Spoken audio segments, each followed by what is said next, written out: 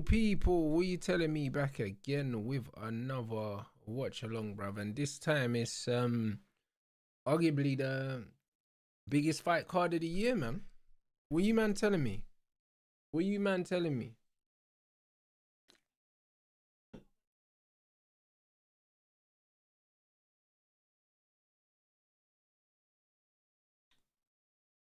Bro, listen, it's gonna be sick. And obviously we got the Noakes and Mason fight coming up next though. What you man telling me though, bro?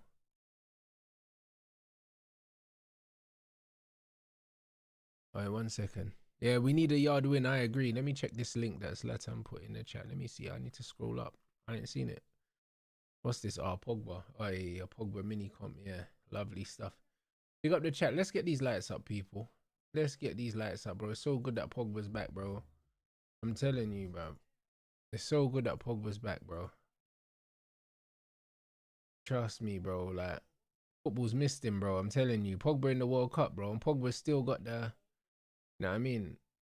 Man, still just the grace, blood. You know them ones. The way man just glides across the park, man.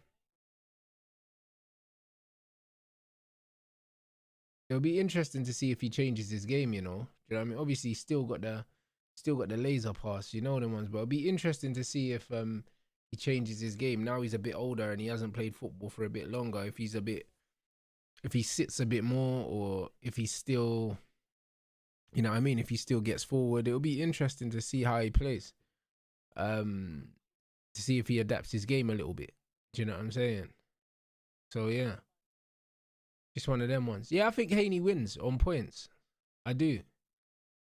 I think that Norman can knock Haney out for sure if Haney tries to exchange, but I don't think Haney's going to exchange. If you look at Haney's last performance, yeah, Haney was on his bike for the whole fucking... He was on his bike for the whole thing, bro. Do you know what I'm saying? Like, and I think it's going to be today is going to be the same. He's not going to plant his feet. I think he's going to fight moving the whole time. Yeah, I think Pogba could do the deep lying playmaker thing. You get me? I think he could. He could do the number 6 thing, bro. Do you know what I mean? Because he's getting older now. He hasn't played football for a while, so I think he'll just sit deeper and dictate the game, you know? Yeah, I think they might sack Arne Slot. I think Slot gets sacked for sure. Can't be losing at home to Forest. Hell no. I reckon he's gone, mate. Yeah, exactly. Like Scholes towards the end of his career. I think Pogba, that's his next thing. Like, if I ever went back to playing football now, that's exactly what I'd play. I wouldn't play as a striker no more. I play as a number 6, bro. I'm smart enough to read the game. I would just get on. I'll just get on the ball and just be popping it around, bruv. You know what I'm saying? I wouldn't, bro. Like, I wouldn't want to do any sort of running, bruv. You know what I mean? So I think Paul Pogba in the number 6 would be perfect. Yeah, it makes United look silly. It makes United look really silly, bro. Do you know what I mean? But Liverpool could easily go out and get a half decent manager and salvage the season, bro. Absolutely, they could salvage the season and still finish second. I'd love Norman to get the job done, but it will take a special shot, mixing it up with the body and headshots. Haney will be on his tiptoes for the whole fight. 100% Jolien. I think that the game plan should be to go to Haney's body. Do you know what I'm saying? Because Haney's going to be moving his feet a lot, and you have to take the wind out of a fighter like Haney, bro. Because if you headhunt against Haney, you're not really going to hit much, bro. I'll be honest. The way that he is probably going to fight, like you said, he's going to be on his tiptoes. I don't think he'll plant his feet for the whole fight, bruv. He'll be on the move, innit? So definitely got to try and take him out to the body, slow him down a bit.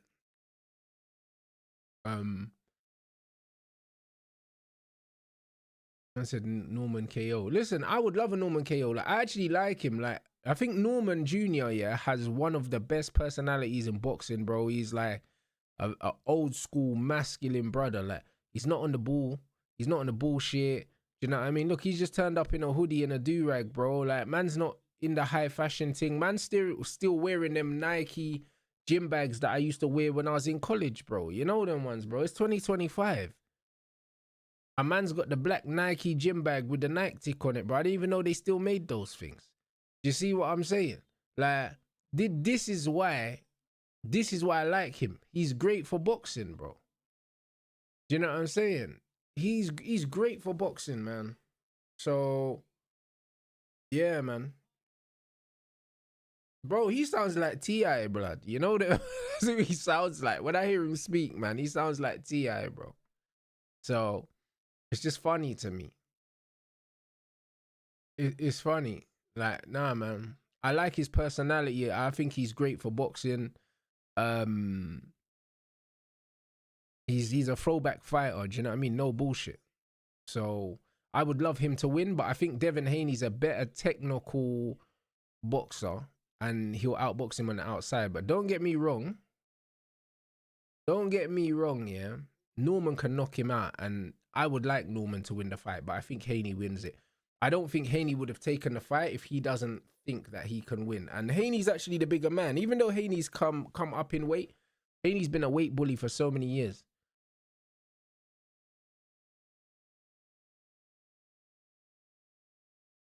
Yeah, if they sack Slot and they get Iriola, bro, Liverpool just, hey, bro, they'll be alright, bro. I'll be honest.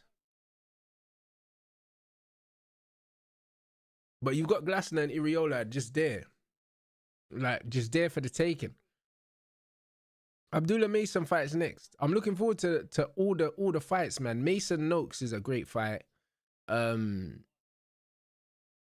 like Mason. I like Mason a lot, bruv. Do you know what I'm saying? Bam Rodriguez is one of my favorite fighters. Anthony Yarde's one of my favorite British fighters. Do you know what I'm saying? And the Haney Norman fight I'm looking forward to as well. This is a beautiful card. This is the best card of the year by far. By far. You know? So it's one of them ones. Big up everyone inside. Make sure you hit the like button as well. People are going to be coming in throughout the show as the fights get closer to the main event, innit? But we're going to see if we can hit 500 likes target, man. Like when I do the gaming streams, we always have 100% likes targets, bruv. And we can do this here for sure, bruv. It's going to be a smaller audience than usual because boxing. But everyone, make sure you hit the like button on your phone and or on whatever you're watching. Man said apparently AJ was meant to be on this as a mystery fighter. Yeah, absolutely. And you know what's funny, yeah? Nick and Shane were talking on their show. Shout them out because they're live as well. Only Fact Sports. They were talking on their show, yeah, about Jake Paul and something that I didn't even consider, yeah. And I think that there's some real legs in it, yeah. Like Jake Paul, yeah, will have an agreement with Netflix that he needs to fight a certain amount of times a year, and he'll have to fight a certain caliber of opponent because there will be a certain budget allocated. So he almost had to fight Anthony Joshua. Do you know what I'm saying? Because once he didn't have Tank Davis, he needed another big name. He needed another big name. Like, people are saying he's so brave for fighting AJ, but the truth is, yeah, he's probably not really in control of who he's fighting to a certain extent, bruv. He just needed a big name, and Anthony Joshua's the only one that took the fight. Because apparently Bud agreed, but Bud didn't want to fight when they wanted to fight.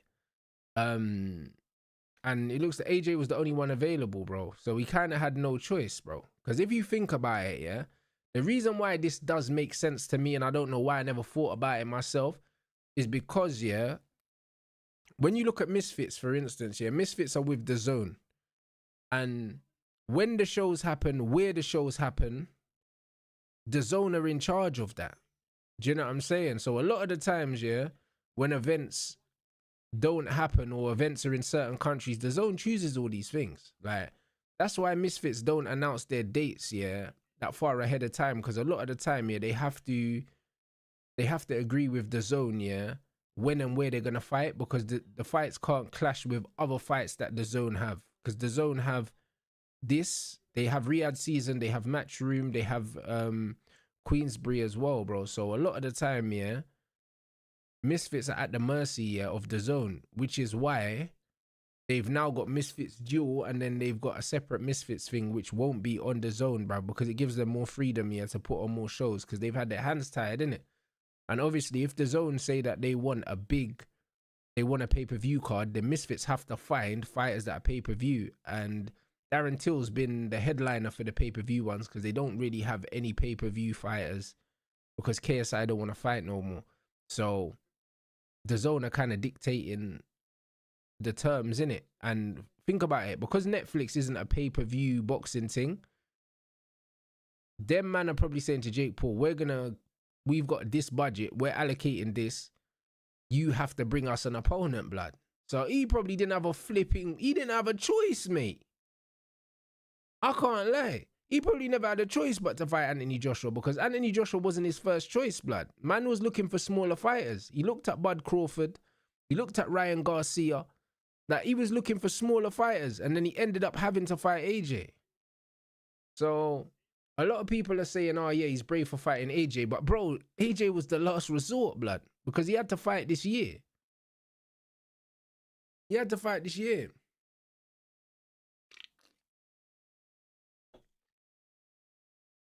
Eubank wouldn't have fought him. Eubank wouldn't have fought him this year. Eubank's just come out of an absolute grueling fight. That's a good shot. But he backed out of the Tank thing because of Tank's personal stuff that Tank had going on, bro. You know what I'm saying? Tank might be on probation, Reba. Short. Bomba.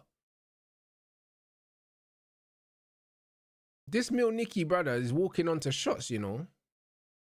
Man's actually walking onto shots, bro. Like, them CTE Donnies, bro. These men are just throwing bombs, yeah, and they're just eating them, bro. I can't even lie. Nah. Jake Paul's getting rendered unconscious, mate. He's getting rendered unconscious.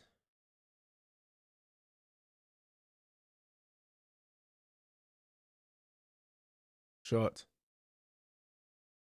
But this Milnicki guy is actually boxing quite well, man. Can't lie, man. I like the jab to the body that he's utilizing. He's utilizing it very, very frequently and very, very well, man. Again, jab to the body. It's beautiful. Short. And that leaping hook as well, bro. He loves it.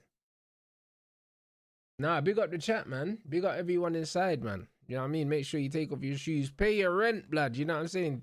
Take your shoes, wipe your feet at the door, blood, and pay your fucking rent, mate. Did I watch the 16-year-old Italian? I didn't. Like, I watched Mo Alakel's fight, and then I'm watching this one.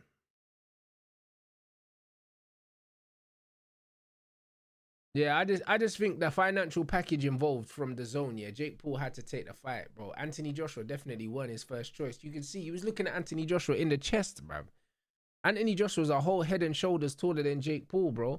Like, that size difference is spooky, bro. Like, AJ couldn't even see him. That wasn't even a face-off, blood.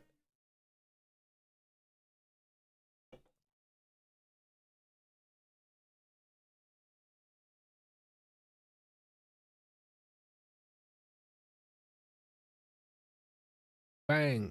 Good shot, man. Overhand right.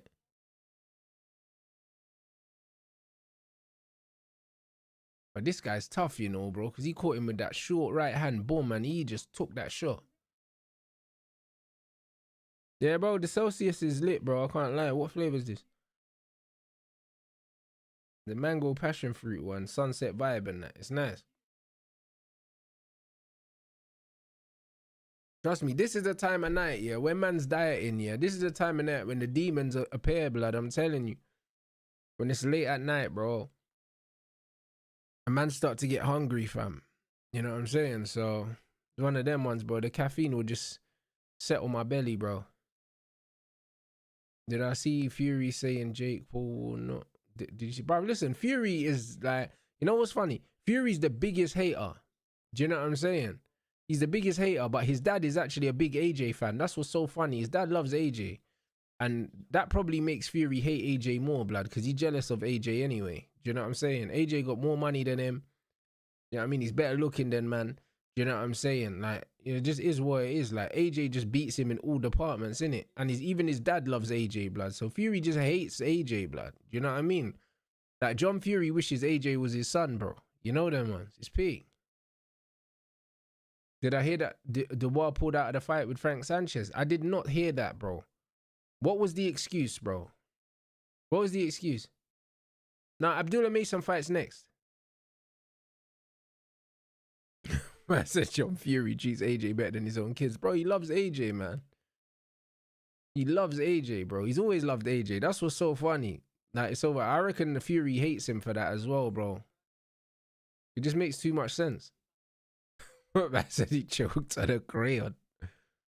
Yeah, that's too funny. But yeah, nah, John Fury, to be fair to him, bro, like, he's always shown AJ mad love and respect.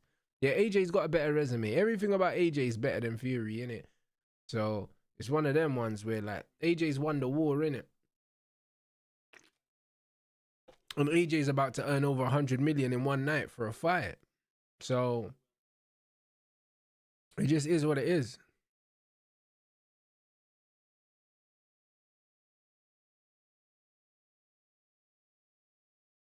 Bruv, this jab to the body from Milnicki, you know, I've been impressed by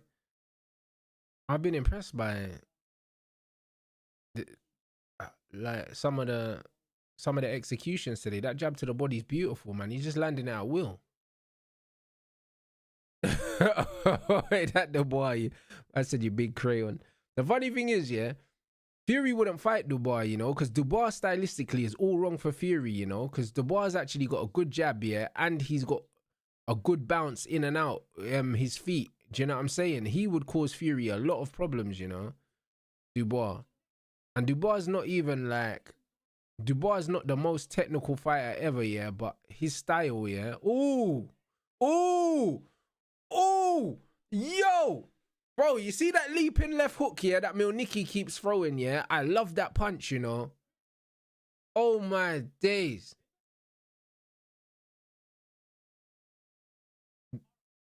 Bro, what a shot.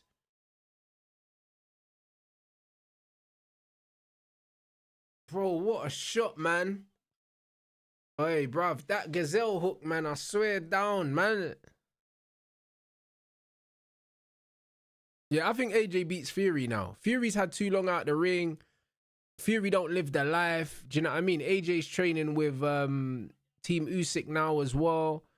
I believe when they fight next year, AJ beats him. Like, bro, Conor Ben beat Chris Eubank, blood. You know what I mean? So, the fact that Conor Ben beat Chris Eubank, you know what I mean? AJ can beat Fury, bruv. Yeah, like, it is what it is, innit?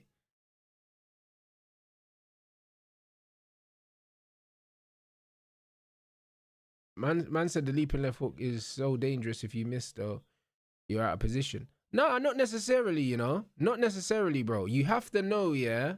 You have to know, yeah. You have to know when to throw the leaping left hook. You have to know when to throw it. And also, like, if you're throwing the left hook here and you know you're not going to land it, there's ways of adjusting yourself. Do you know what I'm saying? As long as you're jumping towards the target, because the only way somebody can block a leaping left hook here is if, really, they either have to catch it here or they need to smother the left hook here. They have to smother the left hook and go and step into you. Even pivoting, yeah, pivoting doesn't really work. You kind of have to step to the side completely, but then you have to time the left hook. But if you disguise the left hook well, yeah, you can't really pivot it, bro. All you can do is try and take the power out of it by smothering it or going with it. Do you know what I mean? Even if you go with it, bro, even if you hit the glove, you can still hurt someone, that left hook. But you have to make sure when you throw the left hook here that you're still in stance, bro. Sometimes people throw the left hook here and their heads, like, they go over their front foot. You shouldn't throw the left hook like that anyway. You should still throw the left hook with your weight backwards. So if you do miss, you're still landing here and you can defend, bro. You don't want to leap forward and fucking, do you know what I'm saying? You can't lose your shape, innit? So, like, it's how you throw the left hook. It's absolutely how you throw it. And obviously, you don't want to throw it too fucking far out because then you're a moron. The geezer's got more time to see it. So, it's one of them ones. I love that shot. I love that shot. But you have to know when to throw it. The main card is starting now, broski. Starting right now.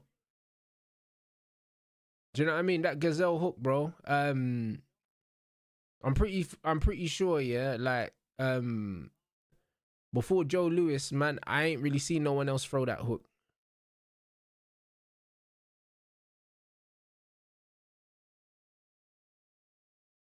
Yeah, Abdullah Mason's next, man. Oh, he's a very, I love his technique, man. He's very, very like proper in it, very tight, like catches the shots, throws correct shots. He's very, very correct. Do you know what I'm saying? Like his technique is very, very correct.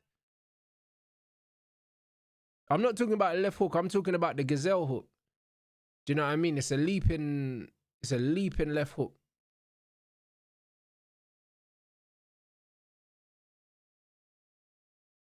Yeah, Anthony Yarde does throws a leaping left hook as well. He does. But he kind of throws it a bit different. He kind of throws it like long. Do you know what I'm saying? As opposed to like up here, if that makes sense. Exactly. Roy Jones threw the gazelle hook. Do you know what I'm saying? So yeah, man.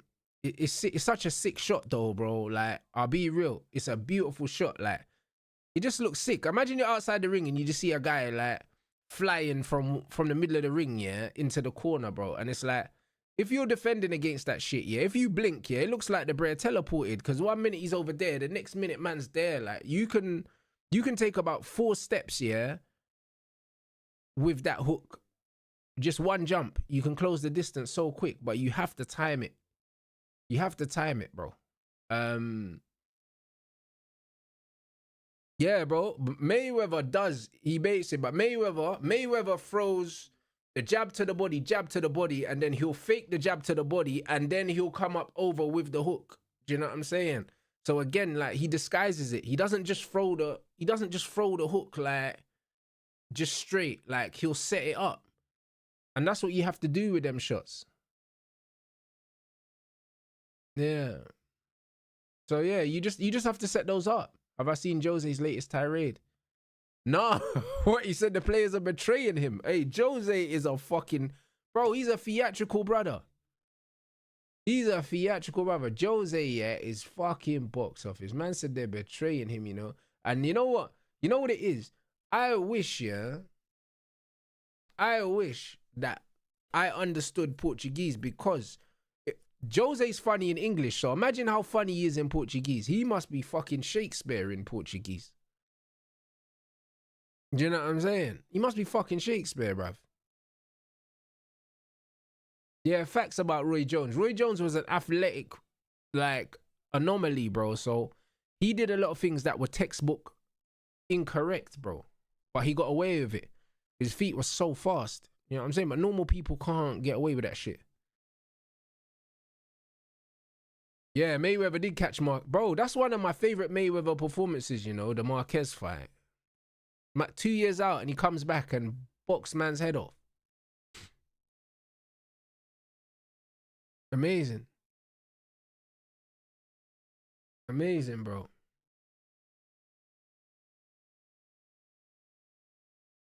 Yeah, Evan, Abdullah Mason, bro, I'm a big fan of his still. You know what I mean? I'm a big fan of his. I just wish, yeah, that he calms down a little bit, because he loves getting into a firefight. Like, he likes knocking people out, so he does get hit. He does get hit, but he's young, innit? But nah, he's proper. What do I think of Inoue? I like Inoue. I was just having the conversation with Nick and Shane, yeah? Like, bro, I like Nakatani, innit? Them man are saying, oh, Nakatani's too small for Inoue and this, that, and the other, bro. But you know what it is with Nakatani, yeah? Nakatani might be coming up weight, yeah? But Nakatani's 5'7", yeah? And he can grow into that frame, bruv. Do you know what I'm saying? Inoue's only 5'5", and Nakatani's distance control is beautiful. And also, he's a southpaw and very unorthodox as well. Unorthodox southpaws, yeah? Long-rangey southpaws are some of the most difficult fighters to fight in boxing. Anyone that's ever fought will tell you. Like, long-rangey southpaws are hell, bro. They're hell. Do you know what I'm saying? Because everything about them is annoying, bro. Do you know what I'm saying? So, stylistically, Nakatani, I think Nakatani is a big problem for a lot of people, man. Because I don't know how at that height he even makes that weight, bro. I have no idea. I have no idea. 100% about Keyshawn. Keyshawn, there is shades of Bud there. Do you know what I'm saying? There is.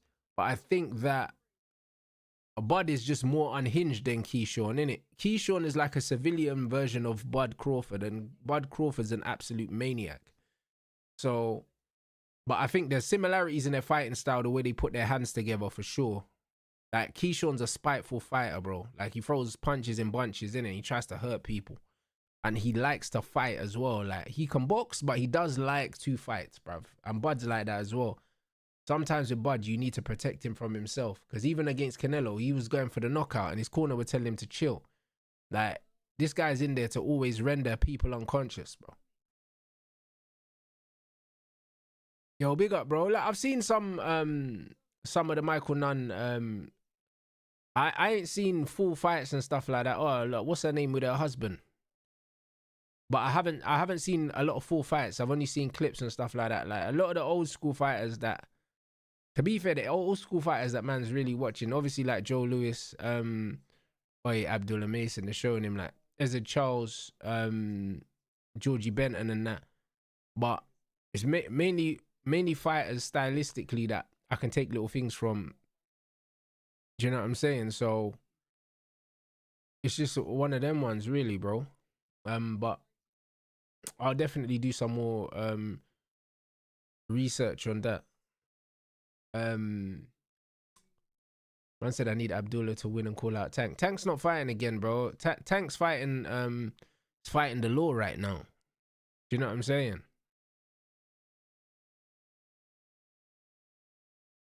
Is my dad coming to the fight? No. My dad's in Jamaica, bruv. Like, you know what I'm saying? Just getting life back to normal, bro. So yeah, my dad's not coming to the fight, bro.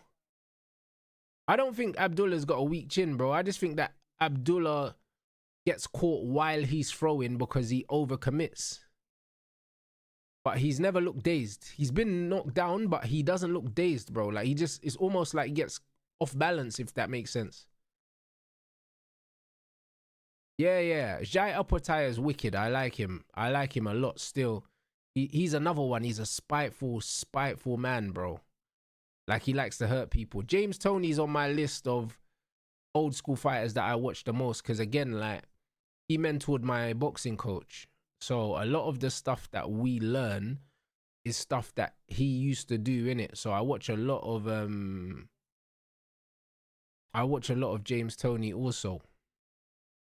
And Larry Holmes as well.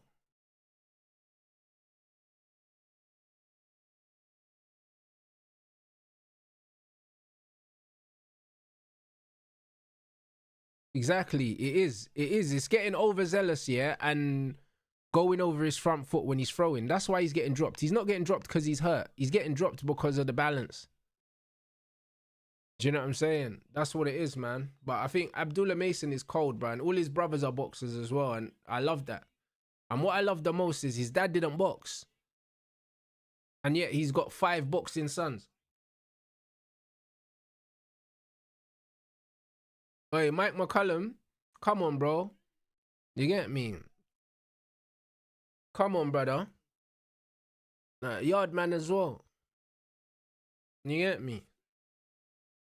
Bro, his fight with James Toney, yeah, is one of the best fights in terms of, like, 2 technical, brilliant fighters. Man said Noakes is going to try and make this ugly. 100%. 100% he's going to try and make this ugly, yeah? And Abdullah Mason has to stick to his boxing, yeah? Keep the distance and literally don't get dragged into a dogfight, because Abdullah Mason does like a shootout, and that's why he's been dropped a few times. Because he likes a shootout. He can't get into a shootout with Sam Noakes, because Sam Noakes can bang, bro. Like, Shakur Stevenson sparred him, and Shakur said that this motherfucker hits hard, bro. You know what I'm saying?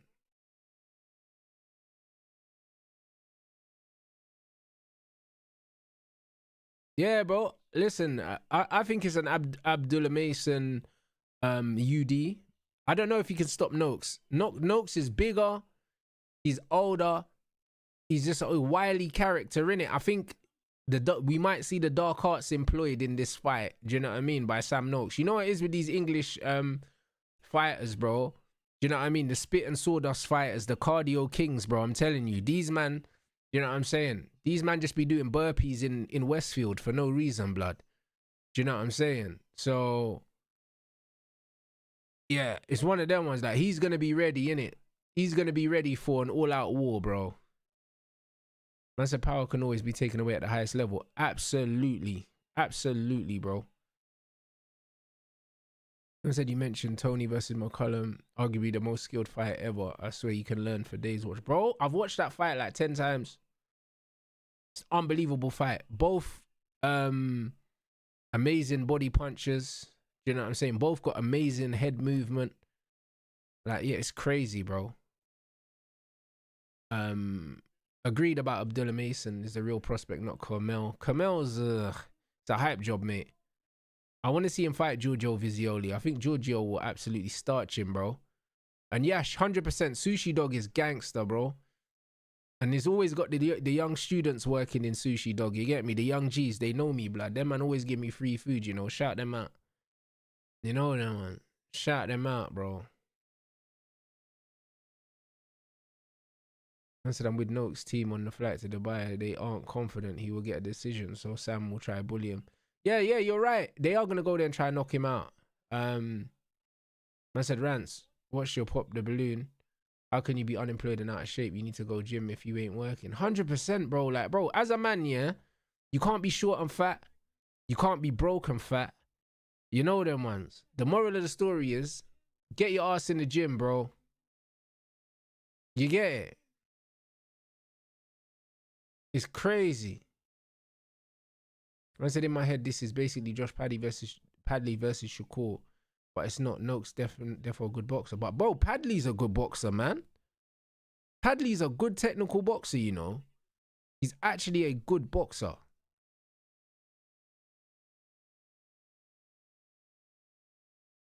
What? What? Tottenham and Everton keen on Ivan Toney? Brother, hey, brother. Man United, bro. We must, bro. What are you talking about? Man said this reminds me of Haney versus Linares, but a more physical Linares. Linares was a really good fighter, you know. Like, I'm a fan of Linares. Like, Linares is a good fighter.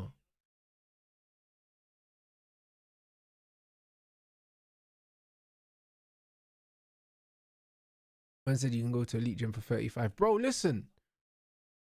Brother, Pure Gym's 1999, broski. You know them ones. 1999, bro.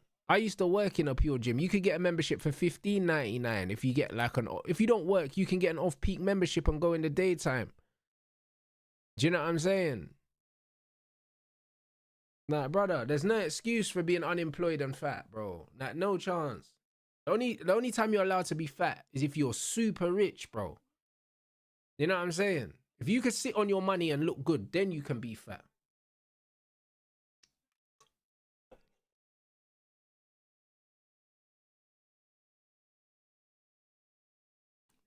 Man said we have to pay for our sins if Slot gets sacked before Amorim, Tony goes to Everton and Spurs before United. Yeah, 100%.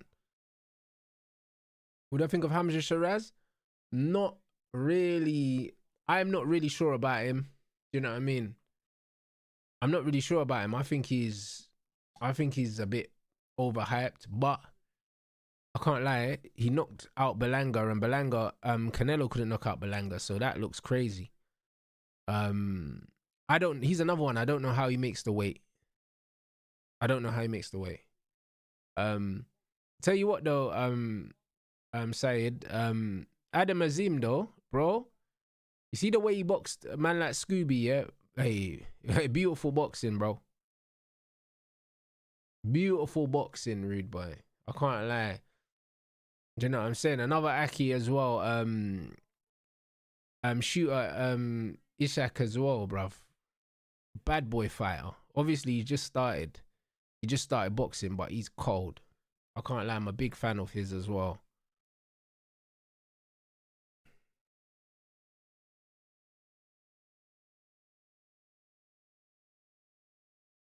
Man said I want to see Azim versus Hitchens. Oh, Hitchens up, hey, bruv. Man like Hitchens, you know.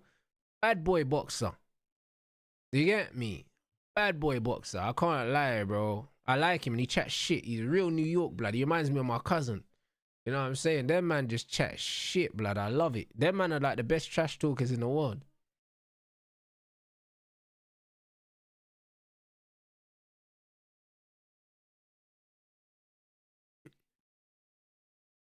Yeah, bro, Hitchens cold, man. I can't lie. I don't think anyone chats more smack than New York dons, bro. Them man learn how to chat shit in like nursery or something. Hey, Abdullah, come on, broski. I know the whole of England are with Sam Noakes, but bro, I don't know him, innit? I just know Abdullah Mason, bro. It just sounds like a prick. But bro, he's mad likable. But he's a dickhead, but he's mad likable. You know that one? Man like Mason, he always wears the gladiator shorts as well. As he got the gladiator shorts on. Yeah, man said I'm from NYC, you gotta have that about you. Bro, listen, New York brothers, yeah, man. I'm telling you, that man can talk, fam, I swear. Know what I'm saying? Like, my family are from Flatbush, man, and it's like, I remember when I used to go there in the summer and that, bro. These man they can chat, bro. I'm telling you. They can talk bare smack, bro. This is what they're on. All right, we're about to go. We're about to go, guys. We've got 300 people in here. We need everyone in here to like the stream. 300.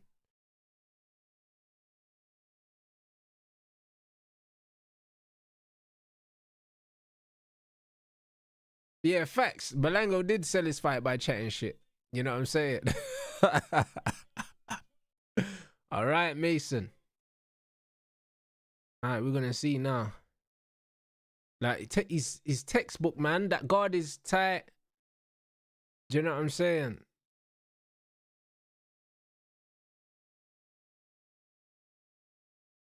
Good feet. Good feet, Mason, bro. I love that backhand to the body as well.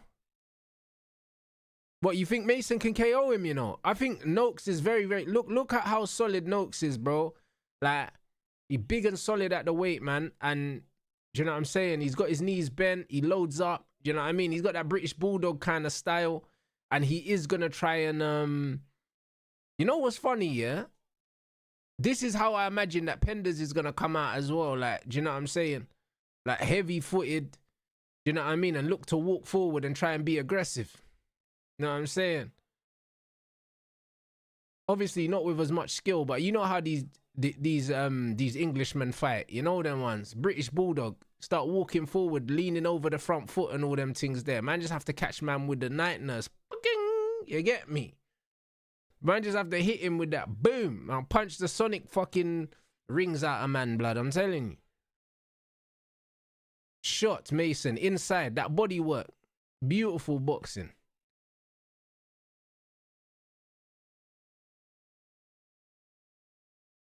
I said, I know when X was cooking Lee, I know you felt like a proud brother. You know what it is, yeah? Lee and X are friends, innit? They always cuss each other, bro. They cuss each other on WhatsApp, blood. I've heard these man going back and forth for like half an hour, just voice noting, cussing each other. This is how they are, innit? So, because I know what they're like off camera, like, I was just standing there like, just, bro, this is normal behavior, bro.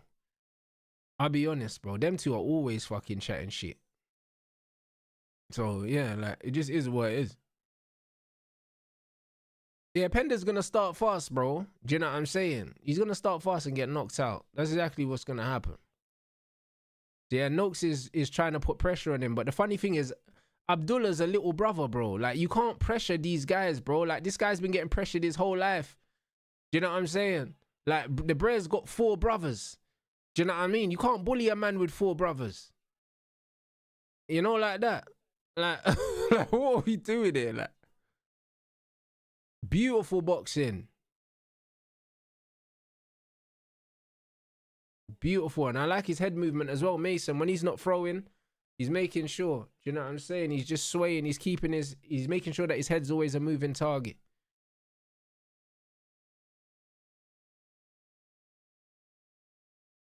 So far, very good round. shot. That backhand to the body. But hey, Noakes countered it very well, you know. Countered that backhand to the body well. But yeah, nah, beautiful. But Noakes is biting on these feints from Mason, you know. Mason probably needs to throw a bit more of those feints before he goes in. Like, he's throwing... You know what's weird about...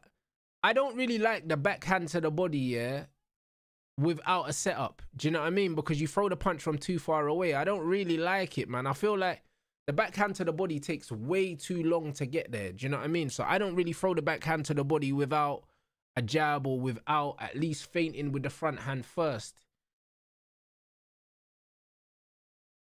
Now, I don't like throwing the backhand on its own, bruv. At all.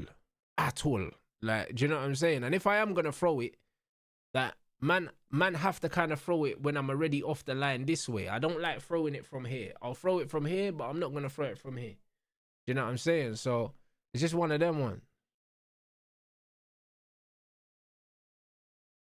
Yeah, the backhand to the body is beautiful, but Floyd likes that jab to the body. That's how he starts. Every first round, Floyd is stabbing you to the body. Boom. The backhand to the body is beautiful, man. But man don't like throwing that naked, bro. You got to dress it up. You know what I'm saying? You got to dress it up, bro, because it's risky. When you throw a body shot like that, you can get clipped, man. That's a backhand in the open stance can actually be good, though, because you keep your opponent guessing where the backhand is going. It can come either to the head or the body. Yeah, I agree, but your body trajectory, yeah, it depends on where your body trajectory is, though. That's what I'm saying. Because obviously, naturally, if you're right-handed and you're here, really, your head should be off the line. So your head needs to be here or it needs to be here. If you're throwing it from here, you can throw it like a jab and your right hand is kind of your front hand. When it's your backhand and you're throwing it from further away from here, if you're fighting a smart fighter, they're going to see that shit. Do you know what I'm saying? If I get hit with a backhand, yeah, without a setup, I feel like an idiot, bro. Because, bro, that shit's coming from the back of the room.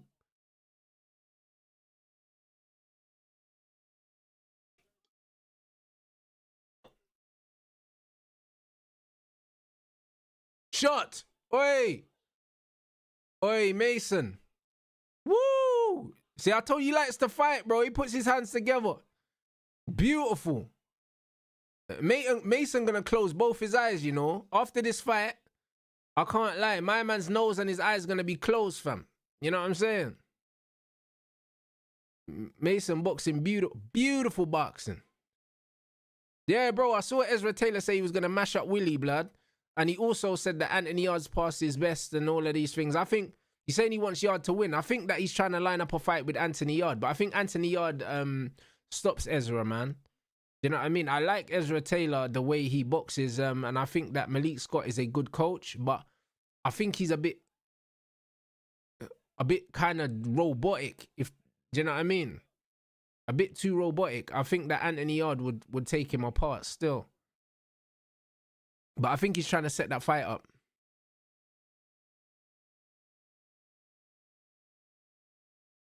Yeah. Abdullah Mason's hand speed, yeah, is causing Sam Noakes a lot of trouble, bro, because he's getting gun shy now. Do you know what I'm saying? He's in that high guard and he's not really throwing. He looks really, really like... He looks stiff, man. Do you know what I mean? And that's what happens when you get hit a few times, bro. You don't want to take these risks, bro. But Mason needs to stay off the ropes, though. Beautiful boxing from Mason, though. His feet are... Oh, man, his feet are so good, man. He's such a good fighter, man. Like, I really enjoy watching him box, man. I really enjoy it. Hey, big up everyone inside. Like, listen, Turkey's absolutely treating us like boxing fans.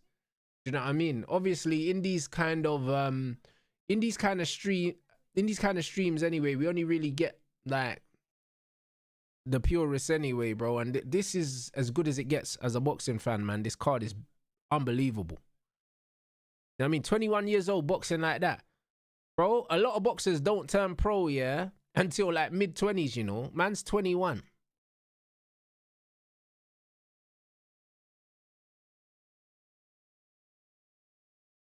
React pool, bruv. No, Sam ain't getting through with jack shit, rude boy. You know them ones, Fireman Sam, bro.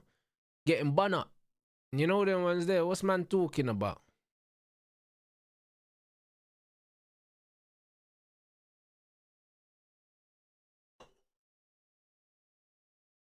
Nah, beautiful boxing, man.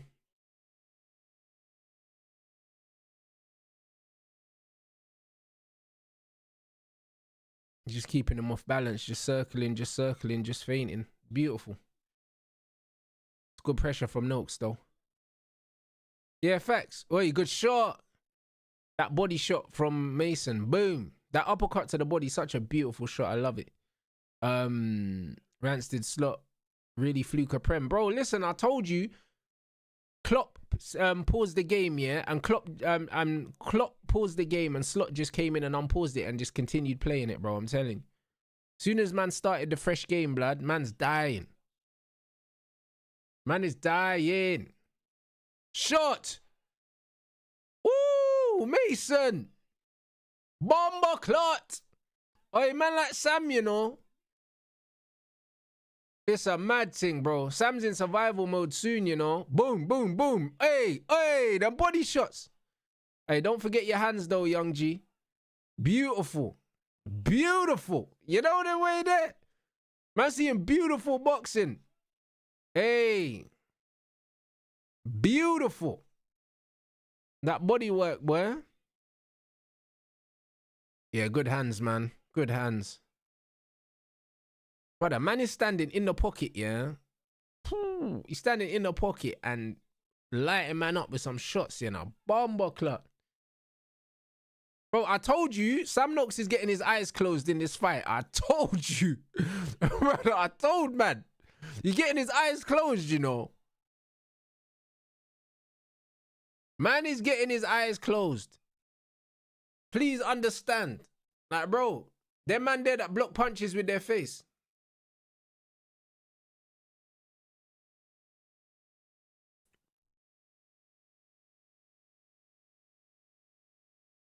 Jab to the body, beautiful. Bro, he's cold, Abdullah Mason. Trust me. Go back and watch his other fights, bro. Trust me, you won't be disappointed. Shot! Hey, down the pipe, you know, that left hand. It's landing. Bruv, look at the way he's pivoting inside. He's saying, fuck the clinch, no clinch. Beautiful boxing. Shot. Hey, hey! Hey, hey, hey! Levels. See, I told you, Mason likes to fight, though. That's the thing, bro.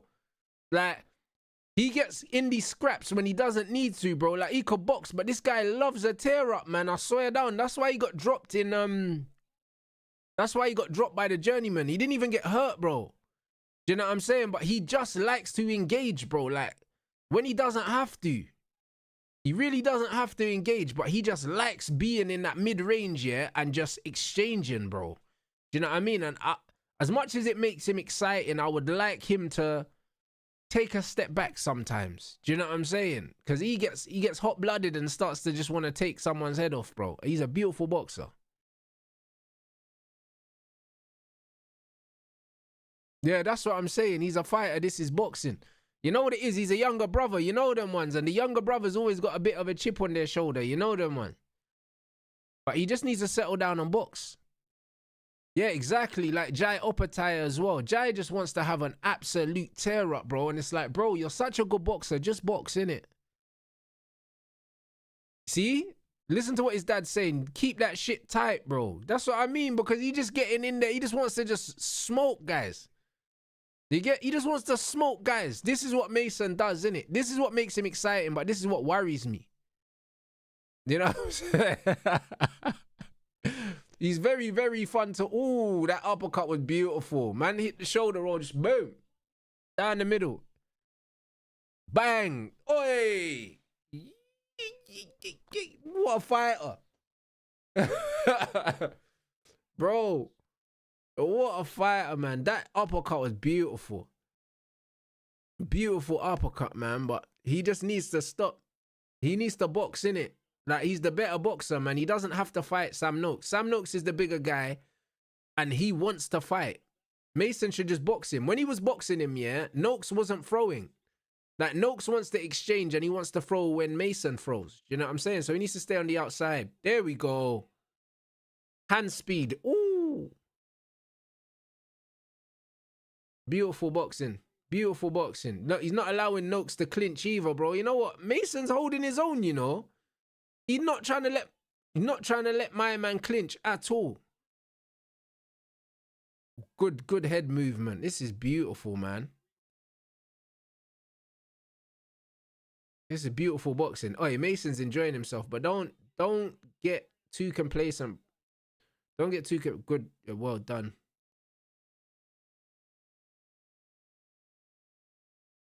See, Noakes is trying to bully him. He's trying to tie him up. He's trying to turn him. He's trying to do all those things. But Mason's actually, bro, like, Mason's embracing the fight, bro. But, bro, fuck the fight. This is boxing. Shot. Bruv, Noakes ain't throwing no body shots, and Abdullah's hitting him with them uppercuts to the body. Yeah, this one don't look like it's going the distance. Someone's going to get hit with an absolute chicken zinger, bro. I'm telling you. Because the pace and the aggression that they're fighting with, that Noakes don't know how to go backwards, yeah? And Mason is just on smoke. Yeah, facts, Nick. It's one of them ones where the body punching's beautiful, bro. But this is why, yeah, like, I like body sparring. Because body sparring is beautiful, yeah, for shot selection, but also it gets you better at wrestling and clinching as well. Do you know what I'm saying? And a lot of people don't embrace that, bro. All right, big up Saeed, bro. Hey, Mason's hand speed's a joke. It's beautiful, man. It's beautiful. And his foot speed as well, man. He's got really quick feet, really quick hands, man. He's a great boxer. And he's only 21 as well. Like, Noakes is 28, bro. Shot. There it is. Again, that uppercut to the body, bro. It's money. See? Off balance. He got caught. You see what I'm saying? He goes over that front foot. It's the balance, bro. Like, that's why Mason got dropped in the other fight. It's the balance. Because, bro, he gets carried away and starts walking forward and throwing, and then, you get me? But what a fight this is, though. Well done, Abdullah. Shot. Bruv, the body work, bro. The investment to the body from Mason, bro. Like, beautiful shots to the body, man. Beautiful. Yo, Pesbian, bro, Mason's footwork is beautiful. The pivots, everything. Do you know what I'm saying? It's beautiful. It's beautiful. Right, bro, Noakes gonna wake up in the morning, bro. Ribs sore, kidneys sore, liver sore, everything. You get me? I can't lie. You see them kind of things there? Man's out here pissing blood, bro, after fights like this. I'll be real. Man's get it, bro. It's crazy. Look at the uppercut. Boom! Hey! Broski. Great looping shot from Noakes there as well. And you see what man said about the right hand? If man throws the right hand, yeah, and your head's already off the line that way, then the right hand's in front. It's a safe shot to throw. But when man are throwing the right hand from back here, it takes too long to get there. Yeah, very competitive rounds. See, but Mason is making the fight, yeah? Mason is making the fight closer, yeah? Closer than it needs to be because he's engaging. He's on the inside, bro. He's throwing the body shots. He's slipping and sliding.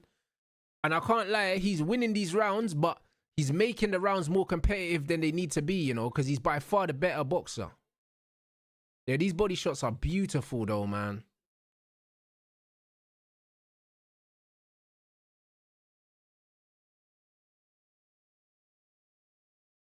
Shots. Hey, the body shots are beautiful. Beautiful work, man. Yeah, I agree, Nick. The rounds look close because at times they're throwing at the same time, but Mason's controlling the fight, man.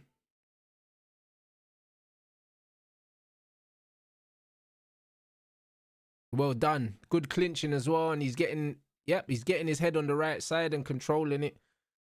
Yeah, his clinch work's very good, you know. His clinch work is very, very good as well, man. I think Jenny be 4-0 or 2-2, depending on who's... Yeah, but that's the thing about boxing. It's mad, isn't it? It's mad, bro, because you can have 4 close rounds, yeah, and you can still be 4-0 up, bro, because just because the round's close, it doesn't mean you won the round. That's the thing about boxing. So you could literally have 12 close rounds and you lose 12-0, bro.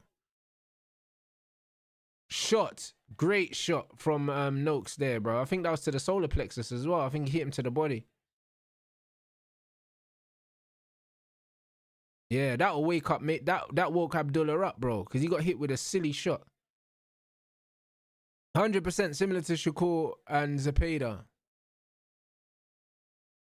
Yeah, I think that was a body shot, bro. That woke Mason up, bro. Do you know what I mean? Now he's starting to use his feet again. Do you know what I mean? But he should have been using his feet the whole time, bro, instead of standing in there and trading. He got too comfortable. Now he's moving his feet again because he got hit.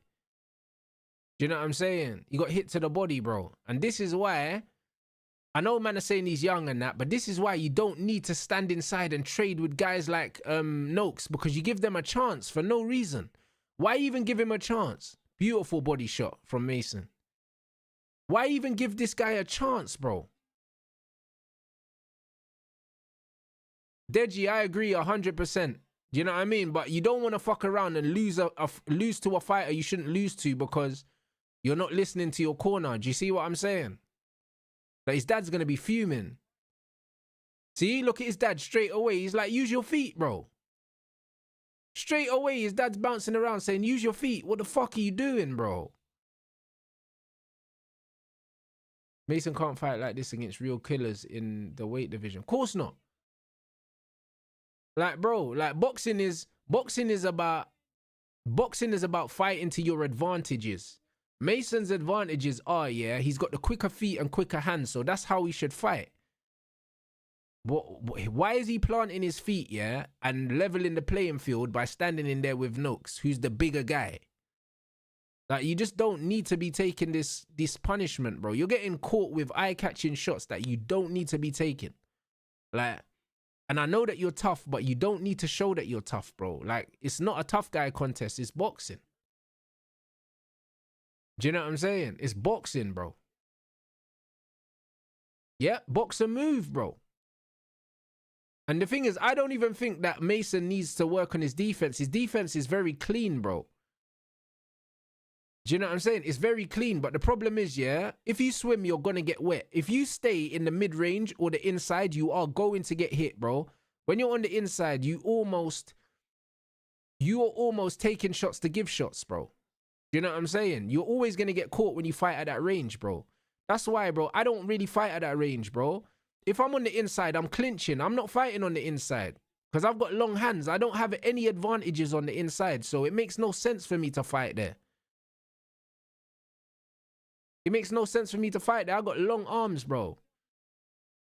So, like, it makes absolutely no sense. It makes no sense for me to fight in there, bro. Man said he's a boxer, but he likes to fight. Bro, you should fight when you have to fight, bro. Just box. I don't think Noakes' power will hurt him, but in boxing, it's the shots that you don't see, yeah, that can drop you, bro. So it's not even about the power of the shot. It's the trajectory. And if somebody throws at the same time as you could get caught with something you don't see, bro. But to be fair, Noakes looks like he's been worn down. Like, Abdullah looks like way the sharper fighter, bro. His legs are still strong. He's still got a lot of spring in his feet. And the jab's still popping. Exactly. I agree. Once Mason starts moving his feet, you can stop him. Man said United are in advanced talks with Wolves for João Gomez. Bro, let's hope not, bro. But then again, that's better than fucking Conor Gallagher, mate.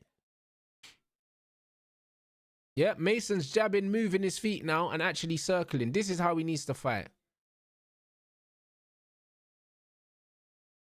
This is how he needs to fight. This fight alone, yeah. If this fight was a main event, I'd be happy, bro. This is a very good boxing, man. Shot.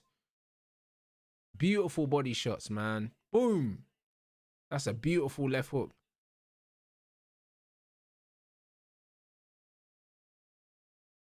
Oi, Nick. Trust me, bro. Hey, don't forget James Toney as well, bro.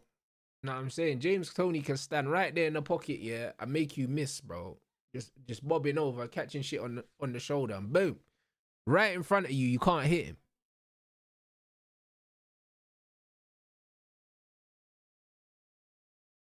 Hey, beautiful. Hey, good head movement, man. Slip and sliding, bro.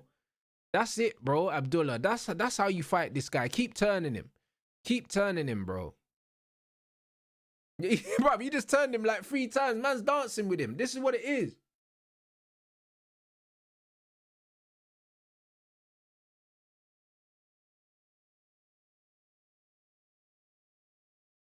Bro, when Mason stands here in that mid to long range and keeps turning him, yeah, on the outside, bro, it's easy work for him, bro. When he's standing in there dancing with him, it's crazy. Like, there's no need.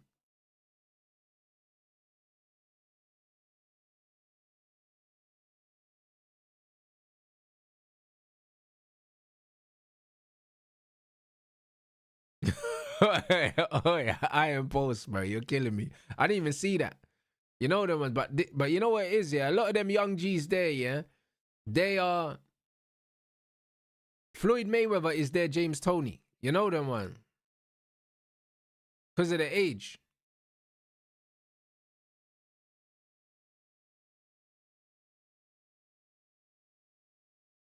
And also, the James Toney that they would have seen as well would have been heavyweight James Toney as well, if any. Do you know what I mean? He's not seen middleweight James Toney.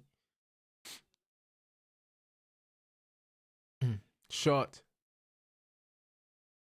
There you go. Now he's staying there, fighting using his feet, staying at range, bro. Like, it's different fight now, Mason. Yeah, exactly. You grew up on Floyd and Canelo because you said what, you're 21 or something, 2021. So yeah, that's your era of boxing.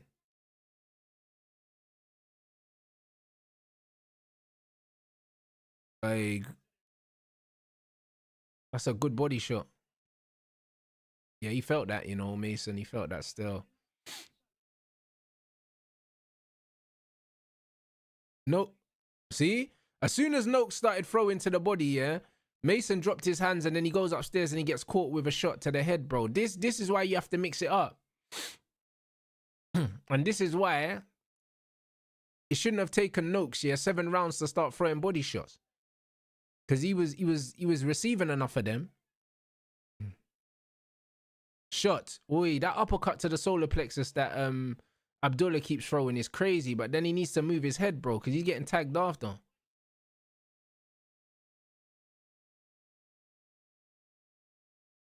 Yo, bro, this is a good fight, you know, bro. Noakes, Mason, yeah, there, you turn him, and that's how you box him, bro. Like, Mason is letting Noakes, yeah, letting Noakes have some joy.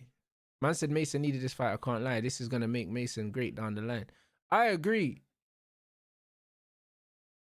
but, bro, like, he's so young, bro. He takes punishment he doesn't need to take, bro. At this age, yeah, he should just be boxing circles around these guys. I said I'd like to see this one again, main event in England. Bro, this is definitely a fight that I would watch again. Shot Mason. Hey, Mason, bro, his body work is fucking... He's a vicious youth, you know. Look at them hooks he's throwing. He's trying to get man out of there.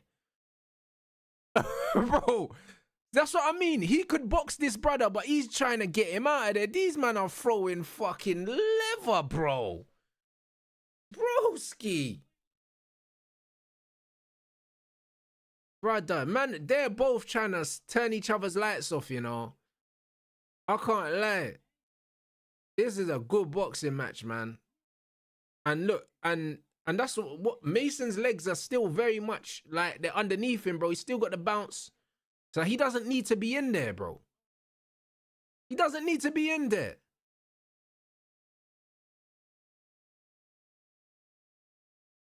Iron Post, you know what? You're 100% right, but you know what it is, yeah? He's still got a lot of bounce in his feet, so I don't think it's a cardio thing. But it's definitely less tiring to stand in the pocket and trade. You know what I'm saying? It's definitely less tiring. You're 100% right.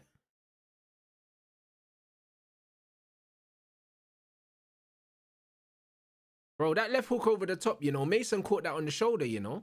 I'm not going to lie. When he actually threw it in real time, I thought that he landed it, but he actually caught it on the shoulder. Yeah, Mason just loves a tear up, bro. I don't think he's going to grow out of it. I'll be honest. It's that younger brother, like, the younger brothers are always hotheads, bro. You know what I'm saying? Like, look at me and my brother.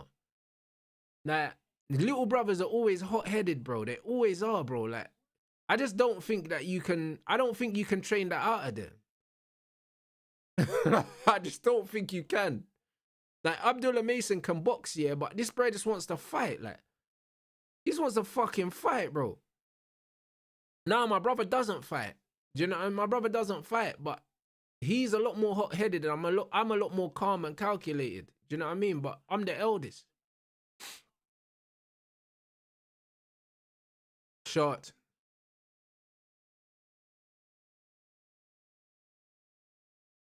Beautiful. Nah, the main event's going to be a shootout as well, bro. Because Yarde knows he doesn't have a 12-round tank. And Benavidez throws punches in bunches. So it's going to be a barnstormer, the main event. Bams fight's going to be a barnstormer as well. If anything, the Haney fight is going to be the one where Haney will be on his bike for the whole fight and Norman will be trying to find him. Do you know what I'm saying? But I think that Mason's winning this fight comfortably. You know what I'm saying? Who's got fan zone have got Sam Noakes up, yeah, because it's obviously British fans and these guys don't know Abdullah Mason, but Sam Noakes ain't winning this fight, man. But this fight is closer than it should be.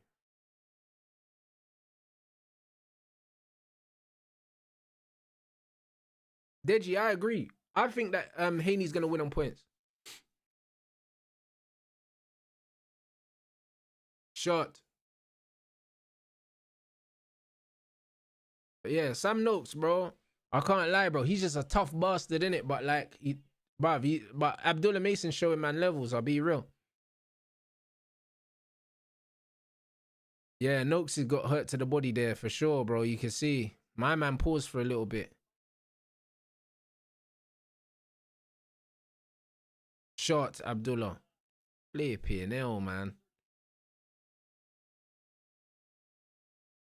Shot. Oh, wow. Shot. Bro, that uppercut to the body, yeah, that left uppercut to the body that Mason is throwing, bro, that shit is landing every time, you know. I said I think Norman style is all wrong for Haney. I tend to agree. This is what I said to Nick, yeah, to Nick and Shane. I said, yeah, even though Norman's resume doesn't line up to Haney's, stylistically, his style's all wrong for Devon's. This is why I give him a chance in the fight. Just because stylistically, that left uppercut to the body is fucking, hey, every time. But I just think if Haney executes the game plan correctly, yeah, he can box him on the outside. He's the bigger man. He's got the range. And I believe that he's got the skill to win on the outside. But the thing is with Norman, yeah, the pressure could just crumble Haney in it. Because when I see Haney, yeah, look, that left uppercut to the body, boom. When I see Haney doing bullshit, yeah, in the face-off, I think Haney's nervous, bro. Yeah, Norman's feet are good, bro. He cuts the ring off well, bro.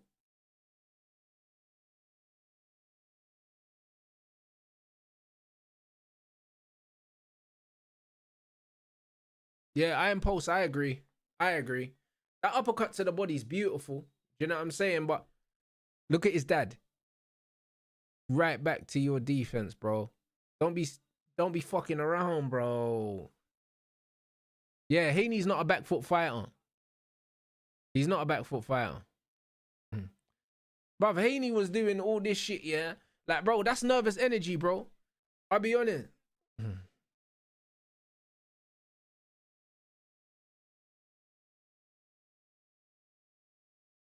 Hey, what a fight this is, you know. Flip me neck, mate. I big up everyone inside. We got 173 likes. We need 300. We got 373 in here, guys. You know what I mean? Big up everyone that's here. This is only the first fight, and this is beautiful, you know. Yeah, Mason got a chin because he's taking some big shots. Man said bow and arrow jab, you know. Hey, you're killing me. Yeah, Mason does give you an opportunity. 100%. But Mason's outlanding him, outboxing him, everything like that. But he's taking shots he don't need to take, man. Do I plan to fight in the US? I'm going to be fighting in the US next year, bro. I should be fighting on brand risk next year. So yeah, I should be fighting in the US next year, man. I'm definitely fighting on brand risk, and obviously depending on how things go, you know what I mean, then potentially I could negotiate like multiple fights with them. And obviously all the fights are in the US. But yeah, I'll definitely fight in the US next year, man. I think it's all but, yeah, all but signed off. Same with Misfits. Misfits and Brand Risk. I expect to fight on both of those platforms next year, man. Oh, a beautiful shot. Like, bro, I was in the gym with Salt and Fox yesterday.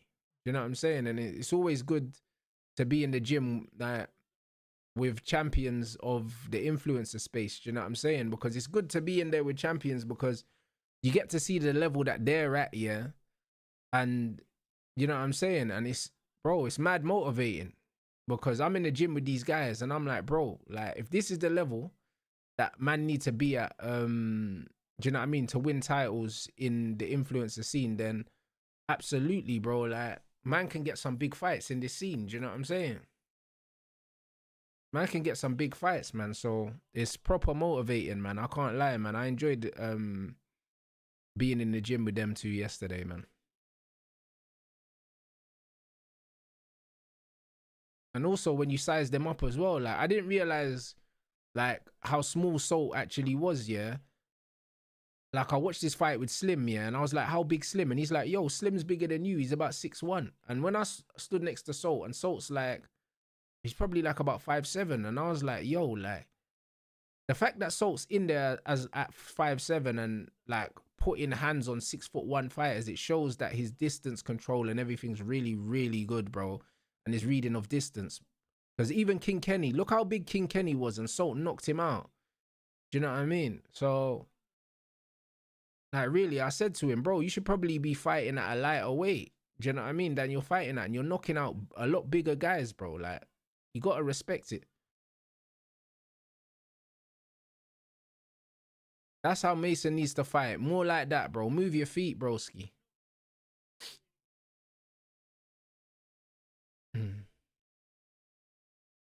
Oh, big up Reclusive Artist. Yeah, bro, listen. Hey, I'm stopping him, man. 2 weeks today. This time in 2 weeks, yeah, I'll be eating my fucking oxtail pizza after knocking this guy out. Do you know what I'm saying?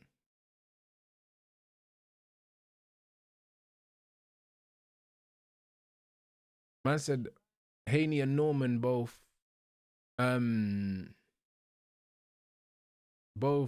5'8" with 72-inch reach. What is my reach? Hold on, let me work it out.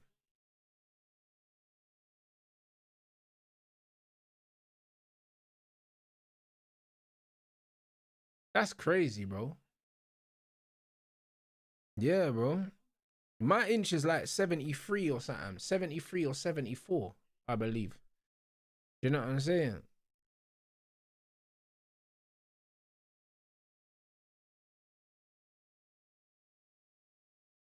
Like, bro, 72-inch reach, you know, both of them at 5'8" is crazy.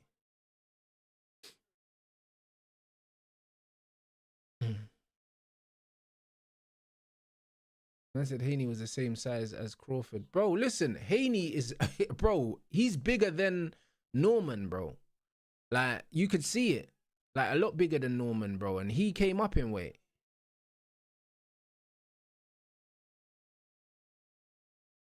Yeah, Deji, 100%, bro. Salt, Pulley, and Fox, and me all in the same gym, bro. Bro, listen, Scott was trying to rage bait me, you know? You know what's crazy, yeah? How do they measure reach? It's your wingspan, innit? So, like, the tip of your middle finger to the tip of your middle finger.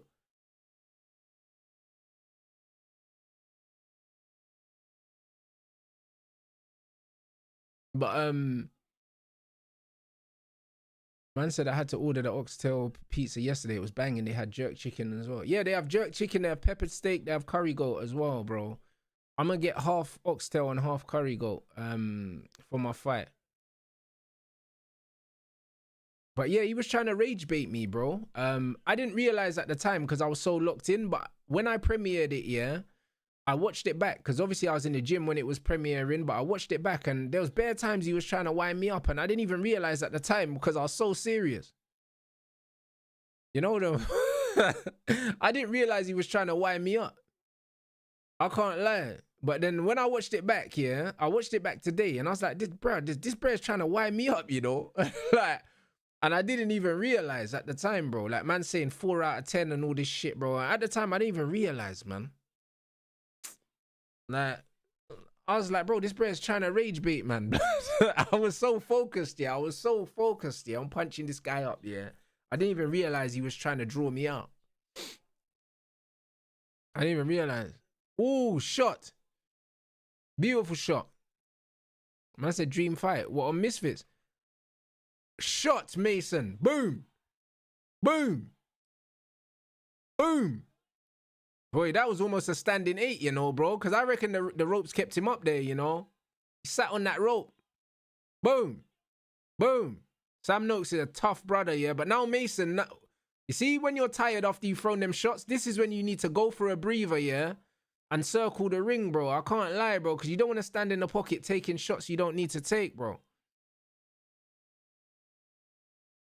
Good defense. Good defense. But, bro, you don't need to be that close to man, bro. Like, you're giving him a chance to hit you for no reason. I agree, bro. I agree about this. I don't like how Abdullah fought here. Took too much unnecessary punishment. I agree, bro.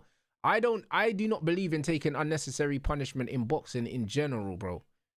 Do you know what I'm saying? And that's why, yeah, in the face-off when Scott said to me, yeah, Scott was like, oh, like, I thought you would have got my man out of there in 1 round. Bro, not only did I drop my guy, yeah, in 8 seconds, yeah, but also, yeah, I don't take unnecessary risks in the ring, bro. Do you know what I'm saying? So, I'm a very patient fighter. Even if I know I've got you hurt, I'm not going to rush in, because when you've got a fighter hurt, that's when they're at their most dangerous, bro. Like, a wounded animal is a dangerous animal. So, even if I've got you hurt in the first round, I'm not going to force the stoppage, bro. Do you know what I'm saying? Like, even if I've got you hurt in the first round, yeah, I can wait to get you out of there in the second or the third, because I'm not going to take a stupid shot, yeah, trying to end the fight. I'm just not going to do it, bro. Yeah, he's taking way too many unnecessary damage, and I 100% agree, and I'm a fan of his, but he needs to get this out of his game, because he'll end up losing, yeah?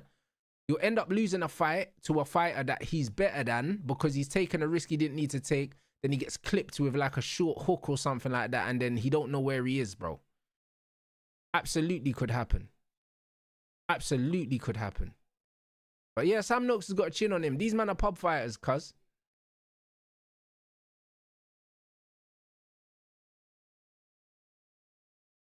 What time's what ring walk? My ring walk. My ring walk's going to be about 9:30 still.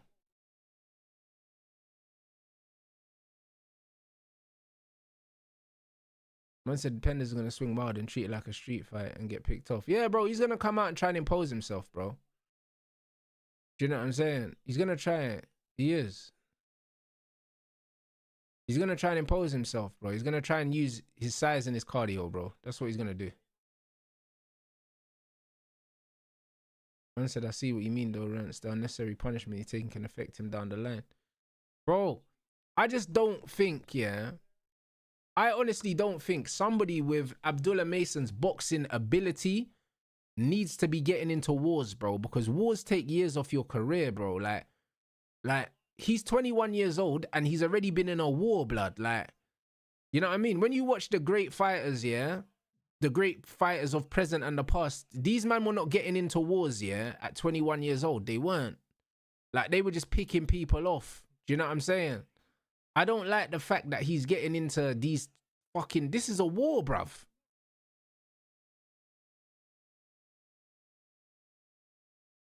Do you know what I'm saying? Exactly. Most of these men were in the amateurs at 21, bro. You're 100% right. And he's a pro so early, yeah? And man's getting into these wars, bro. Like, he's 21 years old. He's already been dropped, like... He's been dropped by a journeyman and stuff like that because he's been a bit too gung-ho. And now he's getting into a proper tear-up with my man now as well. And a guy that he's a lot better a boxer at. And the thing is, yeah, his feet are so good, yeah, and his IQ and his hand speed is so good. He doesn't have to be going bang for bang with Sam Noakes, bro. Like, he doesn't. Bro, that's what I'm saying. You don't need to be going bang for bang with Sam Noakes because after this fight, Abdullah Mason's going to need 6 months off, you know, because, bro, he's going to have a headache for a week, blood. I'll be real. You're going to have a headache for a week, cuz. Broski, like. Yeah. This is a very good fight, though. I'm going to watch this fight again, though. I'm going to watch this fight again. Because the body punching from Abdullah Mason's been really, really good. Do you know what I'm saying? It's been really, really good. And the thing is, yeah, I love body punching, but at the same time, yeah, I don't even like being close enough, yeah, to have to be throwing these shots, bro. Do you know what I mean? Because, bro, if you're that close to me, yeah, I'm like, what the fuck am I doing here? Like, you know, like, what am I doing here? You need to be at the end of that jab, bro. You need to be at the end of that jab, bro. Like, do you see all this head-to-head shit, bro? Them man are kissing, bro. Why for that, bro? Man don't want to see none of this. I be real. Man don't want to see head-to-head things, bro. This is crazy work. That was low, that shot. Do you know what I'm saying? That head-to-head shit, bro. Do you know what I mean? That's too close to, you get me? That's a wire, blood. Man don't need that. Yeah, bro, if that's my son, I'll be going crazy. Because he doesn't need to be doing this, do you know what I mean? Forehead to forehead shit with Sam Noakes, bro. You're too good a boxer for all that. Beautiful shots. You don't need to go for the stoppage. You've won the fight, Abdullah. Just keep defensively responsible, broski.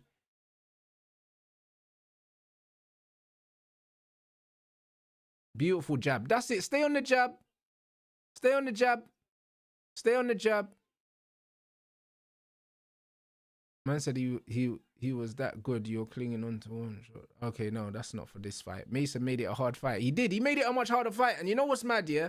If you are going to fight inside and you're going to be in the pocket, yeah?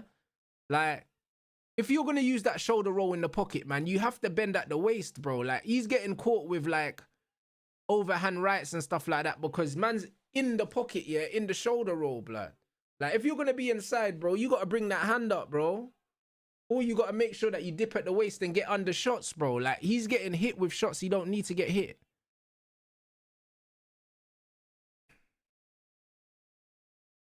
You don't need to be getting hit. There we go. Beautiful shot to the body. Bang. Bang. See? If you notice, yeah, when he threw that backhand, he fell over his front foot, bro. And he gets caught sometimes doing that, throwing the shot and falling forward. But, yo, shout out both fighters. The cardio is unbelievable. This is 12 rounds, and both men have punched for 12 rounds, you know.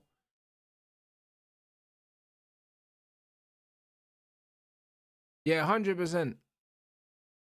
But that's what I mean. Kenny, you're right. He's staying in there for too long, yeah? Once you get your shots off, yeah, take half a step back. Take half a step back.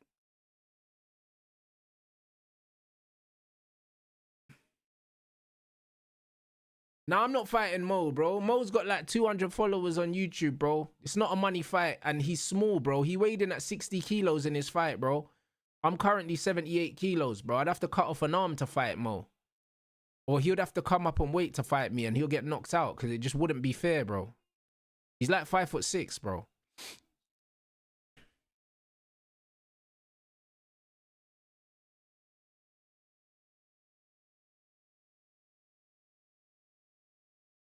Shot.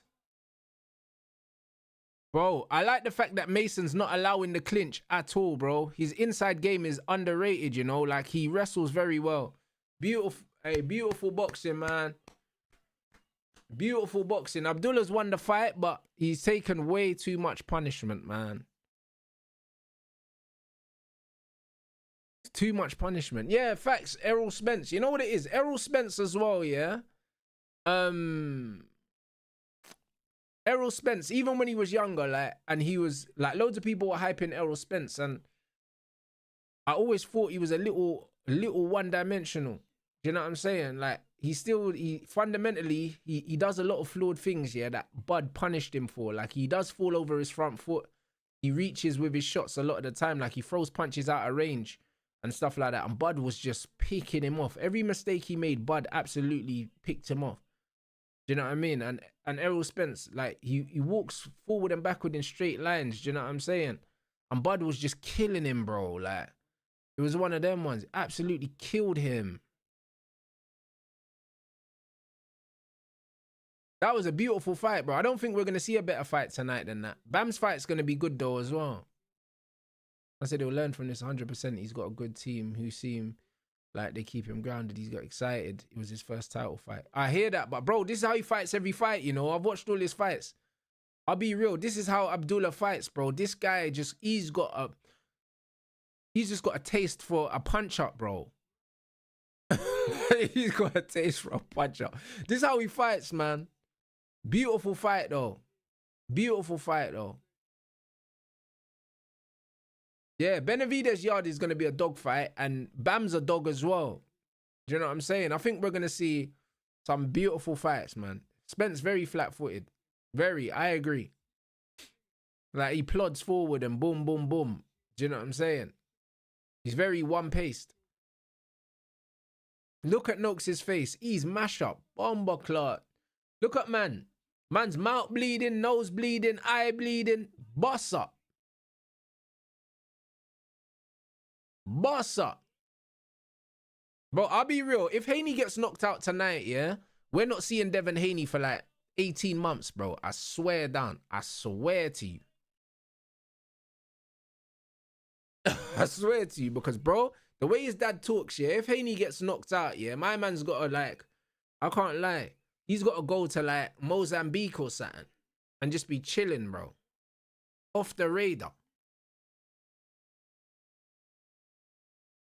Great fight, though, man. 117, 111. Very good scorecard.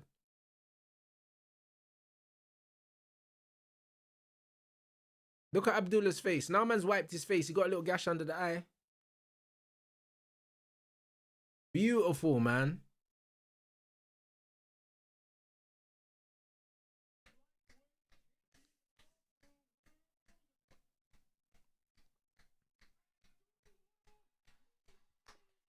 Come on, G. Come on, G. Yeah. Hey, what a fight, man. Hey, bro, this kid is cold, though. This kid is cold, man. I'm so happy for him, bro. Hey, I swear down, what a fight, man. And, bro, listen, like, if you know him and his family and their story and everything, bro, like, it's amazing, bro. You know what I'm saying, bro? I don't even know if they've opened their boxing gym yet, but them man are trying to open a boxing gym as well. Like, them man are sick, bro. I swear down. Like, the brothers train each other. Do you know what I'm saying? Like, everything about that family, bro, it's amazing, bro. Do you know what I'm saying? You know what I'm saying? Muslim youths gone to Saudi, won the belt. Brother, you get me? Hey, bro, listen. Anthony Yarde, yeah? Listen, I don't gamble in it, but the odds for Anthony Yarde are very, very good. Like, it's, you know what I'm saying? It's a throwaway thing. I can't lie. Because I think Yarde definitely has the power to shock the world. He has it. If we get the Yarde that fought Beterbiev, yeah, he can do it today.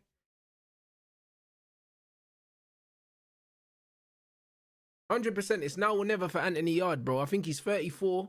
Like, this is his defining moment. This is his defining moment. If he's going to be a world champion, it will be today, or else it will never happen again. He'll never get the opportunity again.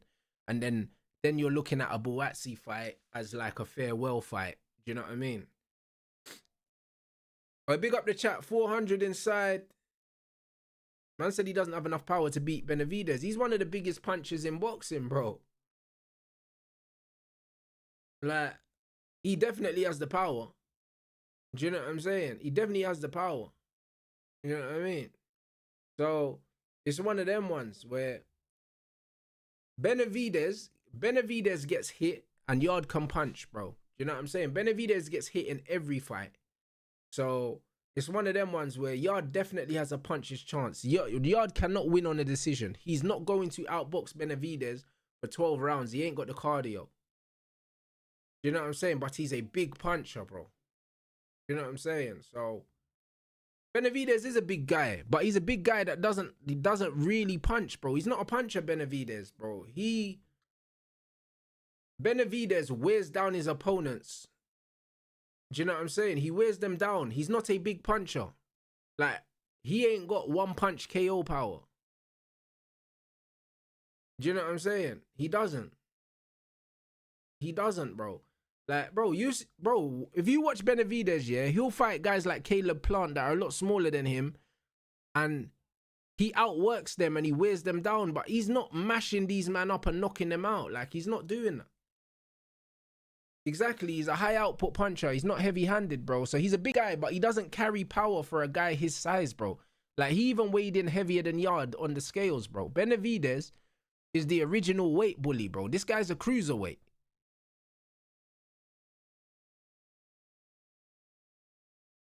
Hey, BR, you're 100% right, bro. Listen, Abdullah Mason is extremely fan-friendly, yeah, but these kind of fights take years off your career, bro. They absolutely do, bro. I don't like these kind of fights, especially at 21 years old. I don't like to see my young G in wars like this with Sam Noakes, bro. You know what I'm saying? Like, he could have made that fight, yeah, very quote-unquote boring, yeah, and just boxed Sam Noakes' head off, bro.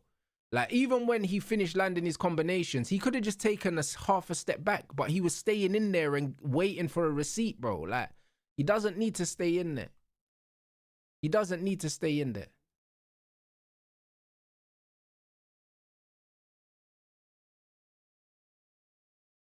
That's a Benavidez built like Homer Simpson. He is. I can't lie. Yeah, you're right. Man said Roy Jones must be my favorite fighter of all time. He kind of is, to be honest.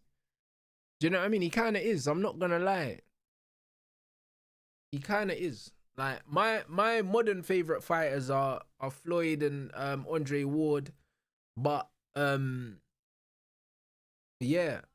Before that, Roy Jones, James Toney, Larry Holmes.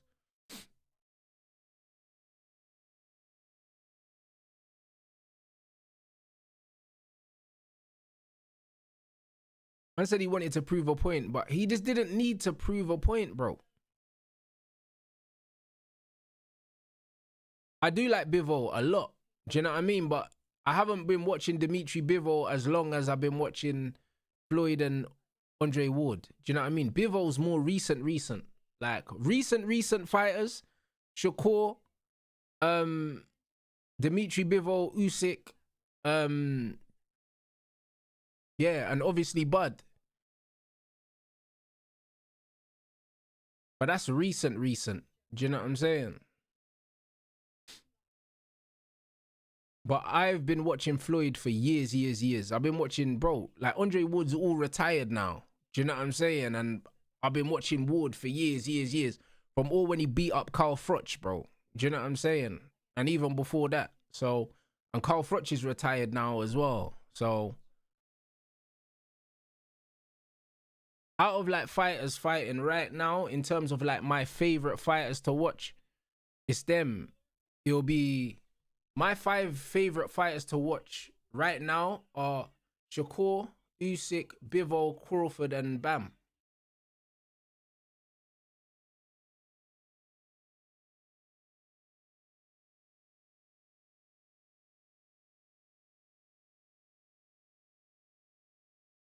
Man said, yeah, I hear you. He didn't need to, but he was on the big stage, so wanted the KO. I know, but you know what it is when you're fighting someone, yeah? I haven't gotten the Inoue train, guys. I can't lie.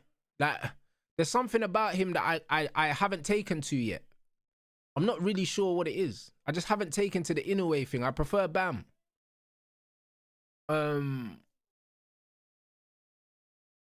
Yeah, I agree about Andre Ward. What I love about Andre Ward, yeah, is that Andre Ward, yeah, he's very adaptable. He can be an inside fighter. He can be an outside fighter. He can fight in the mid-range. He can switch hit. Like, he can be whatever he needs to be to win the fight. He's the master key, bro. Like, he's got a key for every single lock. Do you know what I'm saying? Like, there's not a style that he can't adapt to. And that's what I love about Andre Ward. That's what I love about him. Do you know what I'm saying? And I think that's the best way to be as a fighter. I think you have to be a thinker and you have to almost understand what the strengths are of your opponent, and you have to be able to adapt and exploit certain things. And I think Andre Ward was the best at that. Floyd was also very good at taking away his opponent's strengths.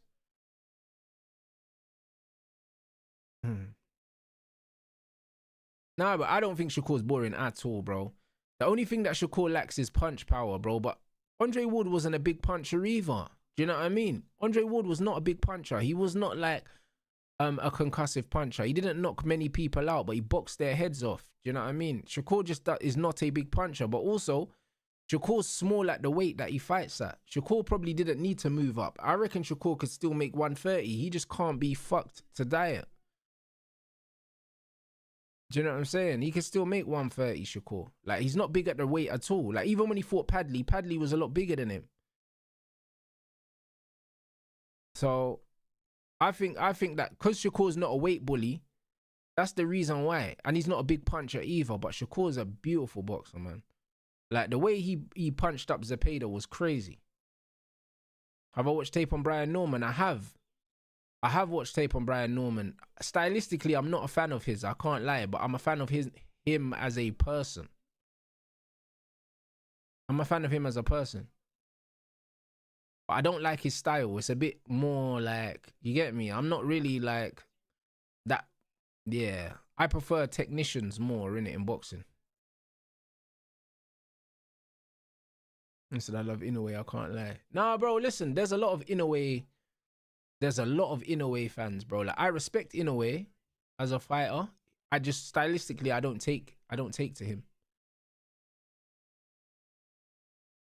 Yeah, bro. Ward was smart. He just knew how to win, bro. He just downloads information and he just exploits his opponents. He makes everyone look shit, bro. In all facets, a game from boxing IQ, technique, defense, fight promotion. No one like him. Jolien, I agree, bro. I think Floyd's the greatest, man. I really do. I just don't like him as a man, bro. You know them ones. I can't stand Floyd Mayweather as a human being. Do you know what I'm saying? But as a boxer, I think he's incredible.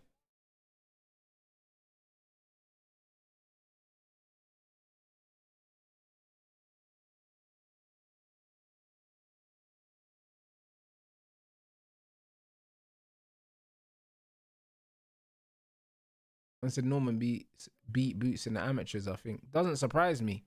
Because Boots is another one. He's a great boxer, yeah. But like Abdullah Mason, he likes to fight sometimes. And he doesn't need to fight. And he gets hit in it. And Norman hits hard, bro. Do you see what I'm saying? So, brother, it's just one of them ones, man.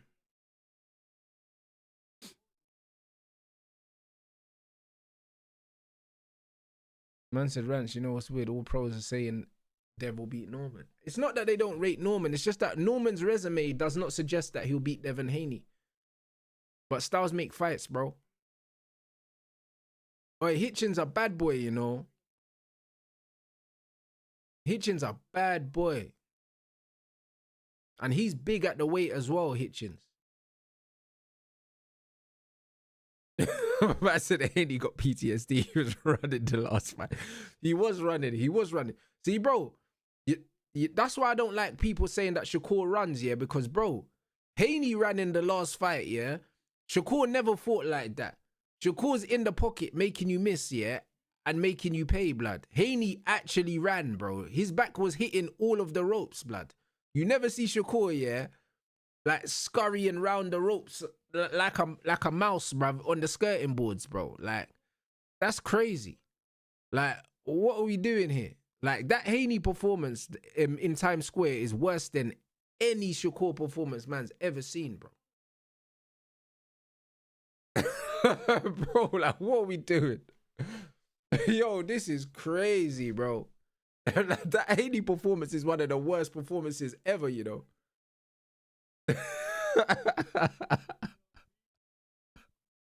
Nah, Hitchens is funny, man. I don't care, bro. He is literally like, Hitchens is like, if you was thinking of like a stereotype of like a New York brother, is Hitchens, bro.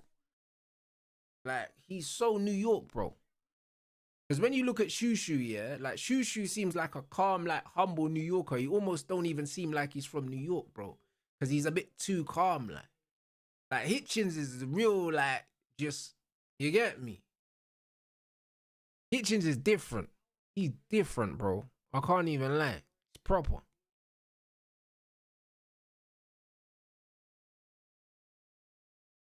Hey, bruv, man said Bam's looking like Peter Andre. That's crazy. Nah, it's true, though. That trim's crazy. That's how you know Bam's sick, you know? Man's got the deadest Narcos trim, and then man's got tattoos on his face, bro. He's a sick guy. He's a sick guy, bro.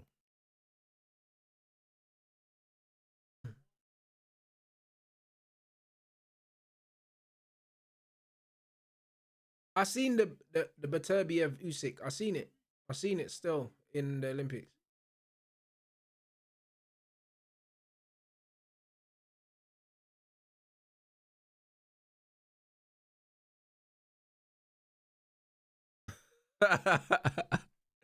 Hey, Bam's sick though, man. He's a baller.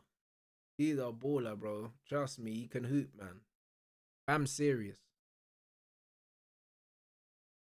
All right, let's go, man. Let's go. Trust it. Hey, wait till you see my fight fit, man. I'm getting a custom gloves and shorts made at the moment. Now, they should be delivered next week to my gym. Wait till you see the fight fit. It's crazy. Crazy, I can't lie. Bro, man's looking like a Sicario, blood. You know them ones. You know them man there with the silencer.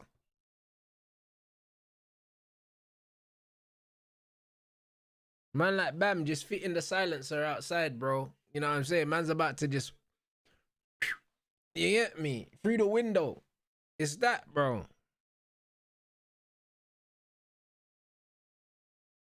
Good footwork, man.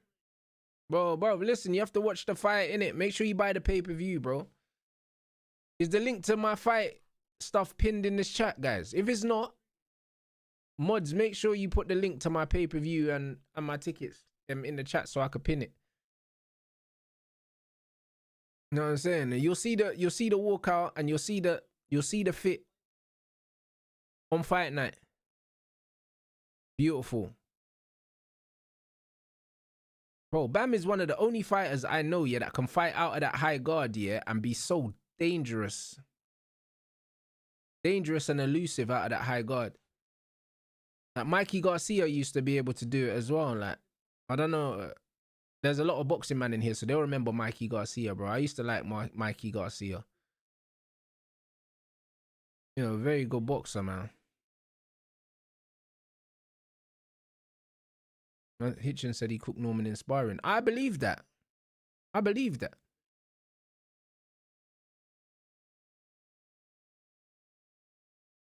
I believe that, bro. Hitchens a bad boy, you know. Yeah, bro. Mikey Garcia was lit, bro. He was wavy, man. Yeah, he had a great high guard. He had great footwork and distance control. I enjoyed watching him, but... Hey, bro, his glove touched the canvas, you know, Bam. Even though he was off balance.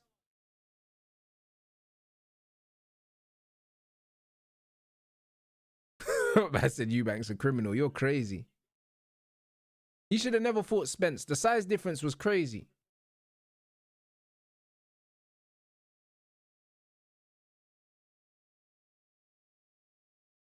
Yeah, Robert Garcia is a great coach. He is a great coach, man.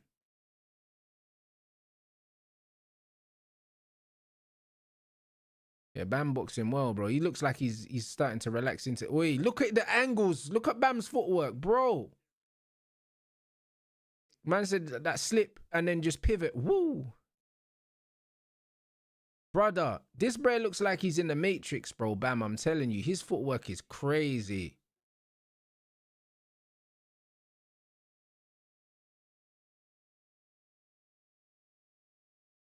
Bam catches everything, man. Look at Bam's footwork, man. Man just threw that left hook. I know the right hook going backwards and then pivoted off. His footwork's a joke, man. Shot. Beautiful. Yeah, facts. Make sure you choose Rants when you pick the pay-per-view.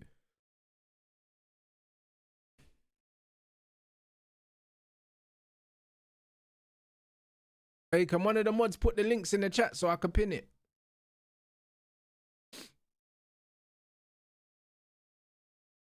Yeah, Shakur did say that. I think it was, he said Olympic trials or something like that. Little Bam, yeah, hit him with a body shot and he was like, what the hell's going on?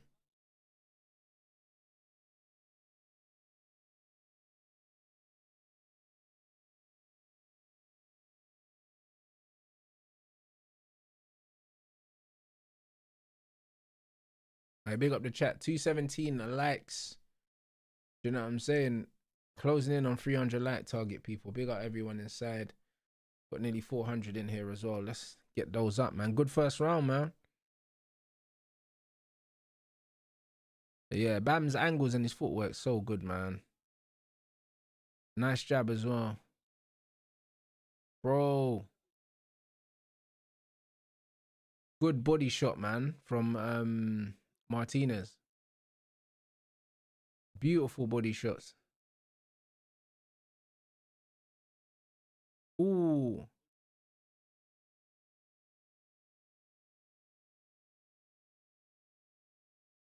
Yeah, 100%. That's what I mean. You see with these powerful shots, even if, yeah, you catch them, they still hurt, bruv. They still hurt, bruv.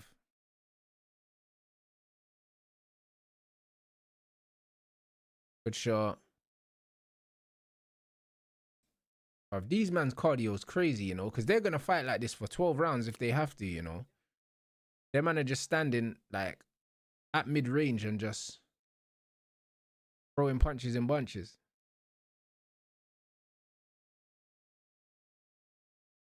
Oi, great pivot from Bam there, bro. Look at the way he just steps to the side and pivots off and slips and slides. And brother, this guy's crazy. Look at that pivot there. Bro, I didn't know Virgil Hunter was Keisha Cole's dad, blood. That's news to me, blood. Bro, look at Bam's footwork, man. Brother, man's weaving and pivoting off, bro, and just showing man the shoulder, cuz. My man's doing salsa, bruv.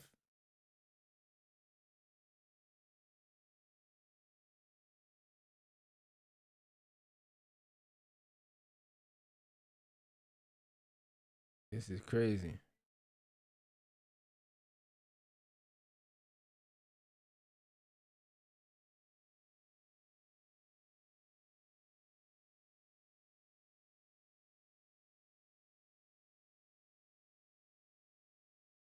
Bro, I haven't seen a picture of them both together.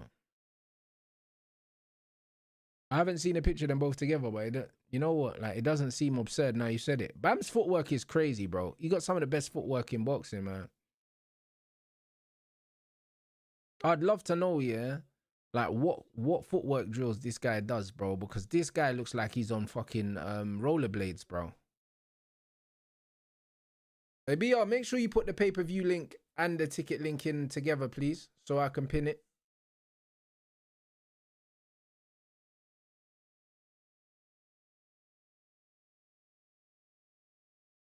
Man said dancing. I'm not surprised, bro. You know what I'm saying? The footwork's crazy. The footwork is actually crazy, bro.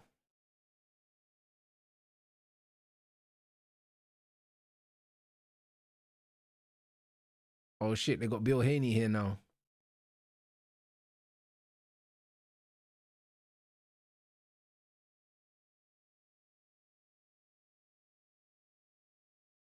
Four-month training camp. That's a long-ass training camp. Wait, man said Haney better turn his notifications off. Man said he's going to handicap Brian Norman. What he usually does, he's not going to be able to do. Man said she found him at 34 years old. Wow. Wow. 34, you know. How can you have a child that you don't know for 34 whole years, blood? What was going on? Did you get it? 34 whole years. Like, bro, if I knew, yeah, that there was a woman that I was mashing down and she had a daughter that looked just like me, yeah, I'll be asking questions. You know what I'm saying?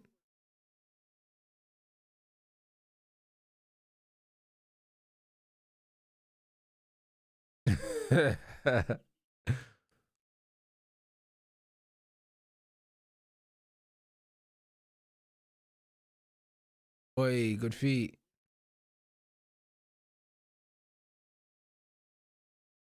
Short. Bro, look at Bam's feet. Brother, get out of here, man. The most tiring, all physically incompetent on the planet. Swimming's up there also. Yeah, Jolien, 100%, bro. Boxing's beautiful. That's why I love it, man. Like, the best way to get fit, man, is by boxing, bro. Nothing else taxes all your energy systems like boxing, bro. It's crazy.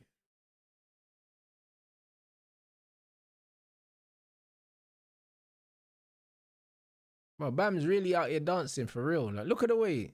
Touch, pivot, boom. The man's just weaving under shots and just pivoting off. Shot.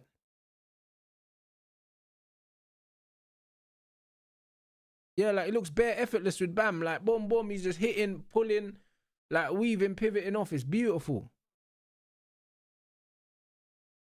Bro, that's what I'm saying, bro. Bam's style literally, yeah, requires an A1 gas tank, bro. That's why, bro, listen, I'll be real. As much as I would absolutely love, yeah, to be able, yeah, to box like that, brother, I will never have the cardio for it. Never. You know them, man. I will never have the cardio for it.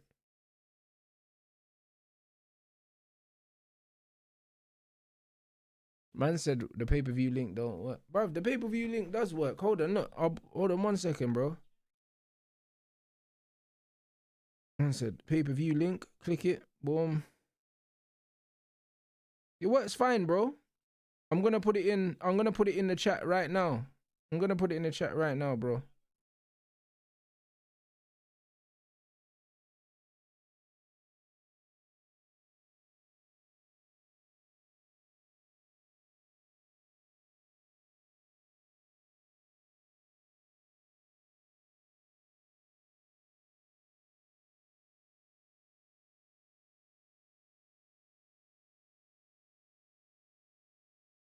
That's the link.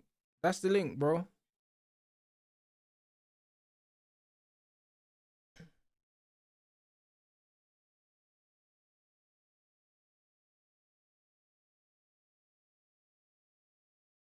It's actually in the description of this video as well. Oh, man said it does work. You just can't copy it. It's in the description. It's in the description of the video, bro. But yeah, bro, I'll never have the gas tank to box like that. I'll be honest, bro, because it's like, I'll be honest, yeah. Like, to a certain degree, yeah, like, your cardio's genetic. You know them ones. Like, I'll be real. Like, it don't matter how hard you train, fam. I swear down. And the reason why I know this, yeah, is because I've played football with Somalis, bro. Do you know what I'm saying? It's one of them ones. I play football with Somalis, bro. And these man, yeah, will be in 30-degree heat in tracksuit bottoms, yeah, and they'll be running for the whole fucking 2 hours, blood, in tracksuit bottoms, and they're not even sweating. Do you know what I'm saying? Like, bro, you can't teach that shit, bro. Like, there's no amount of training, yeah, that can get you Somali fit, blood. Like, there's not, like, so It's just one of them, bro. You have to, bro. Boxing's a game of advantages. You have to fight to your strengths, innit? My strengths are the fact that I got long arms. Do you know what I'm saying? And I got decent fucking like balance, and I got decent punch power, bruv. So man, that's I just have to box according to that, bro. Like I can't be doing this high energy output boxing because it's not my fucking, those are not my strengths, innit? Now I've got a good gas tank here, but compared to guys like Bam, you gotta realize, yeah, Bam is fucking, this bro must be what, 20 odd kilos lighter than me, bro. The problem is in boxing, you get guys that are like cruiserweights and that, and they want to fight like fucking like welterweights. It's like, bro, you're a big guy, bro. That's not your thing. I can't lie. I said it's the footwork which is the most difficult. Forget punches, focus on your feet and your hips first. Nothing worse than being tired in there. Can no longer move your feet. 100%. I 100% agree. 100% agree, bro. The one thing I would say, yeah, like because I played football, yeah, and then I did Muay Thai before boxing, yeah, that's helped a lot with like my coordination, like my footwork and my balance, because of obviously doing a martial art where you have to kick, bro. Balance is very, very important to attack and also to defend kicks as well. So the footwork in boxing I found quite comfortable from the beginning. But if you don't play football or anything like that where you have to think about your balance, I can't lie, it's fucking mad. And that's what I mean. I used to play as a midfielder and a number 10, like in football. Like a number 10 striker though. Do you know what I mean? So man used to playing on a half turn, and I've always had decent balance, and I can shoot and dribble with both feet. So the balance is kind of natural, bro. Sure. Like before I had my knee surgeries, I used to switch hit, but now I don't really switch hit because I don't like having my other leg at the back. But I used to switch hit before.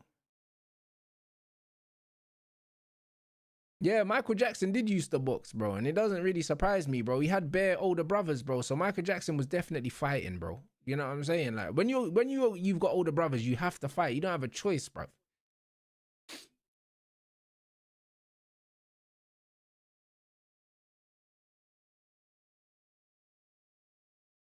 I impose, you're killing me, you know. You're killing me, bro. Yo, I dropped the boxing, I dropped the pay-per-view link in the chat. Can someone put the pay-per-view? Actually, fuck it. Hold on 1 second. I'll just do it quickly. Hold on 1 second. Let me see.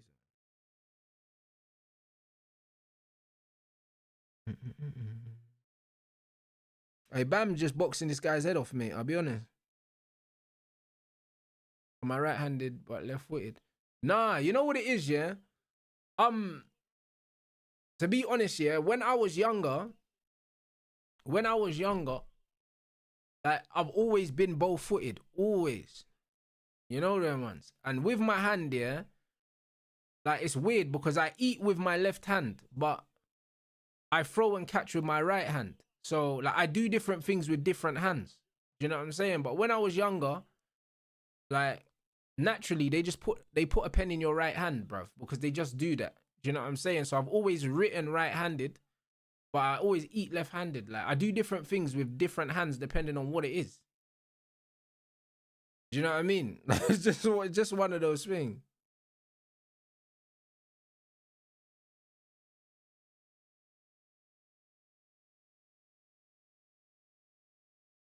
Man said it looks like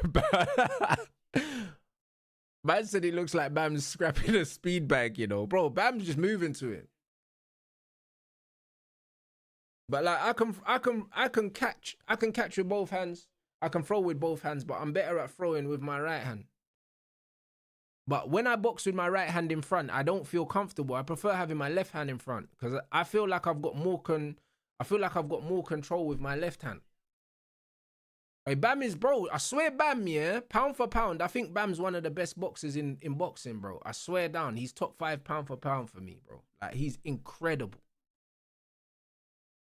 Like, his defense is great. I think Bam is probably the most complete fighter in boxing in terms of his footwork is as good as his defense, is as good as his punching, is as good as, and he switch hits as well.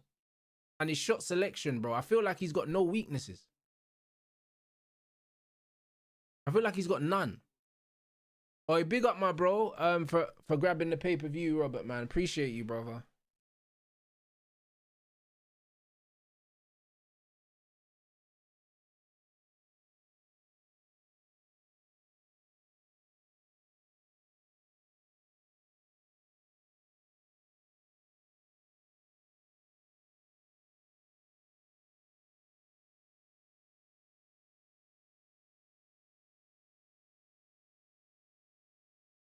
Let me just put these links. Let me put these links in the chat.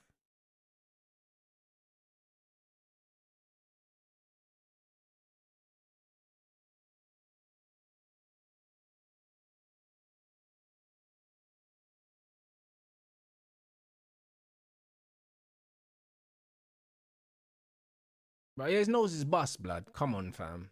That's mad thing.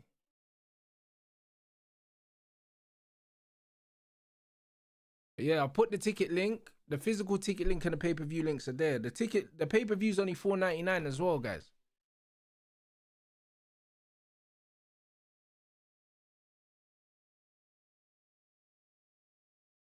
Man said when you eat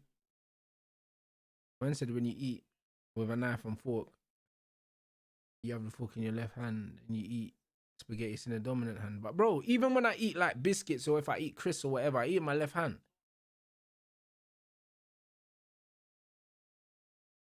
like, bro, I eat everything with I eat with my left hand like all the time. Yeah, no, there was there. Like, it's one of them ones. I eat with my left hand all the time. Bro, Bam isn't trying, bro. Bam is so like,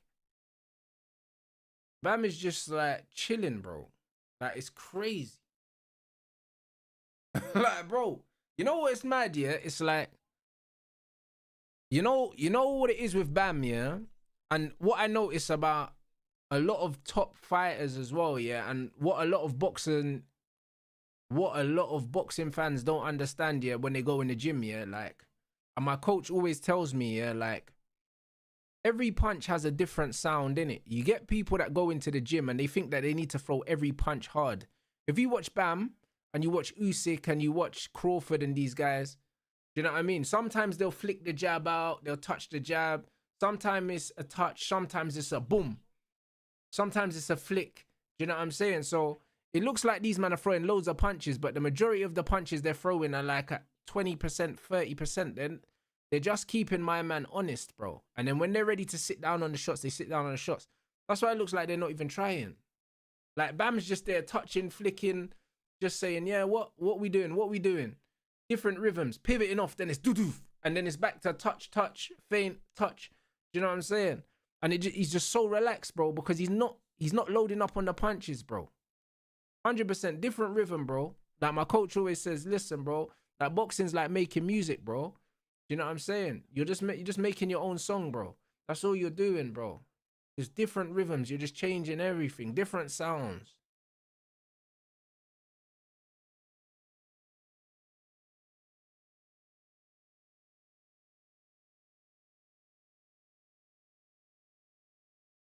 Bro, he's punching him up. Man, I fight orthodox, bro. I fight orthodox. But I used to switch it. I used to switch it before, man. But I've had so many surgeries on my left knee. Yeah, I don't like my left leg at the back anymore. I just don't like it at the back anymore.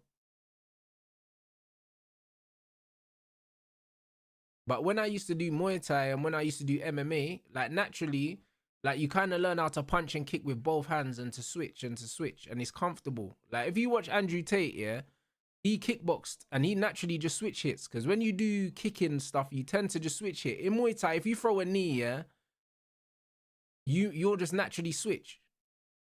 You'll just naturally switch sometimes. You'll just boom, you'll just switch. You'll throw the knee and then you'll just keep that foot in front and you'll just naturally just change and change and change. Like the footwork's very, very different from boxing. Oh, Bam's a beautiful boxer, man. Look at the angles. And he's just touching, boom.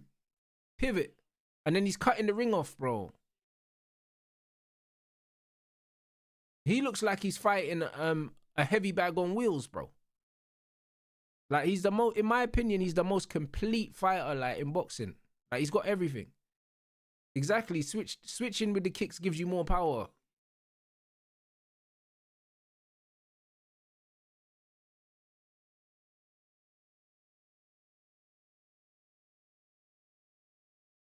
Yeah, I think his nose is broken, bro. I think his nose is broken.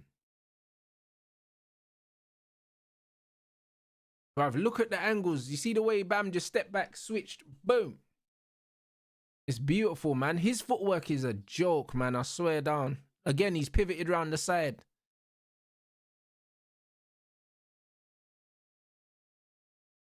Shot. And you know what's fucked up about Bam, yeah? Like, he hits you with so many different angles. You feel like you're fighting two people at the same time, bro. He looks like he's fighting two people, blood. Because Bam will just touch you, pivot around the side, and then you're getting hit, bro. By the time you turn around, you're getting hit again, bro. Man just keeps turning.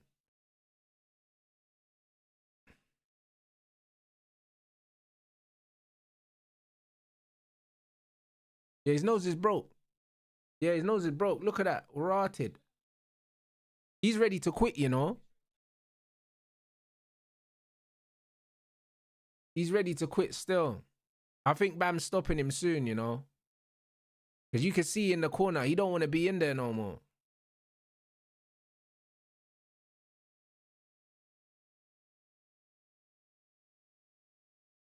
All right, big up the chat, you know. Big up the chat. Big up everyone inside. I said I'm trying to buy the fight card. The zone keeps freezing. Bruv, the zone's a nightmare for that stuff, you know. It's a nightmare for that stuff.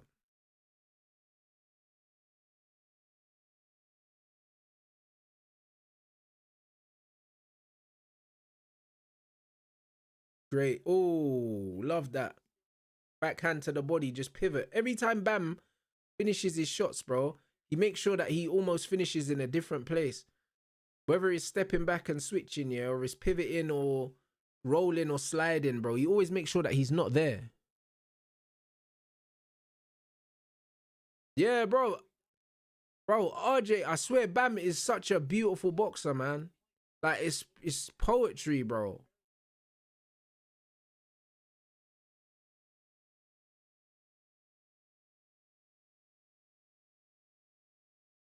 Hey, shout out your dad, man. Man said dad had man with the sponge, you know. That's crazy.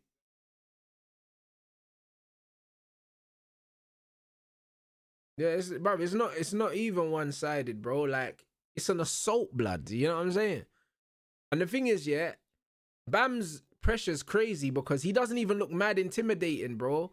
Like, man's got the Peter Andre trim, yeah, and he's just walking you down, yeah, and just, bro, it's not even, all the shots aren't even heavy, blood. It just feels like man's slapping you up, bro.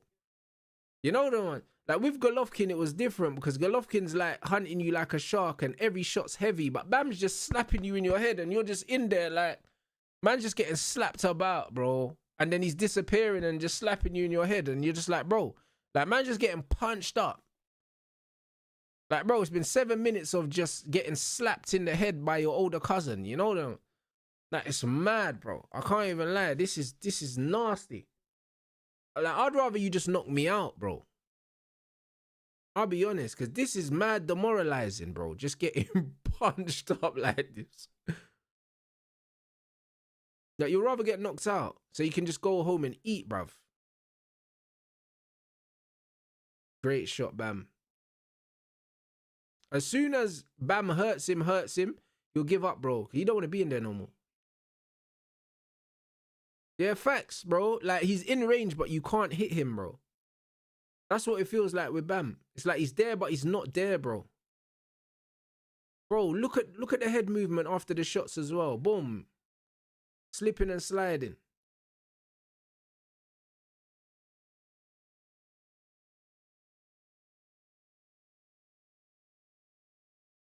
Man said he's never been stopped, you know. Brother, shout him out. If he goes 12 rounds after this beating, yeah, he's got insane character, bro. because he's getting absolutely Dr. Peppered, mate.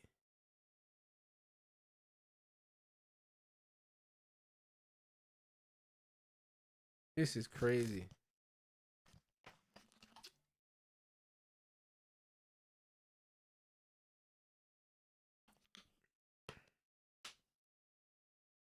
You know what it is with the southpaws, yeah? Remember, southpaws are way more they're way more acclimatized to fighting against orthodox fighters than orthodox are to fighting southpaws. So that's all it is, bro. Southpaws have a style, yeah, that they can just fight, and they can just fight, and it will work against every orthodox fighter, no matter what the style is, to a certain degree. The other way around, it's a bit more difficult. That's all it is. Like, when you're fighting a southpaw, you almost have to learn how to box again, blood, because the way that you would normally box, it just wouldn't work. You see what I'm saying? So orthodox fighters just have a lot more thinking to do, bro. When you look at Bam, yeah, when you look at Crawford, when you look at Usyk, yeah, they're three of the best fighters in the world. They're all southpaw. Do you know what I'm saying? You look at Shakur as well, another southpaw, bro. You look at Jai Opataya, no one can get near him, another southpaw, bro. Like, and then, bro, if you're a rangy southpaw as well, it's fucking, look at Moses Atalma, southpaw. Do you know what I'm saying? Like, it's crazy, bro.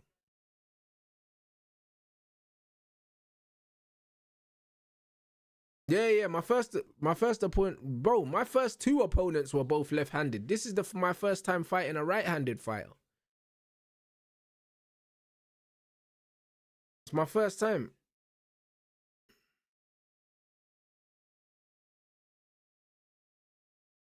Yeah, Bam doesn't sit down on the jab. Bam likes to throw the inside shots. The jab is just more of a rangefinder, and just to keep man honest, he just touches the jab. He just flicks it out just to occupy it, and then he throws the backhand. Because he likes to throw them inside shots, and that straight right, or the straight backhand to the body he likes to throw. But he just uses his jab just to kind of touch, just to find the range.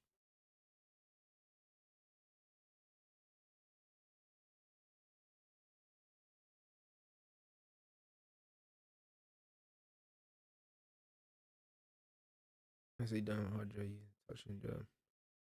Yeah, 100%, bro. The jab is the rangefinder for Bam, innit? Like, once he can land the jab, he knows that he's in range to land all the other shots, because he doesn't throw the jab at distance. He kind of throws it from the mid-range. So he just throws it just to occupy, so we can throw the hooks off the jab or the uppercuts off the jab.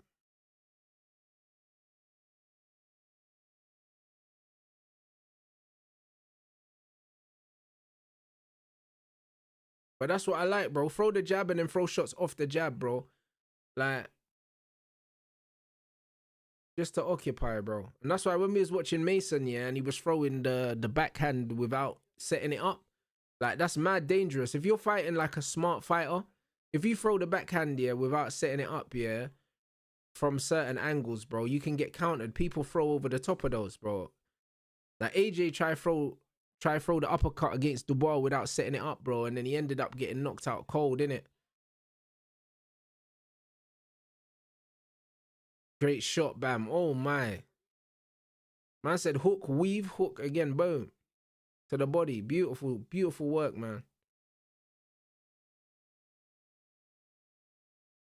Bam's too... I think Bam's too small for Inoue at the moment. But bro, I think Bam's got the skills, man. I think Bam's got the skills to beat Inoue, bro. I think he has got the skills to beat Inoue. I think he's got the skills to beat Inoue.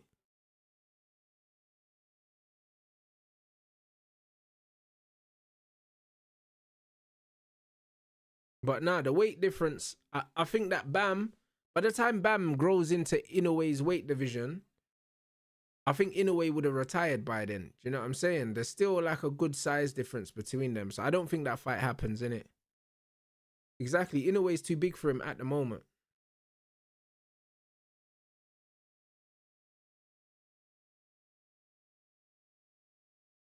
You know what's funny?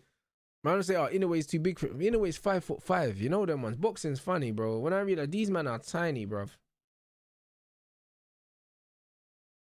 Bro, Junto is 5'7", bro. Like, he's freakishly tall, yeah, for that weight division, bro. I'm telling you. And his distance control is very, very good. I like Nakatani still.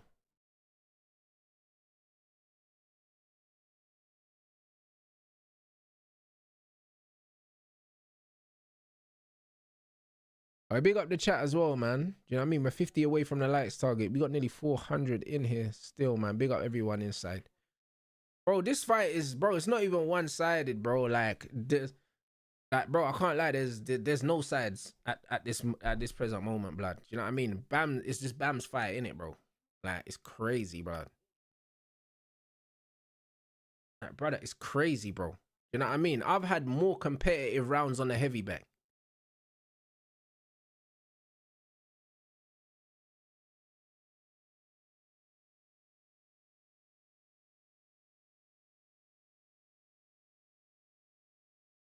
Look at the way Bam's just cutting the ring off, bro.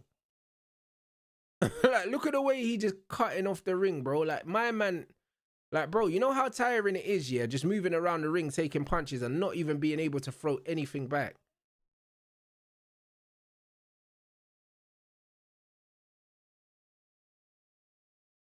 I'll be honest, Inoue is bigger than Bam, yeah, but bro, I think Bam's a better boxer than Inoue. I'll be honest, I like Inoue. I think Bam's just a better boxer. I think Bam's got the tools, but he might not have the size, innit? He just might not have the size to beat him yet. Do you know what I mean? But I think he could grow into it, bro. I think the angles that Bam fights with, yeah, and the facts that he switch hits as well, I think he's got all the tools to beat him, bro. Especially the angles, bro.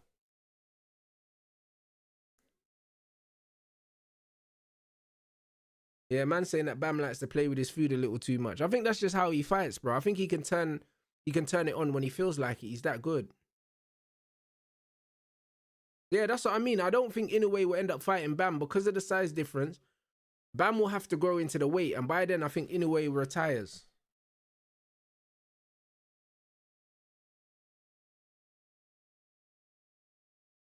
Yeah, I impulse. I have to agree with you.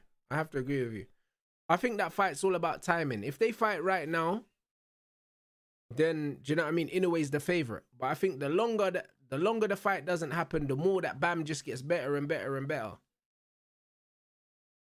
Like, he can't allow Bam to grow into the weight, bruv. Because if he allows Bam to grow into the weight, Bam patterns him up still.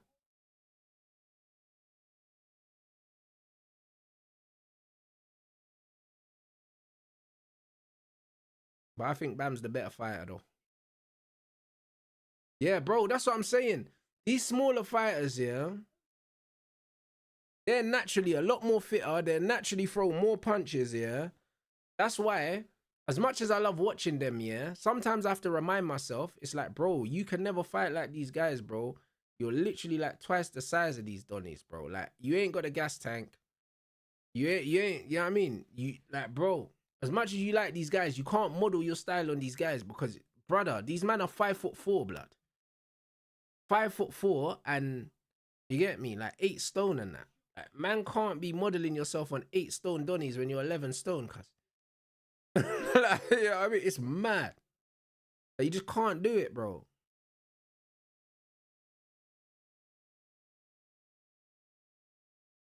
Like, it's mental, bro. Bro, they got crazy balance. Like, the smaller fighters are the more technical fighters a lot of the time. A lot of the time. This is why I don't really rate the heavyweight boxing like that, to be honest, because like back in the day, heavyweights used to be mad skilled, but now the skill in the heavyweight division is very, very low. It's just a division full of really big guys that punch hard, but they're the least technically skilled fighters, apart from Usyk, obviously, yeah. Apart from Usyk, but they're the least technically skilled fighters. If you want to see the technical skill fighters, it's the small guys, it's the Rigondos. You get me? Them kind of man want to watch them. You get me? Like, the welterweight division used to be the division when Floyd was in it. Like, the welterweight, the featherweight division, those were the divisions where you saw the bad boy fighters.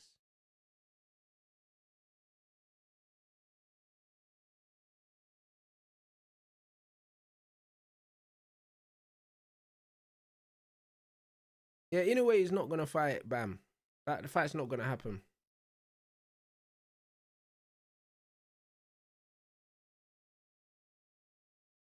Yeah, bro. Fury's technically skilled, but at the same, he's nowhere near Usyk's level. You know what I'm saying?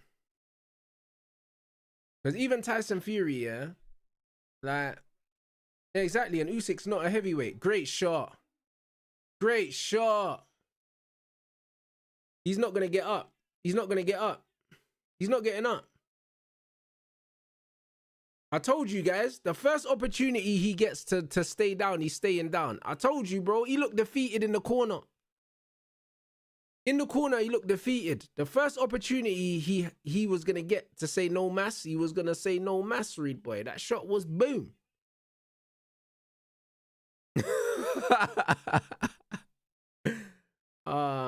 Yeah, cruiserweights that move up are always the most technical heavyweights. Agreed.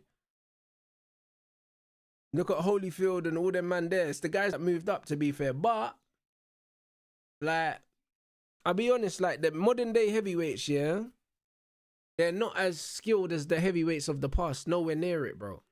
Nowhere near it. Like, the heavyweight division right now is just about being big, innit? I'll be honest. It's about being big, bro. Look at this shot from Bam. Look at the footwork. He just keeps turning him. Boom. Slip. Bang. Woo. Look at that. Slip. Boom. Fuck off. Yo. Bro, man just slipped and just bang. Crazy. What's man talking about? What a shot. Bro, Bam's definitely top 5 pound for pound. I don't care. That's my guy. Boom. Haney fights next.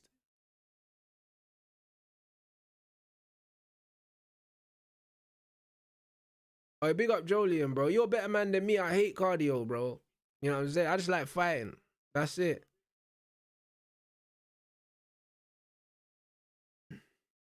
But the smaller fighters, bro. If you're a big man that moves like a small man, you're a dangerous man, bro. That's Usyk, bro. How does Woodley fare against Fury? I think Woodley, yeah, can hurt Fury, bro. You know why? Because Fury's not a big puncher.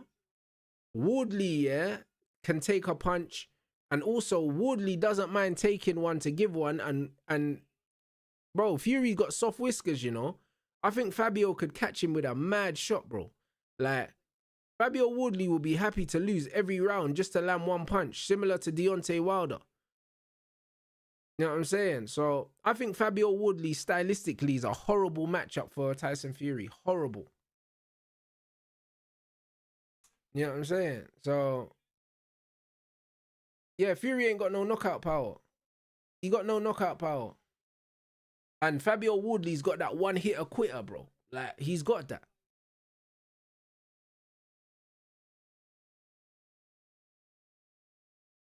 He got that one-hitter quitter, bro. Like, Fury, yeah, needs someone that's gonna box with him. Do you know what I'm saying? Someone that's gonna kind of stand in front of him, or someone that he can box around. You know what I'm saying? That's what it is. Anyone that's gonna stand there, try and time him and just get him out of there is crazy. Yeah, I believe that Atama is gonna run through the division. As soon as AJ, Fury, Wilder retire, I think that Atama dominates that division, bro. The way Klitschko dominated the heavyweight division. I just don't see no one beating Moses, yeah, of the new gen. You know what I'm saying? I think he's too fast. I think he's too accurate, and he's too spiteful, bro. You know what I'm saying? He's spiteful, man.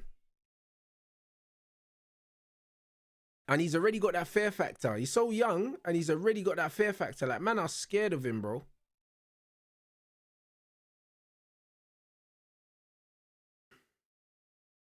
Look at Bam, you know. Bad boy. What a fighter, you know. Look at Eddie Hearn, bro. I swear, Eddie Hearn's just, bro. Man, it's got all the fighters, man.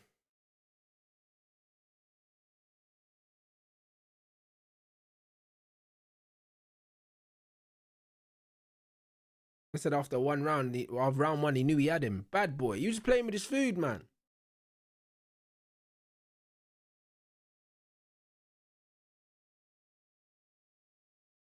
Hey, bro, listen, I like hiking, though. Like, bro, listen, I love walking, bro. You, man, bro, I'm walking every day, bro. I do what, 12 to 15K steps every single day. Do you know what I'm saying? I like walking. Hiking's lit. Do you know what I'm saying? I like hiking, but I just don't like running and them things there, bro. I can't stand it. I like skipping, though. You know what I mean? But I like doing fighting for my cardio or playing sports for cardio. Football, basketball, badminton, rugby, anything. Like, I like playing sports for cardio. I don't just like cardio for cardio's sake. It's mind-numbingly boring, bruv. Yeah, facts. When you got the fear factor, you know you got a head start. Do you know what I'm saying? Man said running builds mental strength, yeah, but fighting builds mental strength better than running. You know what I mean? I don't really think that running really builds mental strength, bro. And the reason why I say that is because I can't lie. You know, when you're running, yeah, you can switch off and you can just go into autopilot. You can't go into autopilot when someone's trying to punch you in the face. I'll be honest, you got to be switched on the whole time. Do you know what I mean? So when people say running builds mental strength, I don't really agree, because I can do long runs and I just completely put on my music and just zone out and just run, like. You know what I mean? I can't do that in the boxing ring, bro. I can't just pretend I'm somewhere else. Do you know? Like when someone's trying to fucking switch my lights off. So, you know what I mean? I just think that running is a mental challenge for somebody that doesn't have the motivation to run, innit? That's all it does.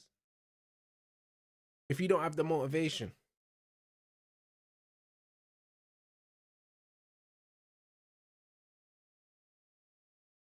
But I think anything, yeah. I think anything that you do consistently builds mental strength. You know them, man. Like going to the gym 4 times a week, every week, even when you don't feel like it, builds mental strength. Do you know what I'm saying? Like discipline over motivation. Anything that takes discipline builds mental strength. Like I intermittent fast, yeah, like when I'm not in camp. That builds mental strength. Because there are mornings when I wake up and my belly's growling and screaming at me and I'm hungry and I still don't eat. Because I know I don't break my fast until 3 p.m. That builds mental strength. You know what I'm saying? I just think that discipline builds mental strength no matter what it is. 100%. Like during Ramadan when man are fasting, yeah, it builds mental strength.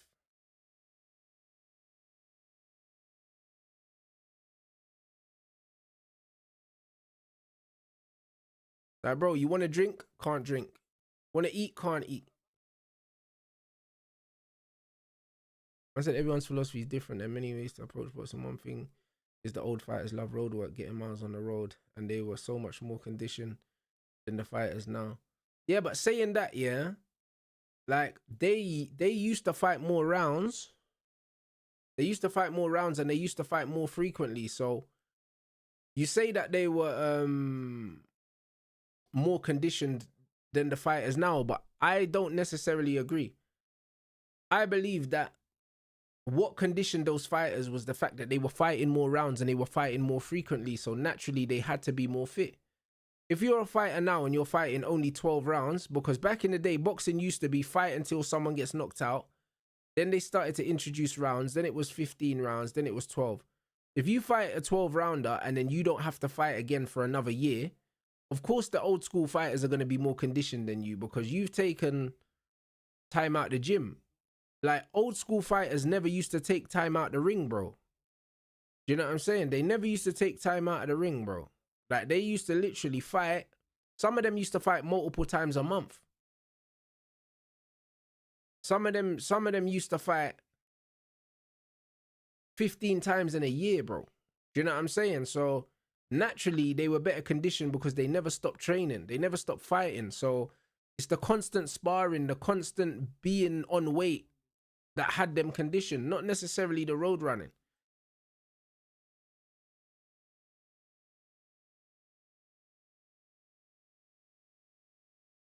Yeah, like every 2 months, bro. It depends on how much they were getting paid and also what weights they were, bro. A lot of the small guys, like Ray Robinson, bro. Like, bro, man was fighting like more than once a month sometimes. Do you know what I'm saying? So it was one of them ones where I think that, you see that? 20, 30 times a year, Ray Robinson, on average. That's crazy. So the funny thing is with with boxing, yeah, it's like the same way you don't train every boxer the same way. In terms of technically, physically, you shouldn't train every boxer the same way because everyone's different. Genetically, everyone's different. Everyone responds differently to different types of training. Everyone's body's different.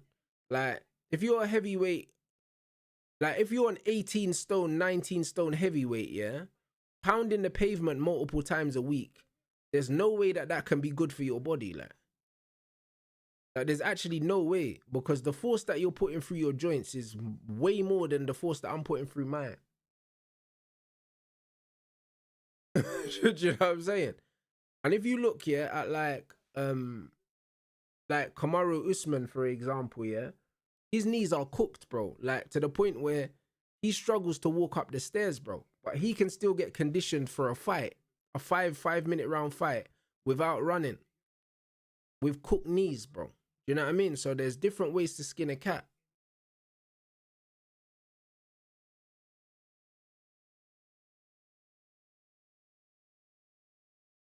Bro, walking backwards down the stairs is crazy, bro. I've had 4 knee surgeries and I'm not there.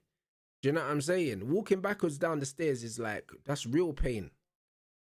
Like my last knee surgery, I needed to have the realignment in my knee, yeah, so I didn't need a full knee replacement.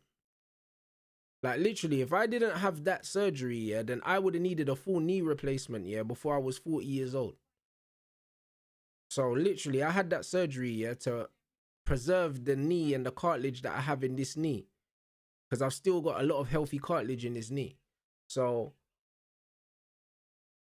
it's one of them ones where with Usman, yeah, his knees are finished, bro, and he can still get into fighting shape to fight 5-5s without running. Yeah, my surgery put me out for a minute, bro, but I took the long-term decision, yeah, to preserve my body in the future. Do you know what I mean? So, you know what I mean? It's minor setbacks for a major comeback, bro. I think Adam Azim can win a belt. Absolutely, I think he can be a champion. But they'll have to guide his career very smart. Do you know what I'm saying? They have to guide his career very smart. He can win a belt, but they're gonna have to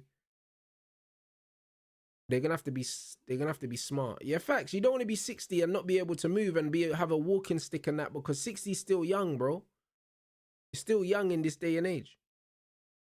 Man said, I know sparring is different to real fights, but do you think they had less spars, so fought more? No, they had loads of spars. That's why a lot of these old school fighters can't speak properly, because they left it all in the gym, bro.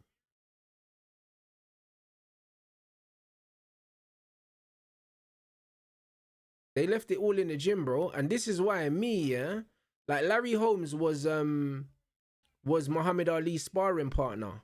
And you can see that because Larry Holmes, yeah, if you watch Larry Holmes, a lot of stuff that Ali used to do, you could see that Larry Holmes kind of took some stuff from him. Do you know what I mean? Larry Holmes is one of my favorite fighters. And you can see a lot of Ali in the way that Larry Holmes fights. But he was his like sparring partner. Like them man were in the gym sparring like regular. Do you know what I'm saying? I don't like full sparring, yeah, outside of camp. And even in camp, I don't like to do a lot of it. I do a lot of body sparring all year round, but full contact, like shots to the head and that, I don't do that very often. Like if I'm gonna get punched in the head, yeah, best believe that you're paying me money for it. You know, no, best believe you're paying me, bro. All that blunt force trauma to the head, yeah, And boxing's different to mixed martial arts because when you're doing mixed martial arts and Muay Thai, you're grappling, you're getting kicked and all these things. There's not that constant head trauma. In boxing, you're just getting hit in the head again and again and again and again and again. It's crazy. So my coach believes in a lot of body sparring because it's good for conditioning as well, and also good for getting you used to throwing body shots, because a lot of boxers do not throw enough body shots.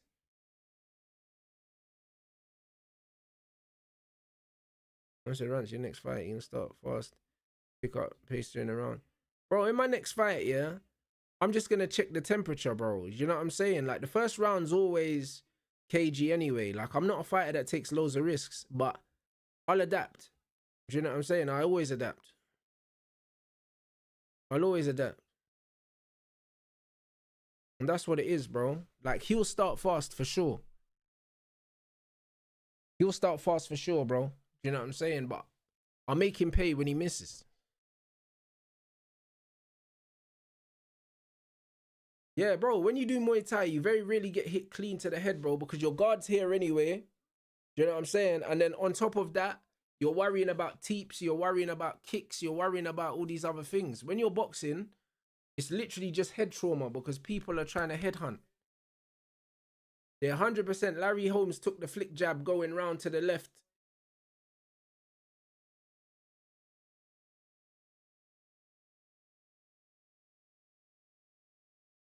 Bro, Norman just made a beeline for the ring, you know, like a madman. Fuck me, bro. Man just went straight down the ramp like that, bro. He didn't even, he said, yo, bro, I'm not even taking in the crowd. He just straight to business. Devin Haney don't look confident at all, blood. I can't lie, but maybe that's good, you know. Sometimes when you fight scared, you fight better, you know. Because your reflexes and everything are heightened. Do you know what I'm saying? The adrenaline starts pumping. So sometimes you're just ultra instinct, you know them ones where man's in there, man's scared like.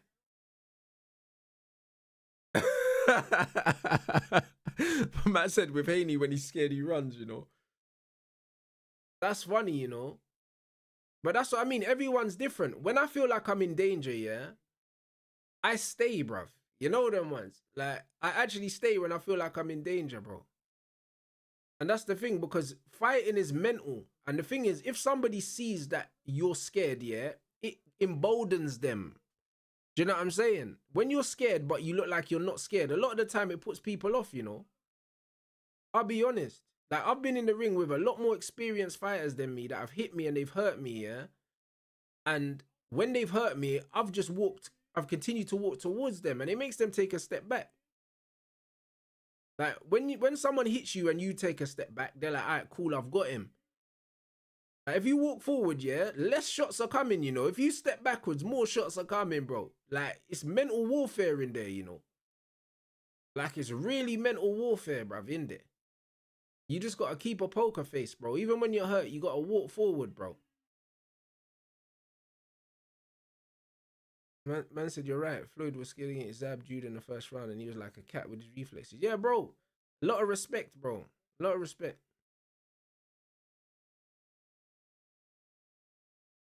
Dirty South, you know. Trust me, that's T.I. blood. I'm telling you, man, like Norman. No, Haney went up upper weight, bro. So he's not the champion. Brian Norman's the champion now. Because Haney's gone upper weight. If Haney wins this, what is he? Free weight world champion? Is it free weight or 4 weight if he wins this?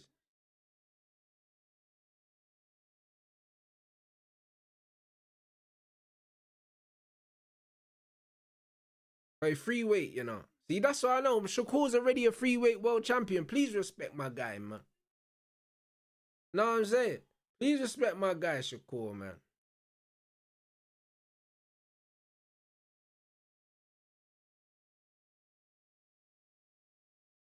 Hey, Brian Norman looks like an absolute demon, you know. Fucking hell, mate. Conor Benn ain't getting in the ring, bro. Conor Benn don't want smoke with neither of these guys. I can't lie. Both of these guys would beat Conor Benn.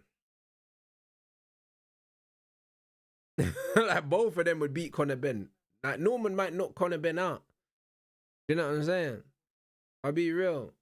Because Norman's a real fucking country bad man, you know?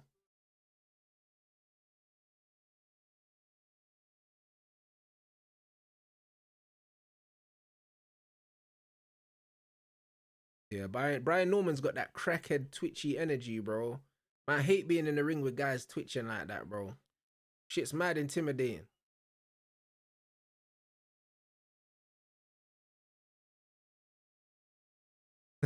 Bro, it's mad intimidating. My man got that crackhead. Bro, I'm just like, bro, stand still, cuz. Like, what's the man on, bro? Like, relax. You get me? Bro, it's crazy.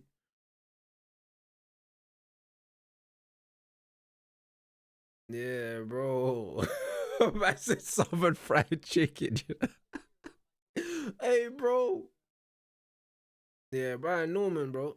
Norman actually looks big at the weight here, you know. I didn't realize how broad he actually was, you know. I thought Devin Haney would be a lot bigger than him, but he's not.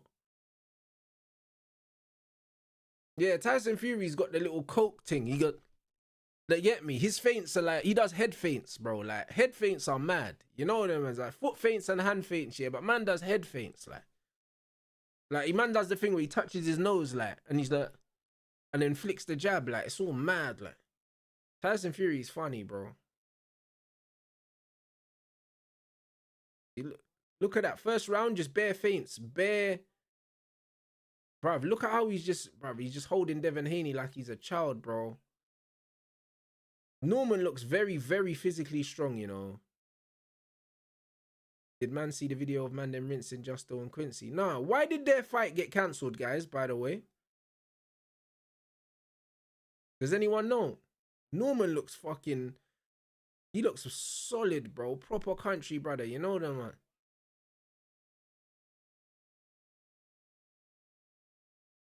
Yeah, Norman looks bigger, bro, but Haney was heavier on the scales.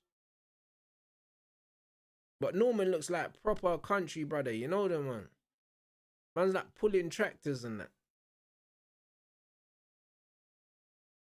Oh, man said the police... Why would the police get involved? It's a boxing match, bro. Brian Norman's controlling the center of the ring in this first round. Haney's just feeling it out. Boy, Haney got caught in the chin going backwards. Boy. Yeah, bro, he's got that farm strength, bro. He got caught with his chin up going backwards. Haney does get caught with his chin up going backwards. Bruv, look at the forearm control by Norman as well. He's dirty boxing, bro. That's a Norman round, you know.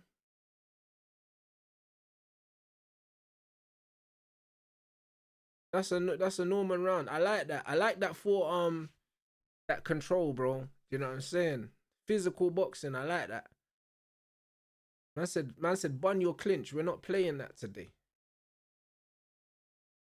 We're not playing that today, bro. Very good round. I don't know if Norman, yeah, can fight at this pace, yeah, for 12 rounds, though, bro. Because I feel like Haney's going to have the cardio advantage. Like, Norman's a bit more muscle bound, isn't it? He's a bit more, you get me, solid. I big up the chat as well. We are 22 likes away from the likes target. You lot are sick, man. Let's see if we can get over 300 likes, people, man. This is the co-main. We've been treated to some beautiful boxing, bro. So far, man. Honestly, the first fight was incredible, though. Do you know what I mean? As much as I would have preferred Abdullah didn't fight Sam Noakes and he boxed him, it was still a great fight, innit? But I don't like to see my young G take punishment like that. Oh, good hands. Oh, Haney needs to start throwing some punches. I'll be honest, because Brian Norman does not look like he's going to allow Haney to grow into this fight at all, you know? Like, he's not going to allow it, bruv. I'll be honest. And Haney is using a lot of energy just bouncing and feinting and not throwing anything. Good jab from Haney. Very good jab there. But you need to throw more of them jabs to keep Norman away because he's just cutting the ring off, bro. Like, Haney needs to jab, man. Like, Haney needs to use that jab, bro. He's got long arms. To be fair, Brian Norman's actually got quite long arms as well, bro. He's actually got quite long arms as well, bro.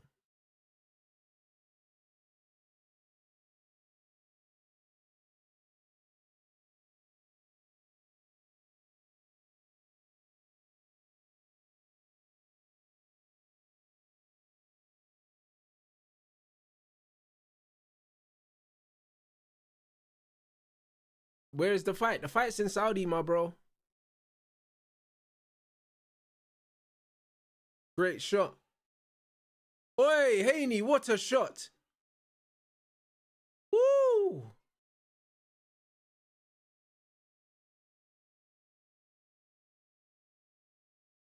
Oi, shot Haney. Woo! Oh my days, Devin Haney, you know? Devin Haney, you know? Oh my! Oi, Devin Haney! Oh my days! Oh my days! Brother, Devin Haney started so cagey in the first round, you know? But boy, one shot changes a fight in boxing, you know? One shot, you know? He broke his nose, I think. I think his nose broke. Because I see man's nose to the side. And now he's got him hurt, bro.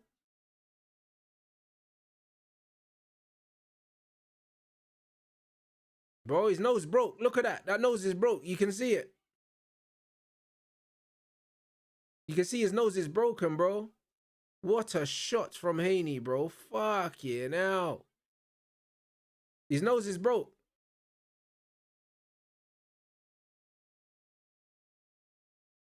Oi. Oi, Devin, what a shot, man. His nose broke.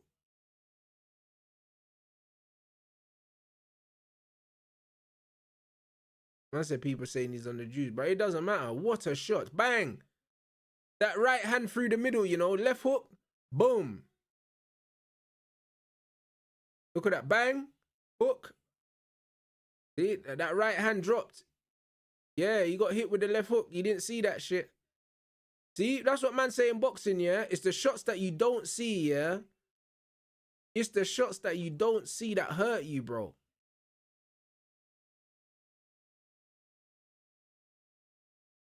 Man said, Rants, what did I tell you? Jovial, bro, you didn't tell me anything, bro.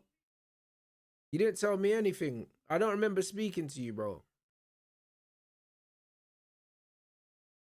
Man said Haney been that guy. Bro, listen. Haney ain't got knockout power like that, bro. Haney don't knock people out, bro.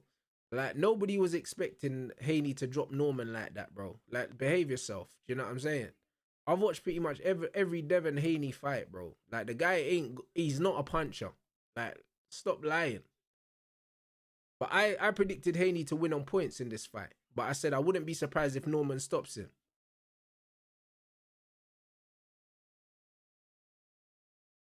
But Devin Haney needs to stay composed, yeah? And continue to box, bro. Because, bro, if Norman catches Haney, I don't know if Haney's got the power to recover. You know that, man.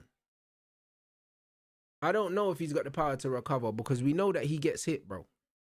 But that was a beautiful left hook. That was a beautiful left hook from Haney.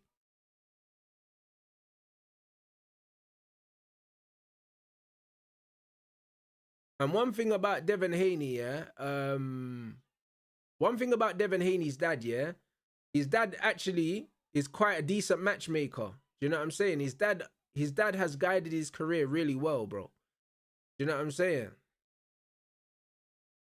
Man said Haney got as much power as Khan, you know. That's crazy. Bro, listen, Haney just needs to relax and box because he can still get hurt by Brian Norman. Brian Norman is a puncher, bro. Like, he'll always be dangerous for all 12 rounds. Like, he doesn't look like his nose being broken has stopped him from, like, it hasn't discouraged him. He's still fighting on the front foot. Do you know what I'm saying? Like, Norman can still knock him out, you know. So yeah, Haney needs to use his jab. Haney's jab is his best weapon. He just needs to keep the range, snap that jab out, boom. Yeah, facts. He's got one of the best jabs in boxing, like my man said, the commentator. That snap, the flick, boom. That flick jab. But bro, he does leave his chin in the air sometimes. That's the only thing. And if Norman tags that chin, I can't lie, bro. It could be apple crumble. Man said Norman gonna get hurt chasing the fight. But bro, he was, in my opinion, he was always gonna be chasing the fight, you know. He was always gonna chase the fight because Haney, in my head, was always gonna outbox Norman on the outside. Man said Norman's hands and feet are too slow. I agree. That's why I picked Haney to win on points. Because I just thought that Haney had the faster feet and the faster hands, and Haney would fight him on the outside. I did not expect Haney to drop him though.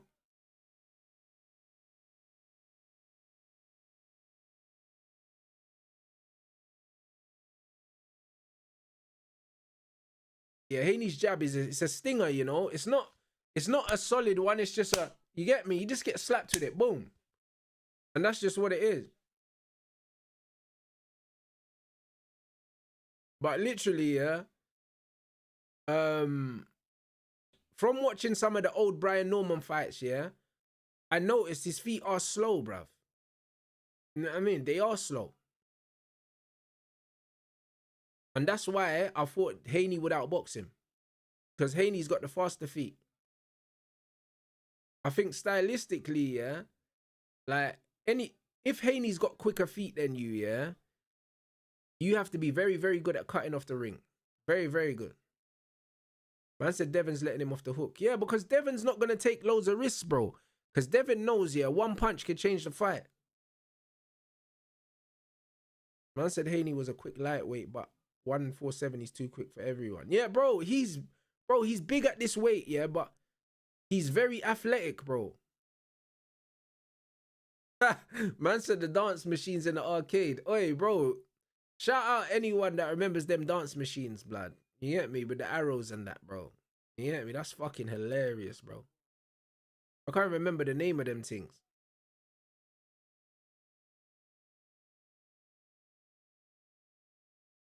Norman Jr. I'm surprised Norman Jr. hasn't done anything to the body, you know? Because, bro, Devon Haney, yeah, is a mover, bruv. And when you fight movers, you have to throw to the body, bro. And I'm surprised that he hasn't done more work downstairs, to be honest. It's 4 rounds and I haven't seen a lot of body work. And I thought that that would have kind of been the game plan. Like, slow Haney's feet down by going to the body. And I haven't seen a lot of it.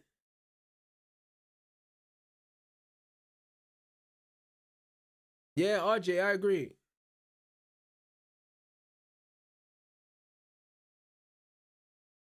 All right, you need to stay relaxed, bro. Stay relaxed.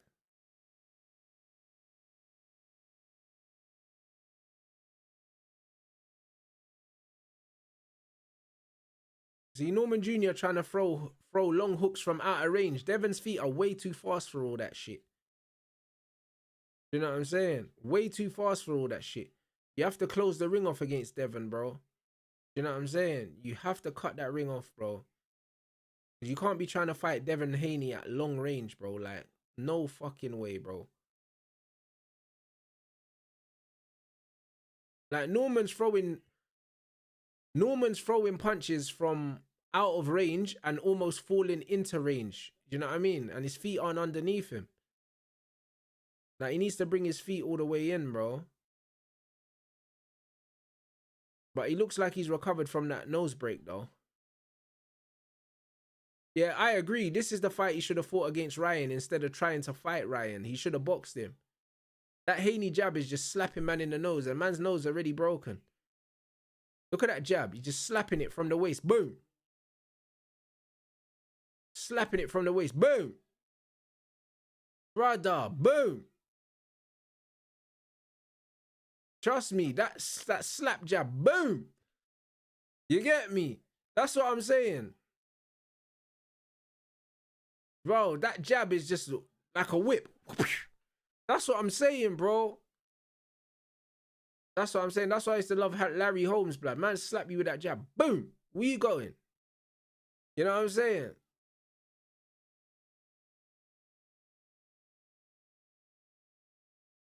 Nah, this is crazy. Yeah, I lie? You know there was man fall asleep at the wheel, blood. It's like, yo, wake up. Boom. It's crazy.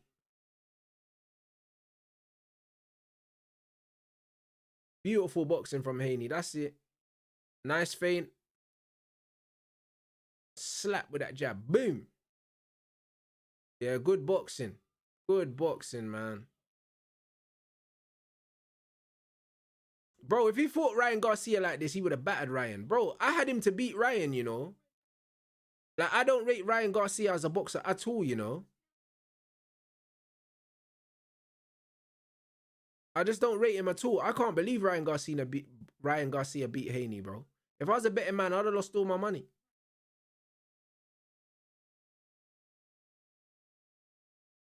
Yeah, bro, I thought he was going to smoke Ryan, bro. Like, this is what I thought he was going to do to Ryan Garcia, bro.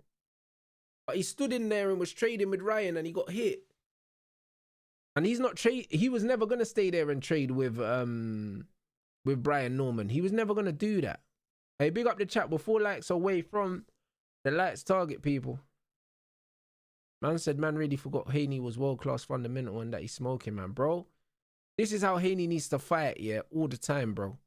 Like, stop trying to fight fire with fire. You're not a gunslinger like that. Box, Haney, bro. Do you know what I'm saying? Like, box. Like, you're a proper... Like, Haney's jab is his best punch, yeah? And against Ryan, man was trying to trade.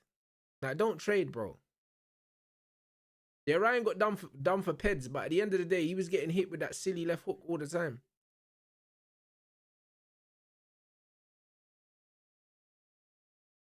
Good feinting. That's what I'm saying. Good feinting. That's a triple jab from Norman. Good jab again. Haney, that jab. Boom. That jab is nasty. You know what I mean? That jab make man forget that like you're attacking at all, bro. Like, boom. Every time man step forward to throw a punch, just hold that. Wham. You know what I mean? Yeah, I gave Brian Norman the first round as well, and Haney's won every round since then.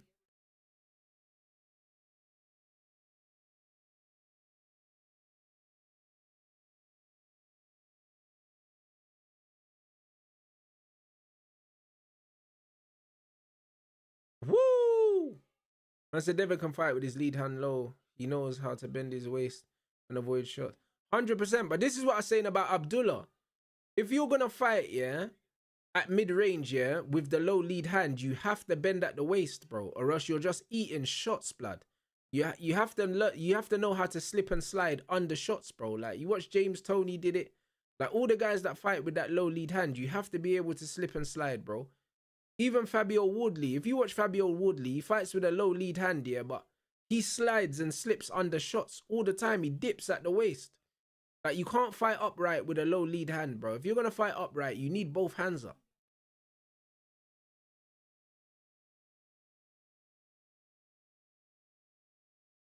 Shot. Woo. But, bro, straight punches, that's Devin Haney, bro. That's Devin Haney's, his powers are the straight punches. That's what they are. Fuck that mid-range, like, close-range shit. You know what I'm saying? He's staying on the outside and boom. Man said Norman boxing fundamentals are sus, rushes in. He throws punches from out of range, bro, and then leaps in.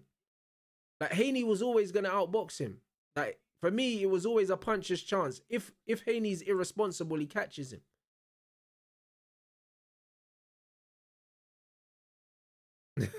See, man are calling Norman a bum. And this is what was always going to happen. You know what I'm saying? That was always going to happen. That was always going to happen. Devin Haney is showing levels. You know what I'm saying? Devin Haney is showing why, yeah, that he just better than man. It's not even that Norman shit. It's just that Haney's just levels above him, bro. He just levels above him.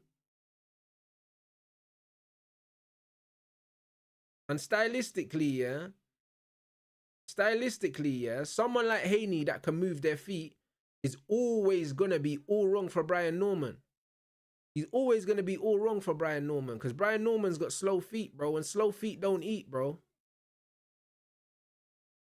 Slow feet don't eat, bro. And this is why Penders is getting knocked out, bro, because his feet are too slow, bro. They're too slow, bro. This is the reality. They're too slow, bro. Man's going to get hit with the Morley special, bro. Man's getting a two-piece, bro. With a Mirinda, fam. That's what he's getting.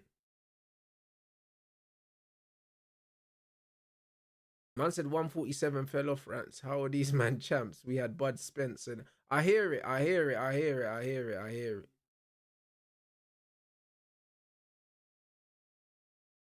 bro. Yeah, you can't breathe through the nose. Hey, bro, listen, Kell Brook was, bro, one of my favorite British fighters, you know. Don't be saying it like that. Hey, Kell Brook was incredible, you know. Kell Brook was a great fighter, man. I'm telling you, when he got stabbed, yeah, that took years out of his career, yeah, that shouldn't have happened, bro. Kell Brook was incredible. Like, his performance against Sean Porter, yeah, is one of my favorite fights. You know what I'm saying? Like, in terms of, like, pure fundamentals, Kell Brook was one of my favorite fighters, bro. His technique, every punch he threw was beautiful. Beautiful, man. But to be fair, the Ingle Gym produced some beautiful boxers, man. Beautiful boxers.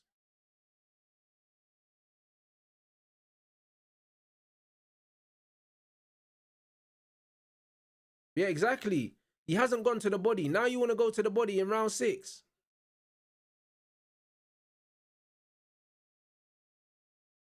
Exactly. You shouldn't be trying to outbox Devin Haney. You should be trying to cut the ring off. You should be throwing shots to the body, man. I'm surprised he's not throwing hooks and uppercuts to the body. He's trying to box Devin Haney, yeah, at a range that Devin Haney's always going to win because he's got quicker feet and quicker hands. Why is he trying to exchange jabs with Devin Haney in mid to long range? He should be really closing the distance, yeah, and taking away Haney's power. Anyone that knows boxing knows that Devin Haney's best range is long range, bro. He's straight shots. So you have to take that away from him. Like, why are you standing at long range trying to fence with Devin Haney, bro? I said Sean Porter found out. Yeah, you did find out. You did find out, bro. But that Ingle Gym, bro, I'm telling you. Obviously, I still love Nassim Hamid, yeah. Like, bro, I don't know the age of some of the guys in there. Obviously, there's some older guys, but I remember, like, bro, I don't know what happened to Robin Reed as well, blood, but he was in the fucking Ingle Gym, yeah. And I remember I used to watch him when I was growing up as well, and then he just disappeared off the face of the earth, bro. But there was, bro, the Ingle Gym, yeah, just had some great boxers, bro.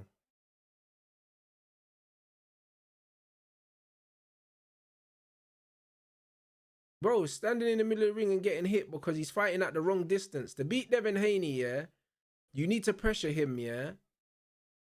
And you need to fight him at close range, bro. You can't be fighting Devin Haney at long range, bro.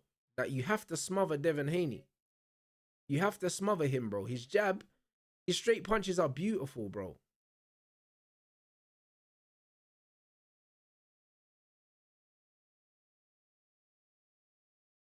Come on, Tunde. Lions in the camp.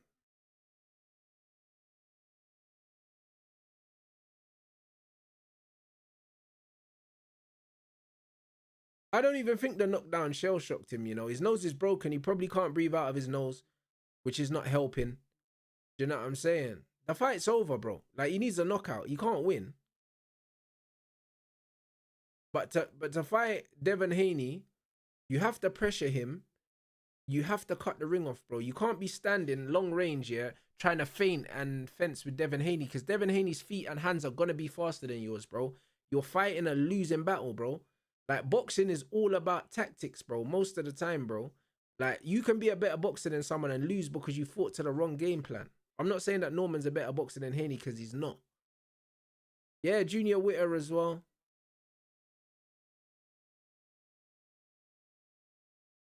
Bruh, bro, Haney leaping in with that hook. He needs to be careful, you know. Bro, Kid Galahad, and what's his name as well? What's his name now that does the he does the punditry now? Nelson as well. Bro, listen, the Ingle Gym, bro.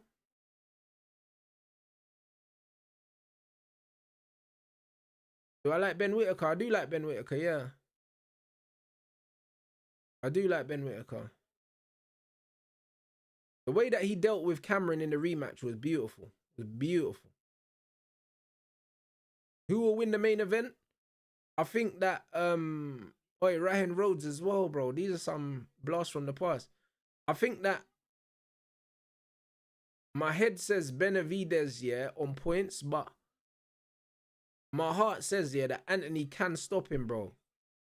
But he has to box to the right game plan. He can stop him. Anthony's not going to beat him in 12 rounds. I agree. No natural 147 pounder is quick enough to beat Haney. Haney's too quick, bro. And that jab is like, bro, it's like a whip. Yeah, I said Johnny Nelson, bro. I said Johnny Nelson. See, bruv, Haney doesn't need to be getting hit with these shots, man. Like he just need, like, he can beat Brian Norman just with straight shots. His footwork's good enough. He can just throw 1-2s and win. 1-2s, double jabs, right hand. That's all he needs to throw. He needs to stop with these left hooks and stuff, because, yeah, bro, I can't lie, bro. Because if he hooks with Norman and they both throw a hook at the same time, bro, Norman puts people out with left hooks, bro.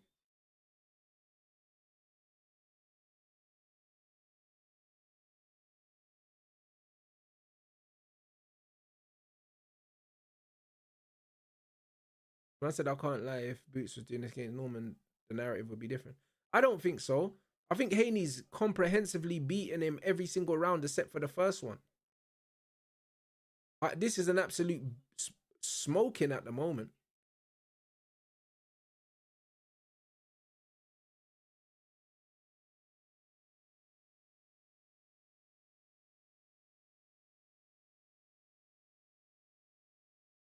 Man said funny because Dom Ingle said exactly what you said about Eubank Ben. He said the best thing about the fight were the 2 knockdowns and 50 Cent. Bro, Dom Ingle, yeah, is one of my favorite people in boxing to listen to, you know. One of my favorite people to listen to in boxing. Bro, I almost agree with nearly everything he says on boxing, bro, when I listen to him speak, bro. Like,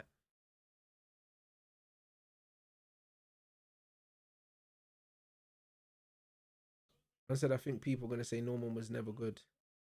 They are, but the truth is, a lot of people didn't know a lot about Brian Norman before this. So they're just going to say he's another American fighter who they've guided well and they've padded his resume. You know?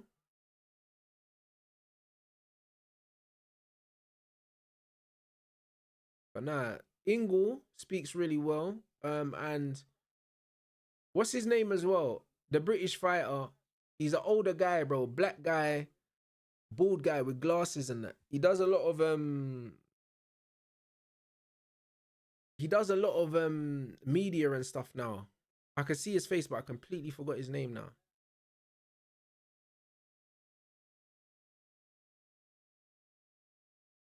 I said any boxer that goes 12 rounds, in all honesty, judging decision that determines selection body. Yeah, Duke McKenzie, bro. Duke McKenzie, bro. Bam. Let me tell you something, bro. Like, this guy knows boxing, bro. Like, he's probably one of the most articulate boxing pundits. His analysis is incredible. Incredible. Like, I could listen to him speak about boxing all day, bro.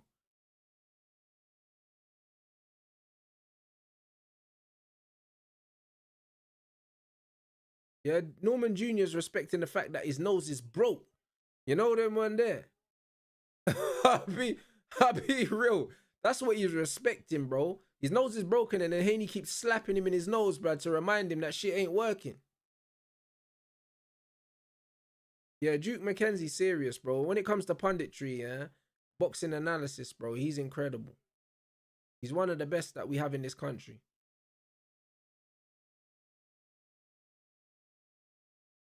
See, Norman, this is what he should have been doing from the beginning, closing the distance. But now, when you've closed the distance, yeah, and you've got him there, you have to work, bro. There's no point clinching. This is when you need to throw the shots to the body when you're in that close, instead of just hugging him. Like, he needed to make it an ugly fight and smother, bro. And make sure that he worked in the clinch, bro. Because that's your opportunity to score points when you're in there. Because you're not going to outpoint Haney from mid to long range, bro. The only time you're going to be able to land shots on Haney is in close. Yeah, you need to make this rough, but you've waited 8 rounds, mate. Oh, Tim Bradley's good as well. He is. Tim Bradley's a funny fucker, though. He's a rage baiter, though, a little bit, though.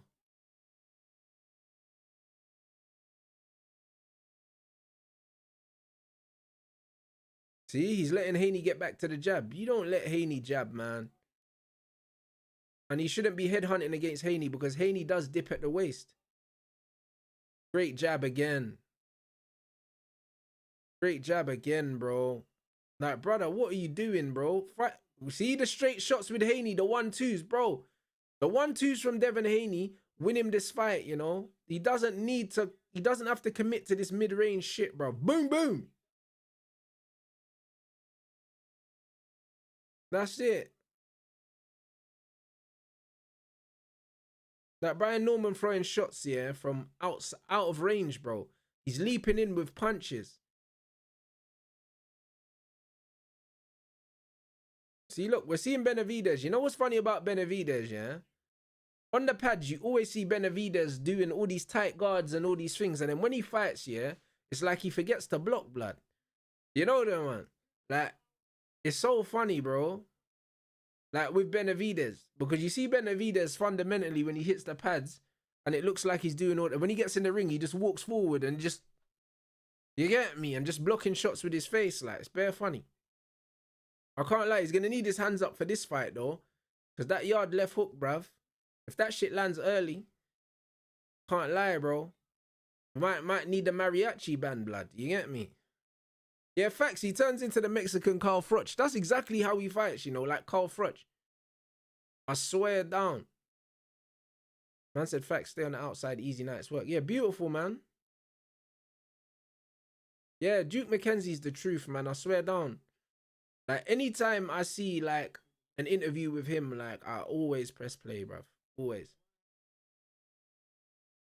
That his analysis of the Ben Eubank, yeah, was probably the most accurate analysis. My man said that Ben should retire as well.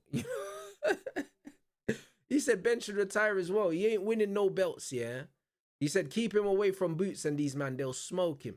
He said, bro, Ben and them man have made like 20, 25, 30 million off this fight, bro. Ben needs to retire, mate. You know, because, bro, like, he's British level. He's not world level. Like, all these world level men are smoking Ben, you know. I'll be honest. And also, Ben's not making 147 ever again, bro. He can't make 147 healthily, bro. Unless he comes off the eggs, you know them, man. So, it's one of them ones where Conor Ben, there's no big fights that Conor Ben can actually win, bro. Because Boots kills him, Haney kills him. You know what I'm saying, bro? I don't even know if Conor Ben beats Rolly Romero.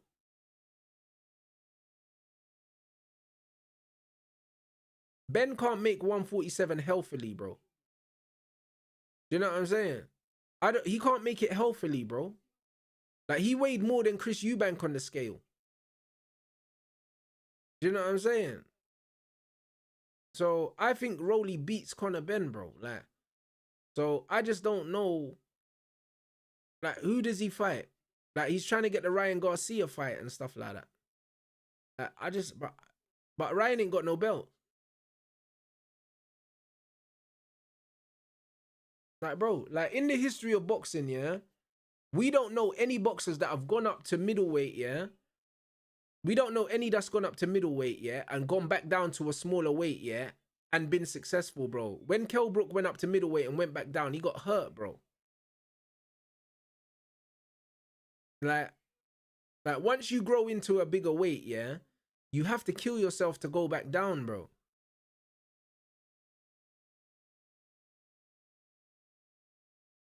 Like Ben would have to kill himself, yeah, to get down to 147. He'd have to kill himself. And he would have to lose fat and muscle. Like he won't be the same fighter. Like he's a fully fledged middleweight now, really. Like 154 is the lowest he could go down, and Boots would fucking kill him. Virgil would kill him. Like, do you know what I mean? Yeah, the punch resistance will be gone because you're losing water fluid from the brain to cut that much. Conor Benn would get knocked out cold if he goes down to 147 and he takes a dangerous fight. And to be honest, if you're doing yeah, Madrimov kills him as well. If you're gonna cut that much weight, yeah, it has to be for a belt, man.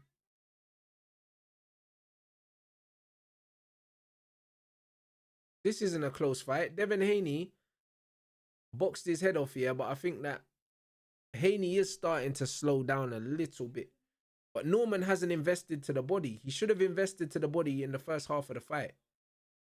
But Yanabek would kill him at 160. Man said the boxing world don't deal in scales anymore. I do agree as well. Hamza Shiraz is an ambassador for Riyadh season, innit? So he was always going to be here.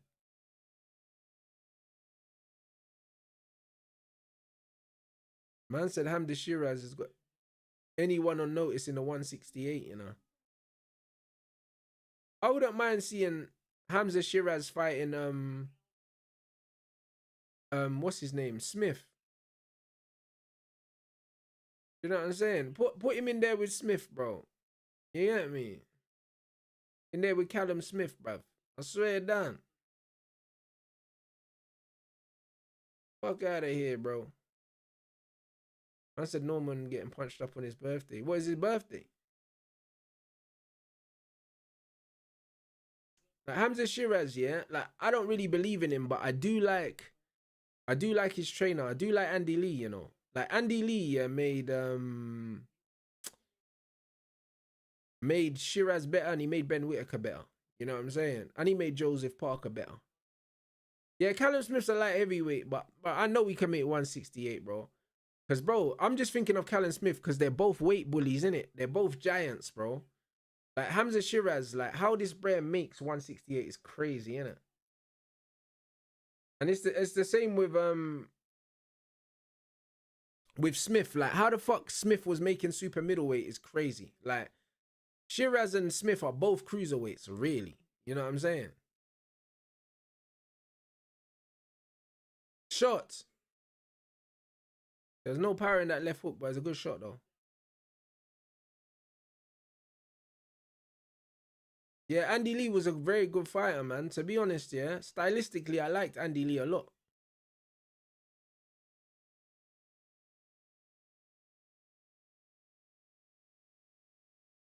I said Shiraz couldn't make middleweight limit anymore, so he moved up to super middle. Yeah, 100%. But I reckon he struggles to make super middle as well because he's very tall. I think he's making that limit by the skin of his teeth, bro.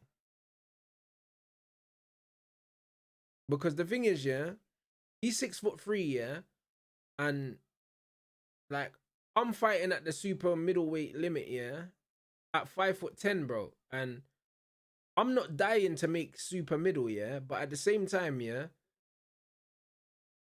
if I went down any lower, it would be hard work, bro. At my height, obviously my body shape is different. I carry a lot more muscle, but still, do you know what I'm saying? Like if I had to get down to 72 kilos, yeah, middleweight at 5'10", bro, I'm fucking depleting myself, bro. Like I'm proper. I would have to dehydrate to make that weight. I couldn't get down to that weight just from losing body fat. Like it wouldn't be possible. But like these men are killing themselves, bro. Man said facts, all these weight bullies, even in UFC, 5'11 making 125. It's crazy. Do you know what I'm saying? It's actually crazy. Like, even the fact, yeah, like Haney and these man making 147 at that height at 5'9" is crazy. How can you be 5'9" making that weight? And the thing is, yeah, Haney in the ring now ain't 147. Haney's probably my weight now in the ring. Do you know what I'm saying? So you lose all that weight, yeah, to then put it back on anyway. Like, to me, it just doesn't make sense. I feel like if they did same day weigh-ins, yeah, in boxing, it would make it a lot more fair, blood. You'd start to see people fighting in this in the right weight categories. Because a lot of the time, yeah, in boxing, it comes down to who can lose the most weight, bruv, and gain the most advantage on fight night. That's it. Who can lose the most weight, bro? Look at Conor Ben, yeah? Man say, no, I'm bored and that. I'm going to sleep and that. Bro, Conor Ben's a moron. But that's what I'm saying. Brother, man are watching Mayweather 24/7 and this bre's eating, yeah, fucking fried chicken and chips, blood, in camp, you know? And then going in there and punching man up, bro. That's why man can't chat to me about Floyd. What are you talking about? Man's eating fucking fried chicken and chips here with ketchup, yeah? You know what I'm saying? Like, man's driving and dipping his chips in ketchup, fam. You know what I'm saying? And then going and punching man's head off. Bro, it's crazy. Brother, I swear, Floyd is, bro, that's why Floyd's the man, you know? He was the smaller fighter in all of his fights, apart from the Manny Pacquiao fight. Because Manny Pacquiao was naturally the smaller guy and Manny came up. But Floyd always been the smaller guy. Punching guys up.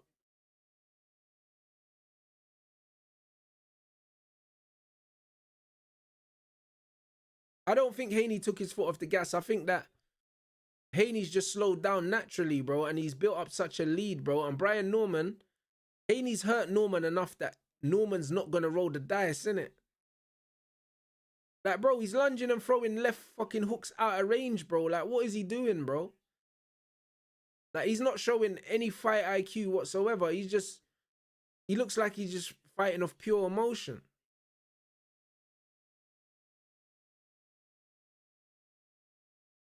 Like, bro, how's man throwing a left hook?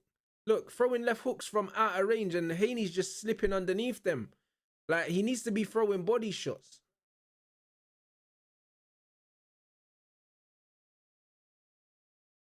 Yeah, bro, this is bullshit, man. Bullshit still.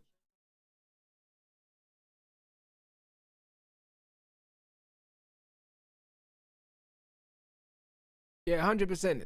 Haney done his thing, bro. Like, Haney should have, like, bro, this, you see performances like this, yeah? It just makes you wonder how the fuck you lose to Ryan Garcia, bro. Like, Ryan Garcia's not even a bigger puncher than Norman, so it just shows, yeah, that he was so complacent against Ryan Garcia, yeah? He thought he could just walk through him, and he got clocked. You know them, man. This is what I'm saying. Like, he thought he could walk through Ryan Garcia. He underestimated Ryan Garcia, and he got smoked. And the thing is, yeah, Ryan Garcia's got his number as well, because even in the amateurs, I think him and Ryan Garcia have had good tear-ups, bro. Like, they've both beaten each other, so it's one of them ones where it was a mental thing with Ryan. Do you know what I'm saying? Ryan got into his head, bro. Norman keeps throwing that same dead left hook and missing, bro. With no feint, you know.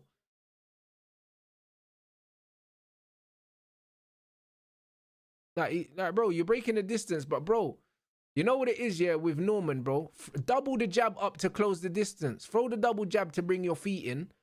No double jab, bro. You're just throwing a straight punch from out of range. Yeah, bro, diving in with his head first, bro. No footwork, bro. At least jab your feet in. Like, brother, like, no ring IQ. And this is what I'm saying. Like, bro, you can have all the conditioning in the world. Man can do all the miles on the road. You can do all of these things, yeah. But, bro, boxing, yeah, is a game of chess, yeah. It's a thinking man's sport, bro. Do you know what I'm saying? He's getting outfought. He's getting outthought. He's getting outsmarted by the Haneys, bro. You know what I'm saying? You're getting outsmarted, bro. Like, he's not showing any in-ring intelligence, no capacity. Do you know what I'm saying? None whatsoever. Like, I remember when George Groves fought James DeGale, yeah? And obviously, like, Chunky's from my ends and I wanted him to win, but bro, Adam Booth, yeah, just outsmarted James DeGale's camp, bro. Like, the game plan was all wrong. And James ended up getting his head boxed off by George Groves. Like, the wrong game plan in boxing, yeah, can be detrimental. It's not even about your ability to box at this point. You need to be able to adjust on the fly, bro. And that's what made Floyd so good. If something wasn't working, he understood it wasn't working and he adapted. Same with Andre Ward. Like, Norman ain't fucking... Like, bro, 12 rounds, not enough body work. Do you know what I'm saying? Clumsy footwork. Like, it's just meaty, man.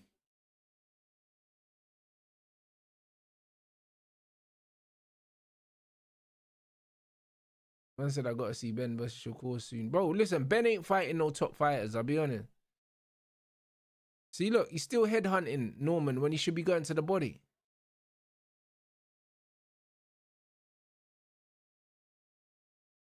Yeah, he hasn't got the IQ to make adjustments, but he's meant to have a corner. Look, headhunting against Haney. When you know that Haney's a fighter that likes to dip his head under punches, you have to go to the body. Why are you throwing wide hooks to Haney's head? He's going to slip and slide under them every single time, bro. Like, how your game plan was not going to the body to slow down Haney's feet, I have absolutely no fucking idea, bro. Like, you've had 4 months to prepare for Devin Haney and you thought that headhunting Devin Haney, yeah, was a good idea, bro. Like, what the fuck were you doing, bro? Like, what were you doing, bro? Like, I'd love to be a fly on the wall, bro. Do you know what I'm saying? Because why the hell did you think that headhunting Devin Haney, yeah, was going to be a good idea when you know, yeah, even if, for argument's sake, you thought that Devin Haney was going to run like his last fight, how do you stop fighters that like to move a lot? You go to the body. You make investments. Do you know what I'm saying? Like, bro, didn't invest to the body at all.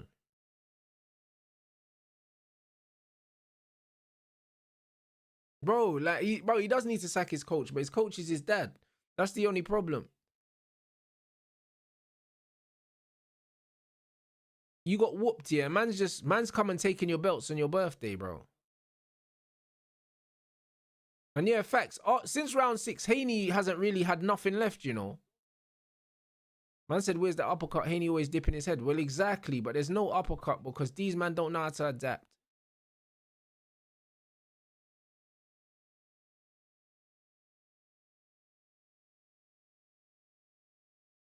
Look at Haney just bouncing around, bro. Haney boxed well, man. I can't lie. Second half of the fight, Haney's been there for the taking, but Norman is so sloppy, bruv. Yeah, it is. It's 2 a.m., man. Main event's coming soon. But look how square Norman is. He just walks forward. Like, he looks like a Muay Thai fighter. Like, it's like, bro, like, this sucks.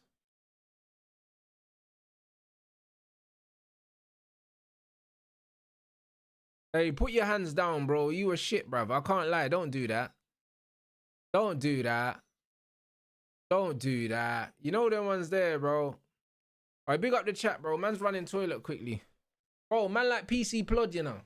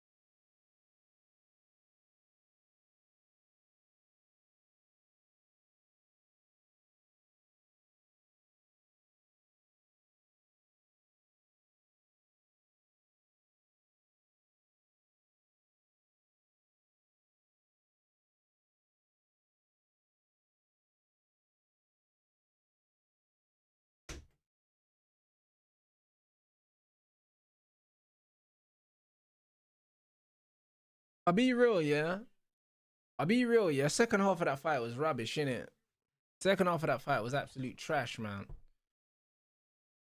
But Haney boxed the way he was meant to box. But yeah, bro, Brian Norman just plodding around, bro. PC plodding that.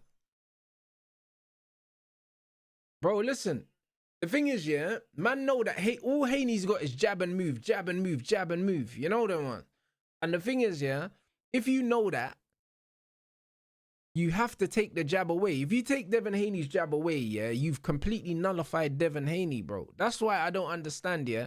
You've got 4 months, yeah, to plan a fight against Devin Haney, yeah, and you don't, and you fight like that, bro. Dead. 117, 110. Bro, Norman got smoked. 116, 111. Bro, that's a beating, bro.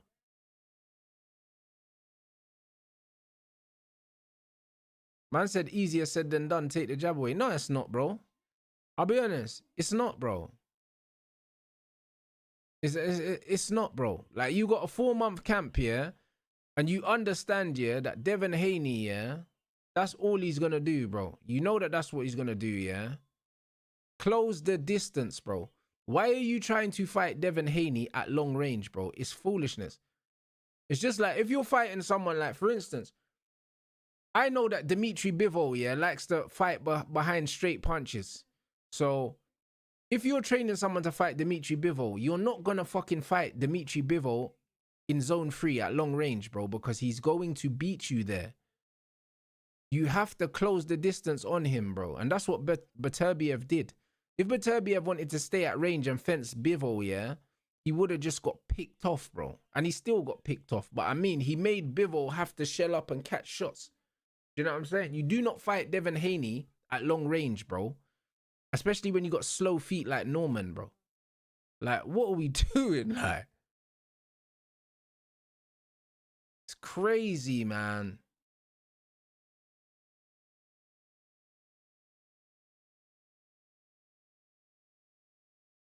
I said 2026, I'm coming for everything. Bro, that, I can't lie.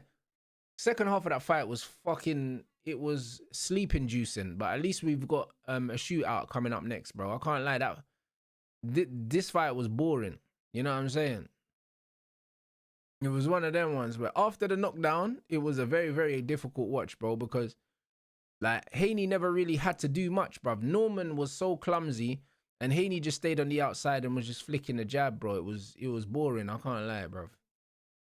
Man said Haney's fights are all like this. They are, bro, but this is why I'm not a fan. This is why I'm not a fan of Devin Haney, bro. You know what I'm saying? I think he's a good fighter. Do you know what I'm saying? But it's just one of them ones where it's just like, it's not for me, bro. Like, he's a limited fighter, but he's a very good fighter. Like, he's really, really good at what he's really good at. But there's still loads of holes in his game, bro. That's why I'm just not a fan.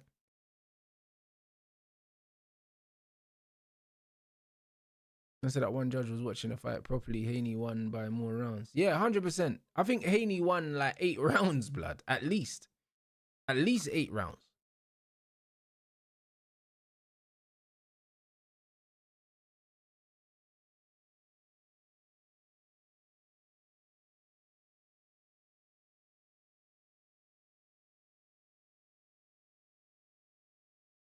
Yeah, facts, including the 10-8.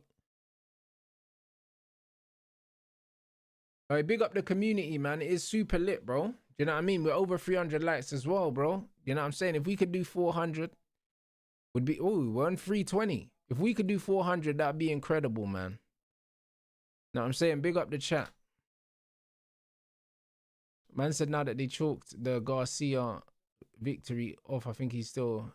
Yeah, he's still got his O still. Yeah, Shakur beats Haney, man. He does. But Haney's big, bro. But I can't lie. Shakur just a better boxer, fam. Nah. Obviously, sparring is only sparring. But if you see the Shakur Haney spar, yeah, Shakur cooks him, bro. You know what I mean? He cooks him, bro.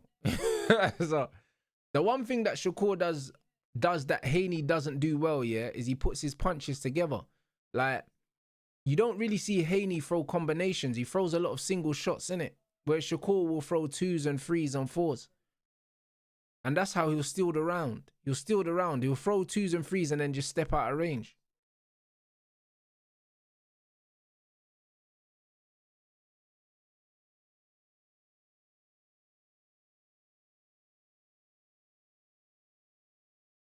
But Conor Ben said that he didn't want to engage. He was happy to nick rounds. It's true, but still. Yeah, exactly. Shakur's a great fighter. He's just not a big puncher.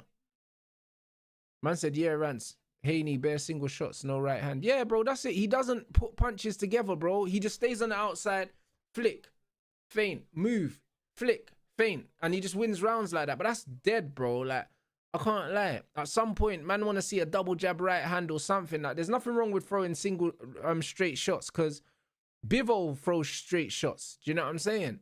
But Bivol will step in and go boom, boom, boom, boom. He might throw a 2-1-2 or 1-2-1-2 or something. Do you know what I'm saying? Like, Haney just throwing flick jabs, bro.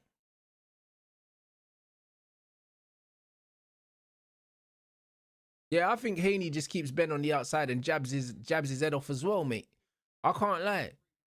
Exactly. And Bivol does slip and counter and stuff. Like, Devin Haney's not doing all that.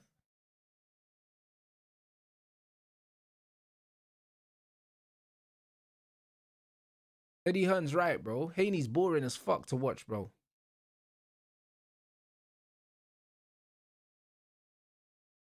Exactly.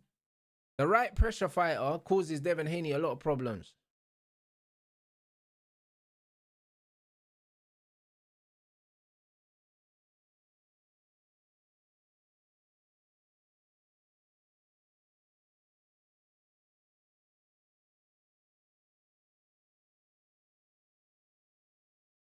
Ben's just a talker though, bro. I'll be honest.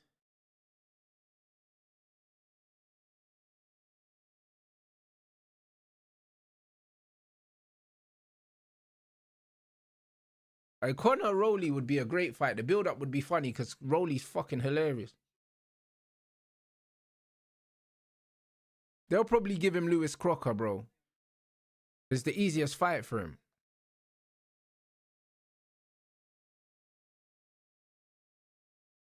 You know what I'm saying? But Conor Ben's just a talker, innit? But he's not making 147, bro.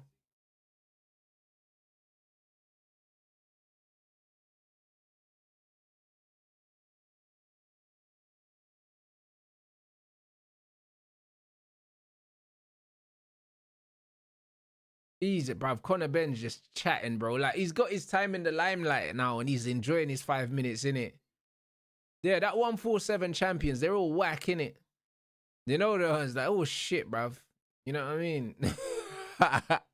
Bruv, Conor Ben's enjoying his WWE moment. Do you know what I mean? Fucking hell, man. You know what I mean? Man's doing this fake Randy Orton shit, man. Like, ain't no one got time for that.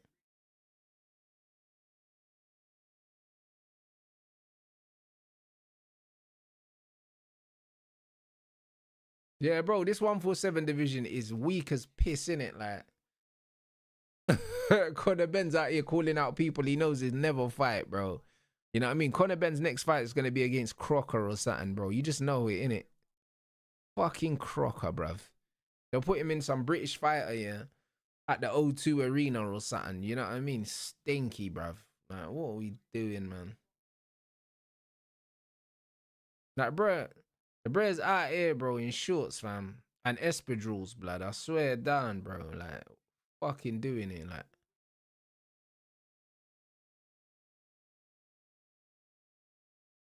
Bro, like, listen, I don't think Haney's underappreciated. I think what Haney's good at, he's elite at. But there's a lot of things that he's not good at. You know them, man. I'll be honest. There's a lot of things he's not good at, bro. Like, Devin Haney, yeah, has got a very good jab, yeah, and decent footwork. Other than that, yeah, he's boring as hell, man. Like, brother, like, I was watching that fight, yeah, and I was fighting sleep, bro. Like, after watching the Abdullah Mason and the Bam fight, yeah, to watching that Haney fight, fuck me, bro. You know what I'm saying?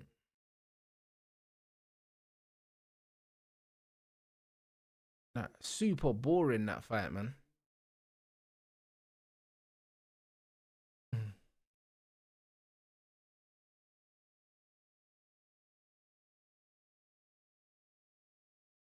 All right, big up the chat. 332 likes. Main event pending, bro. 475, bruv. You get me? Man said Rants, you can't. What's that? Like Kate Abdul fine. Nah, bro. Kate's not nice, bro. I can't lie, bro. You know what I'm saying? If you take off the makeup, you take off the eyelashes, you take off the hair, everything like that, bro. I can't lie, bro. Like you'll be thinking something completely different, my bro.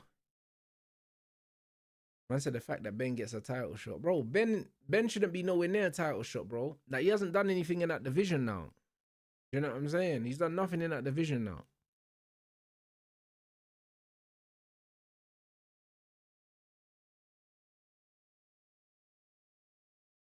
He's done nothing, bro. So we're gonna see. Yeah, you have to go to the body and slow the legs down.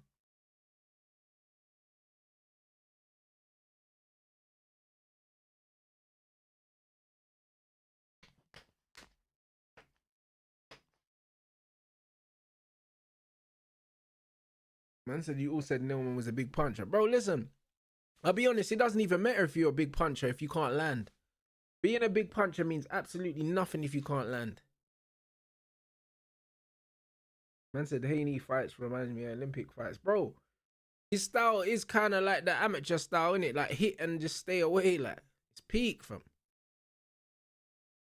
The thing is, yeah, the knockdown is what made the Haney performance good, you know? Because if he doesn't knock down my man, yeah, man, it's an absolute dog shit performance.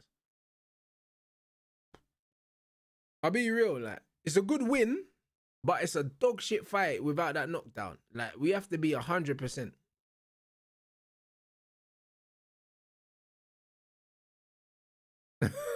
Bro. It's crazy, man. I said it's crazy. Haney almost makes you look like you look worse as a fighter. Bro, but the thing is, yeah, when you're fighting Devin Haney, yeah, you see when I was watching Abdullah Mason and I was saying, yeah, that he almost needs to, like, not engage as much. He wants to fight too much. Haney's the opposite. Haney don't want to engage at all, blood. Do you know what I'm saying? Like, at all. Like, never. Like, it's crazy. He only wanted to engage against Ryan because he thought he had Ryan's number, bro, and he thought Ryan was a pussy. You know that, man? That's why he tried to engage. And to be fair, against Loma, it was the same. Against Lomachenko, instead of boxing, yeah, he tried to engage and then he started getting punched up. You know that, man? Like, he engaged against Linares and got dropped.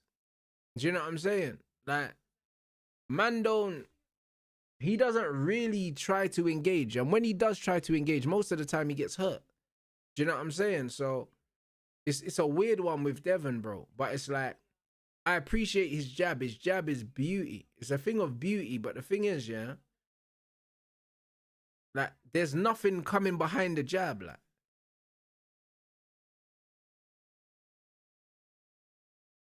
There's nothing coming behind it. Yeah, bro. Loma, no. The Linares dropped Lomachenko, bro. I'm getting my fights mixed up. He engaged with Loma and he was getting peppered. Linares dropped Loma.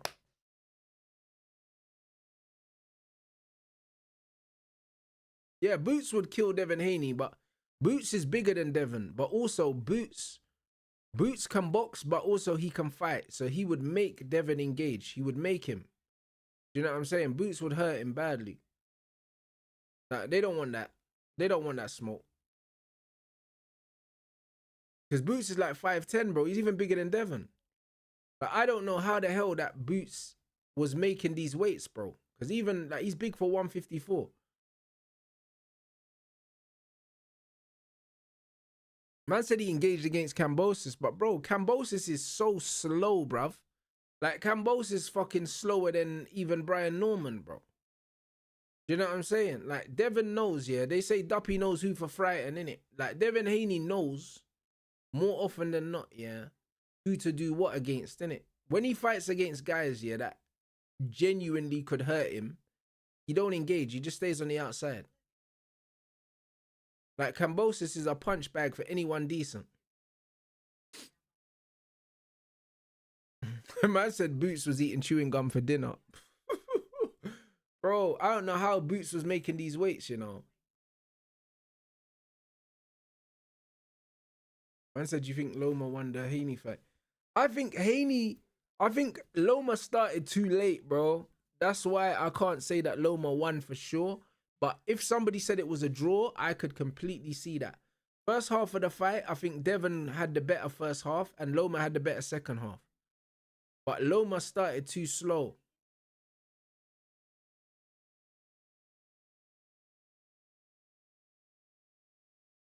I said Boots would mash him up still, but Boots is overrated. I agree as well. Like, I'm not really sure about Boots and Virgil, you know. I think Virgil could give Boots problems.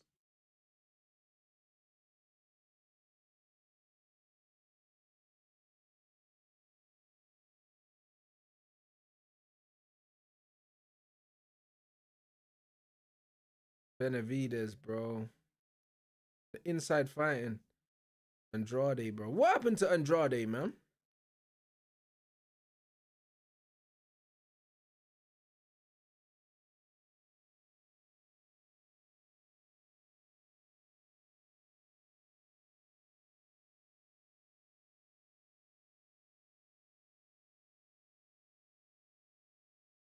Yeah, Benavidez at this weight definitely doesn't look like the same fighter. It'd be very interesting. But Yarde has to get the game plan right tonight. Yeah, Loma was definitely too small.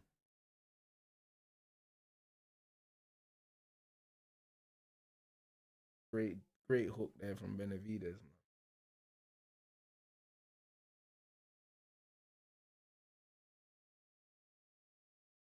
Nah, big up the chat though, man. Over 450 in here, man. Love the boxing community, man. I always love the conversations, bro. Man, I got the purists in here, you get me? I said David Dad ain't gonna let him fight anyone because the pound for pound, they need to build him up. Bro, Devin Haney's dad, yeah. Love him or hate him, yeah. This guy is a mastermind when it comes to picking fights, bro. Like even Bud said that Bill Haney was the one who told him to chase the Canelo fight. You know what I mean? Bill Haney, yeah, is a master strategist. You know what I'm saying? A master strategist, bro. You know what I'm saying? Now he understands, bro. Styles make fights, and he knows how to pick fights. And this is why, yeah, like in all of Devon's fights, yeah, I've made him the favorite, bro. You know what I'm saying? Like even the Ryan Garcia fight, I made him the favorite because Bill Haney won't put him in the ring unless he thinks that it's easy work, bro. Yeah, I agree about Andrade, you know. They were talking about him like he was the boogeyman Andrade, and I never saw it.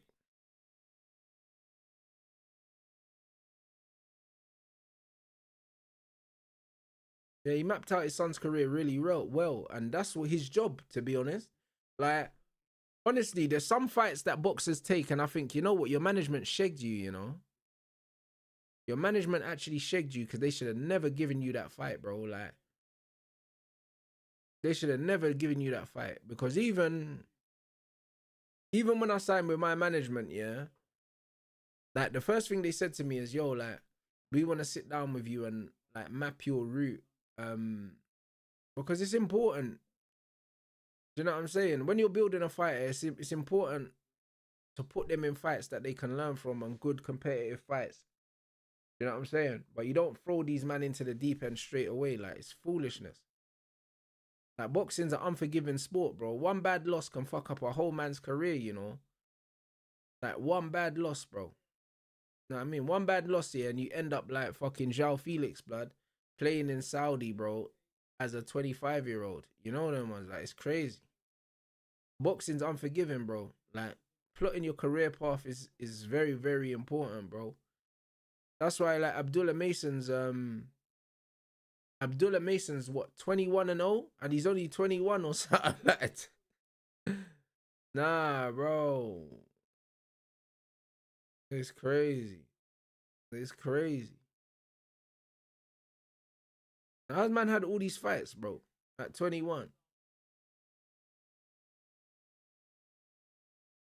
And so I disagree. Andrade was very good, but I never got the big fights. Got to jump up, chase big fights. I don't know, man. I was never sold, bro. Because at the time it was him. I think Caleb Plant. Who else was in that middleweight division? I think there was a few of them. And to be fair, I like Caleb Plant. I like Caleb Plant a lot, but he just doesn't have a lot of power. Alright, big up Kareem, man, for the super chat. It's gotta be Floyd, bro. It's gotta be. It's gotta be Floyd. Know what I mean? But honorable mention for James Toney as well, blood. You get me?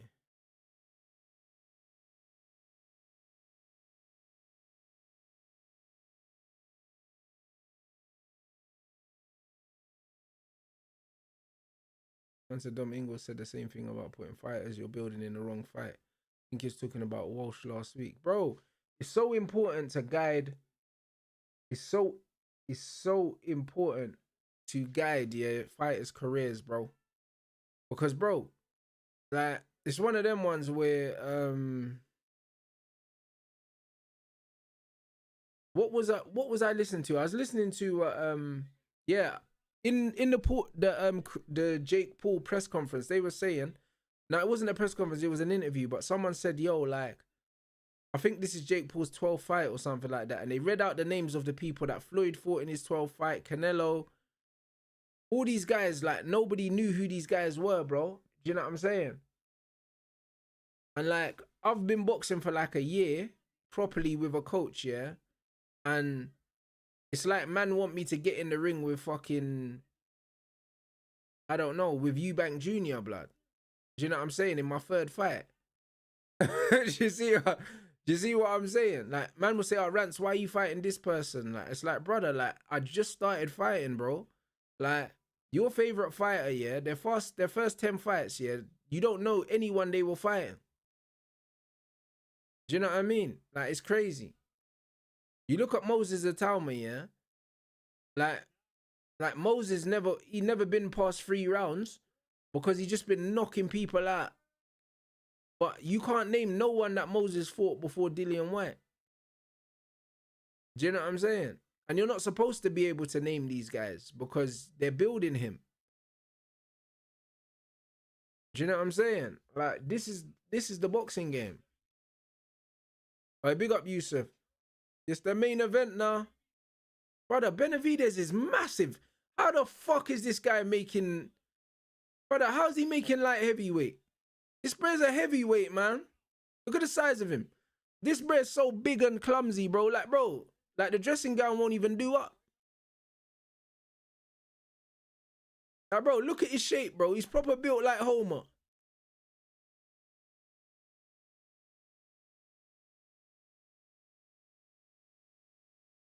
Bro.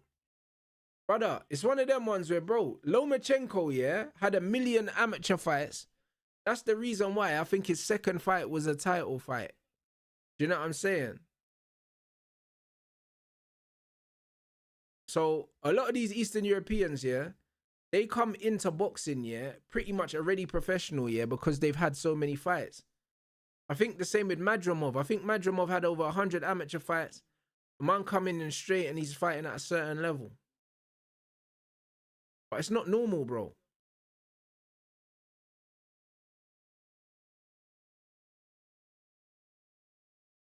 Bro, Usyk, 300 amateur fights. Bomber clots, bro. Yeah, bro, trust me. Before Loma even turned over, people was already avoiding him.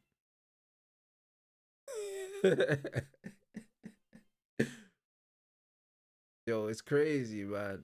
It's crazy. Man was avoiding him before he's even had a license.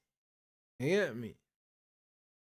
Same with Canelo, but Canelo was fighting in Mexico and that. You know them ones doing the mad thing at 15. Because a lot of these Americans also do that. You see, like Chase Damore and them man there, yeah? And I saw Jarvis as well. Them man go to Mexico, yeah? And fight in man sheds and that. You know them ones. They go and fight in man sheds, blood, and they're getting bare fights in Mexico, bro. You know what I'm saying? I swear down. Cause brother, I swear, I see Chase the more piece up some Mexican, bruh. Some little short fat Mexican. Brother, I was tight. Bro, I swear down, bro. That's what they do, man.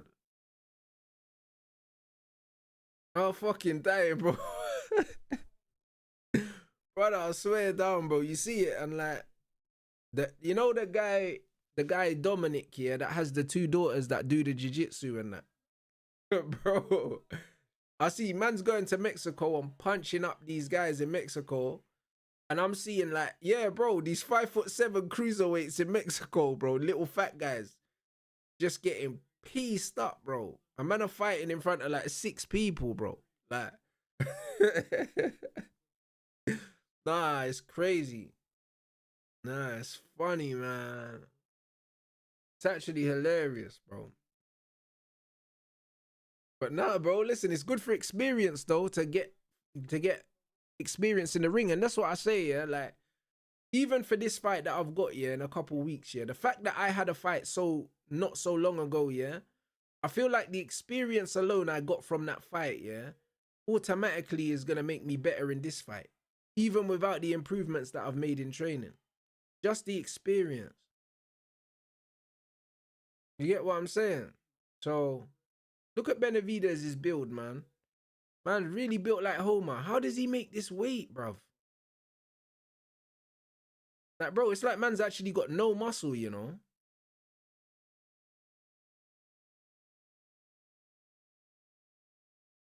I said Haney's next fight going to be in the prelims. I'm tired of this bullshit. Nah, to be fair, his fight was awful, innit? It was an awful fight. Like, Haney without the knockdown, yeah, that fight it's diabolical without the knockdown. But the knockdown actually made the fight, yeah. That's the only talking point of the fight is the knockdown. You know what I'm saying? It was just like the Eubank Ben fight, yeah. Like, the talking point of the fight was the knockdowns in round 12. Other than that, there was no talking point.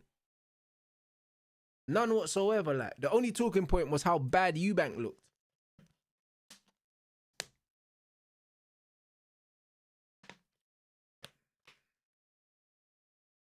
You man are killing me, you know. You man are killing me. I big up the chat, man. Hey, let's get 400 likes, people, man. We're on 354. We got 462 in here. We can get 400. Come on, Anthony, bro. I really want this for Anthony Yarde, bro. Like, this is life-changing if he can do it, man. But all the odds are against him. You know what I mean? So, all the odds are against him, man. But come on, Anthony, man. Come on. Come on, Yardos, man.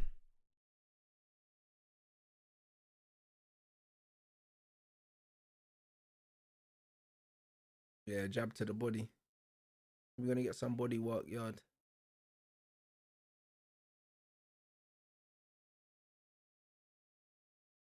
Good feet. Man said the Yarde's the natural one, not light heavyweight. Brother, Benavidez looks like a fucking cruiserweight, bro. Benavidez is a big guy, bro. Like, man's even got the big clown feet as well, blood. Them boxing boots, those are like a size 20, blood. Bro, that's why Canelo didn't want to fight Benavidez. He's massive, bro. Bro looks like Frankenstein. That's a good hook. A good hook from Yarde. That left hook, bro, he's looking for that. Yeah, we need that body work from Yarde, though, still. Like, he's going to have the speed advantage, but I can't lie, yeah? You see the constant pressure from Benavidez. He just walks forward, yeah? He plods forward, and it's just pressure, pressure, pressure. Like, Yarde ain't got the gas tank to fight going backwards for 12 rounds. At some point, he's going to have to hold his feet. He's going to have to hold his feet at some point and actually fight Benavidez, because it's a lot of cardio. It's a lot of movement, bro. I can't lie.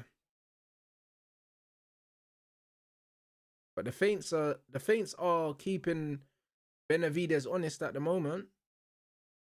But for how long? Nah, Yarde fights with that low left hand. I don't think that's a problem, you know, because he's got the faster feet. I think he can fight with his left hand down for now. Do you know what I'm saying? I don't think the hand positioning is that much of a problem. Yeah, that's what I'm saying. Benavidez doesn't have the one punch power. At some point, Yarde's gonna have to hold his feet still.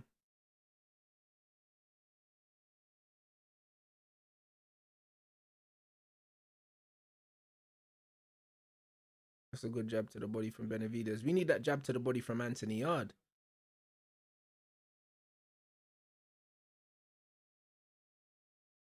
Yeah, Anthony Yarde is very dangerous in the first half of the fight. But you know what? The first half is always going to be cagey anyway, bro. Like, loads of feints, loads of touching. Both guys are trying to gauge distance. Both guys aren't going to want to make too many mistakes. Yeah, bro. Benavidez's physique is definitely better for boxing than Anthony Yarde's. Anthony Yarde's is the lactic acid. Anthony Yarde's physique is better for 6 rounds. Anything past that is a mad thing. You know what I'm saying? But so far, neither fighter's really got their range, man. KG first round.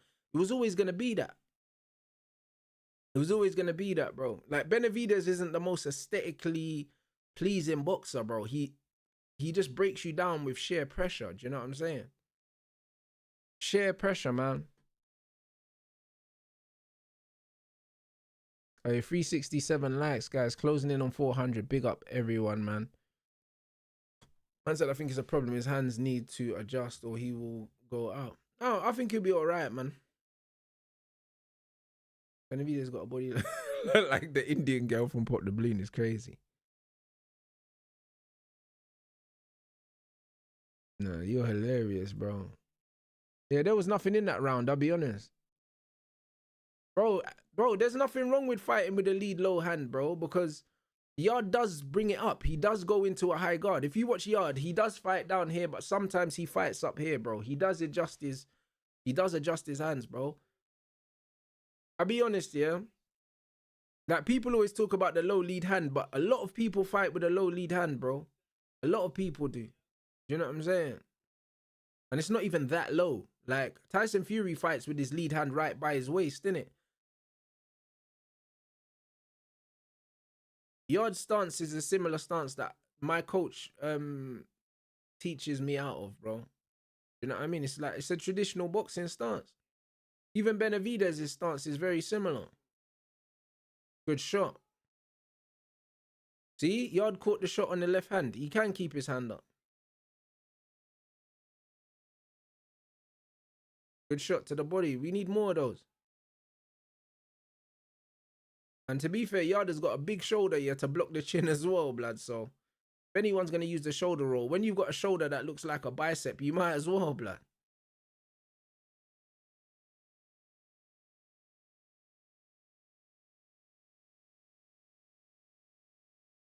Yeah, Benavidez will definitely have the hand speed. He'll have the looser hand speed, but less power, innit?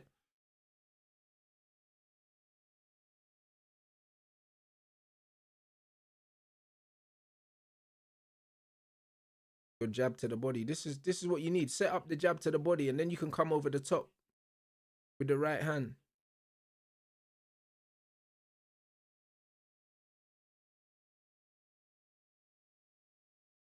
Good shot, Yarde. The size difference between him and Yarde is not as much as you would think, though. I thought that Benavidez was going to look massive, but he doesn't actually look massive in there with Yarde. They're a similar height. It's still early, man. It's still an early fight. They're still both. This is a feeler, this early rounds, man. This is high-level boxing, innit? They're not going to... yeah, they're not going to take too many chances this early, bro. Yarde's boxing well in this second round.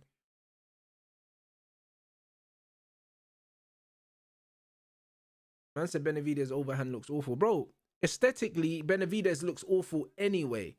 But he's a pressure fighter, bro. Benavidez wears you down with sheer volume and cardio, bro. Do you know what I mean? He's not an aesthetic boxer. Like, the way he throws punches, they never look great.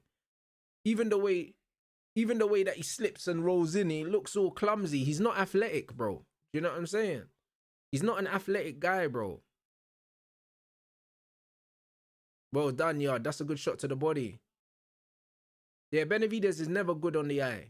You know what I mean? Like, this is a Yarde round. Good shot. This is a Yarde round still.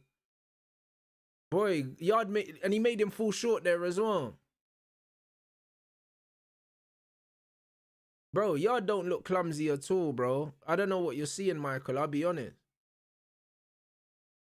I don't know what you mean. Yeah, exactly. Don't lose your shape when you're going backwards. Bro, man said he looks like a bodybuilder, bro. You're just waffling at this point. I'll be honest, bro. Like, are you actually a boxing fan? Or are you just here to chat rubbish? You know them ones? Because from a technical standpoint, yeah, Anthony Yarde throws his punches mechanically very, very well. You know what I'm saying? Like, you know, if you don't like his body, yeah, that's between you and whoever, blood. You know what I mean? I can't lie, bro. Because this is just sounding like some hating, bro. That's what Tyson Fury's like, oh, that bodybuilder AJ, blood. These times, Tyson Fury looks like a tub of melted ice cream, bro. You know what I mean? Like, what are we talking about? Like, what are we talking about? Yarde technically is definitely the better fighter, but Yarde doesn't have a 12-round engine. He doesn't. What Yarde needs to do, yeah, is not load up on his punches, stay loose, and just try and box for as long as possible. Not load up and throw big shots, because when you throw big shots and you miss, it takes a lot out the gas tank.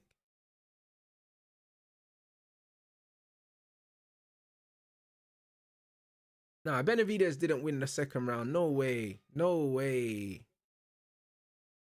Do you know what I mean? You could give him the first round for sure, but Yarde won the second round comfortably, in my opinion.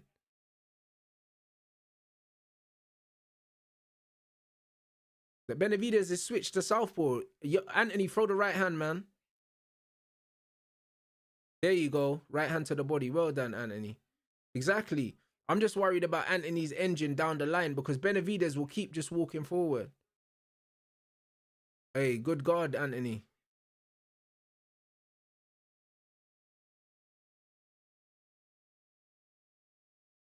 Benavidez switched. Bro, I can't lie, yeah. I wouldn't want to give Anthony Yarde that right hand, you know, switching there. Because Anthony needs to throw that right hand. There you go, that right hand to the body when he switches there.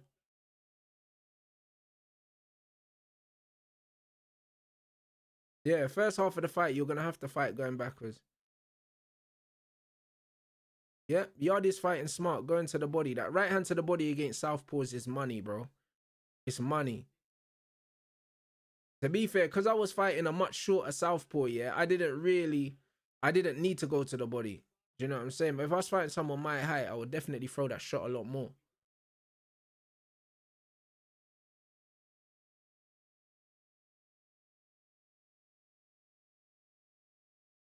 Yeah, Yarde's boxing well. Back to the body, man. Benavidez is feeling them body shots. You see his hand go down.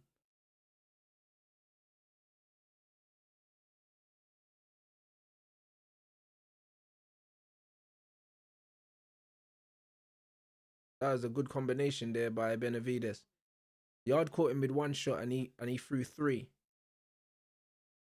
Man said Benavidez needs to retire that overhand. Bro, technically Benavidez is an ugly fighter, bro. Do you know what I'm saying? But it's the constant pressure. Like, it makes him look like he's winning rounds even when he's not. Do you know what I'm saying? Like, this is the reality, bro. Like, this is a Benavidez round, though. He's landed the better punches in this round.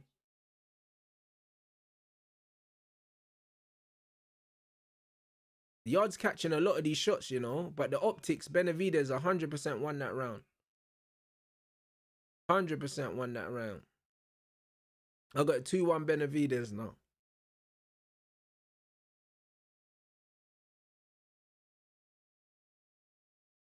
I said Morrell had a lot of success later. He did indeed. Benavidez did slow down, you know. He did slow down later on in the fight.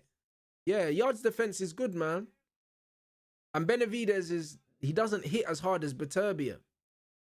Brother, Did you see Benavidez, his brother's fight against Terence Crawford? If you ain't seen it, yeah, Terence Crawford fought on the back foot for the whole fight and stopped him in the 12th.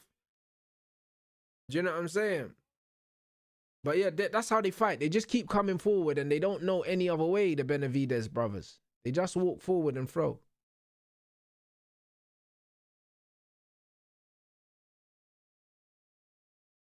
I lie, man said a 500-piece combo, you know. His bro was injured, yeah. But to be fair, if his bro wasn't injured, he was getting knocked out either way, I'll be honest. He had a knee injury, though, I think. Benavidez versus Crawford.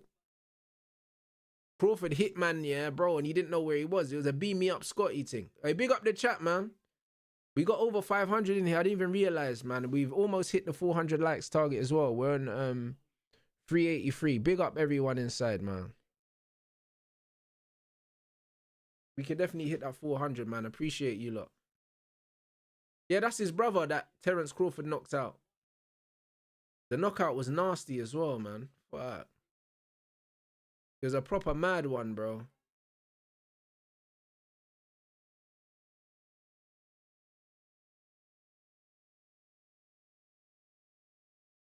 Yeah, facts. With Benavidez, you just have to hit the body. Hit somewhere. You know them.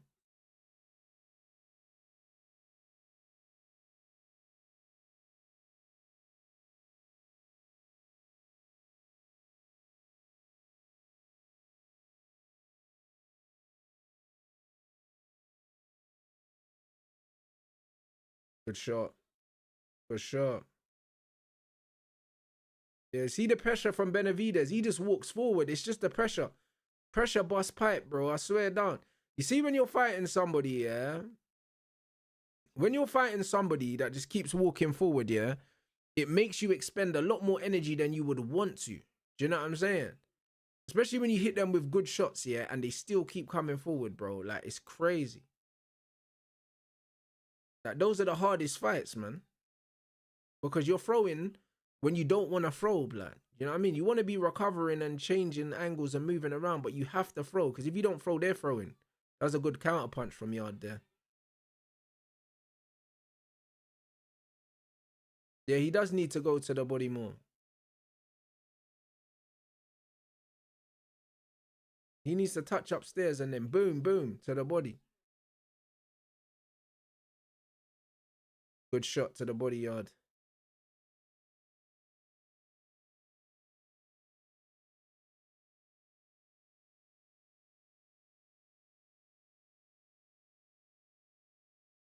Yarde, we need more than the single shots though with Yarde.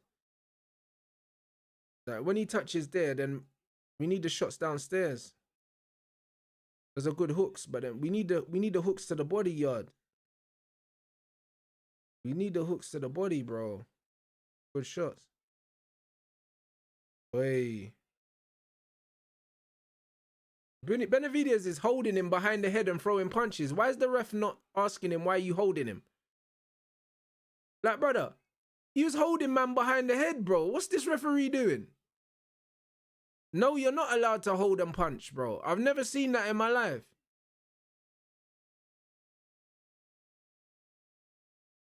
Hey, bro, what's the referee doing? Brother, the ref is standing right there. Man's got his hand on his head and he's holding him, punching him. Like, bro, what am I seeing?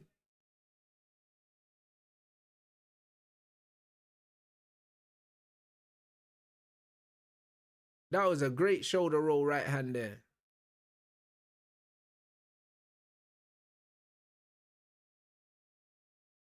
Look at that. Boom. Shoulder roll right hand. Floyd used to throw that beauty. No, it's not legal, bro. It's not legal. He's holding him. He's holding him and punching him, bro. What's this ref doing?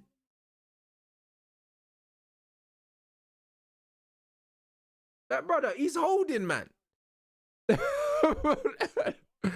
Like, bro, what the fuck? Man threw 15 punches, you know. This is crazy. Man said Tyson Fury done it to your two Wilder. Hey, bro, it's crazy. All right, big up the chat. We're 5 likes away, people. Yeah, Bivol will kill Benavidez still. I can't lie. Man said he tried to hit the 300-piece combination. Man's there button bashing, bro, in the corner. You get me? Man's doing the Tekken thing, bro. Nah, bro. Yarde won the second round for me. It's 3-1 Benavidez. I got it. Shot. That's the body shot. We need more of that. But we need the double, bro. We need a right hand, then we need to follow up with the left hand. Boom, boom. Yeah, see? Fanzone gave Yarde the second round. I agree. He won the second round.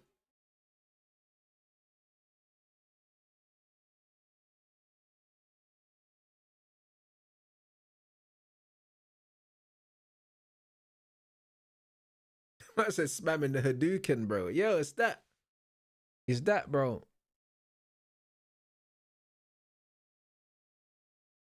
I big up the chat as well. We're 2 lights away, people. Gang business. Yeah, the first round was very close. You know what I'm saying? But I think Benavidez, just for pressure, they're probably going to give him the first round.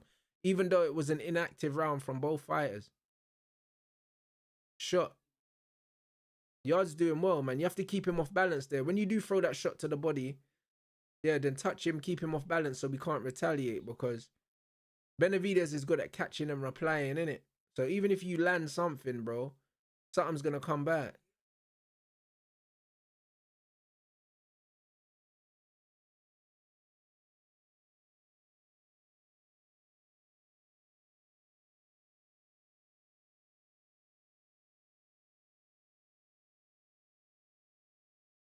See, look, Benavidez just throwing hands, bro. Like, just volume, bro. Yeah, the right hand is there for Yarde still. It is there. It is there. Yeah, I agree, bro. Yeah, they're going to give him the volume, bro. Like, Yarde can't be on the ropes. Bro, Benavidez is never about accuracy. Benavidez is about volume, bro. Like, he does the Bruno Fernandes thing. You know them ones. That's what it's about. It's the volume thing. Benavidez will go and he'll throw. He'll hit anything. He'll hit elbows. He'll hit hands. He'll hit shoulders. He'll hit anything, bro. He just throws. You know what I mean? But judges like that.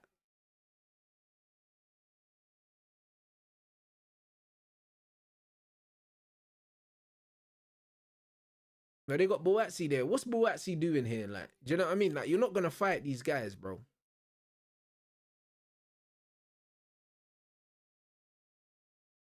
Yeah, 100%. Volume will win unless you're landing eye-catching shots.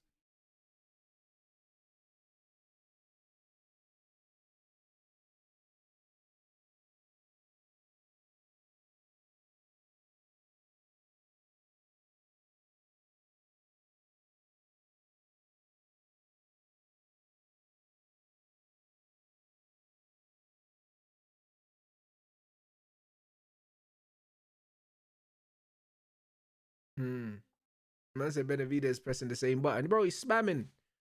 Trust me, man's button bashing. Benavidez, yeah. That's what's so funny about boxing. Benavidez, yeah, is like Mo Salah, bro. Like, man's stat padding, but you can see that man's shit. Like, what a right hand from Yarde. Yeah, like you can see that man's rubbish, but he's got the stats. You know them, man. I can't lie. Benavidez is horrible to watch, bro. You know what I mean? You're just waiting for him to fight an elite fighter, and you're like, yo, someone's gonna get him out of there, innit? Because he looks dreadful.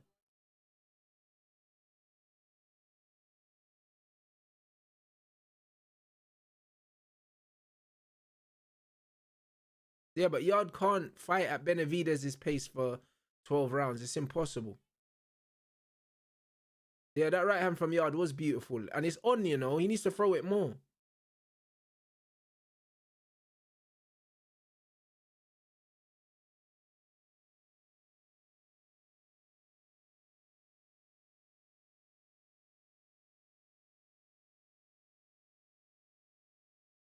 This ref, yeah, every time Yarde gets physical with Benavidez, the ref stops it. But not the other way around.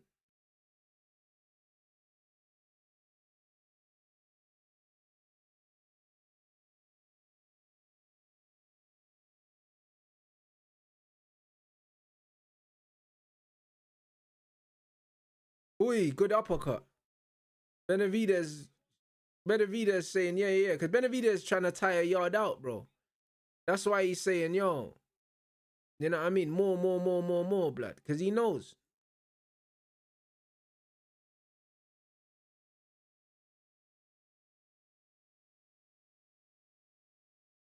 Yeah, Yarde doesn't load up on a lot of his punches. A lot of his punches, he does throw at 60%. You know what I'm saying? But that's the best way, bro, to keep the volume up without punching yourself out, to be fair.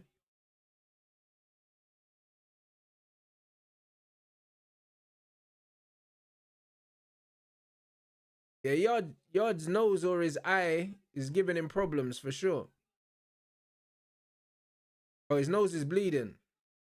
Fuck yeah, no.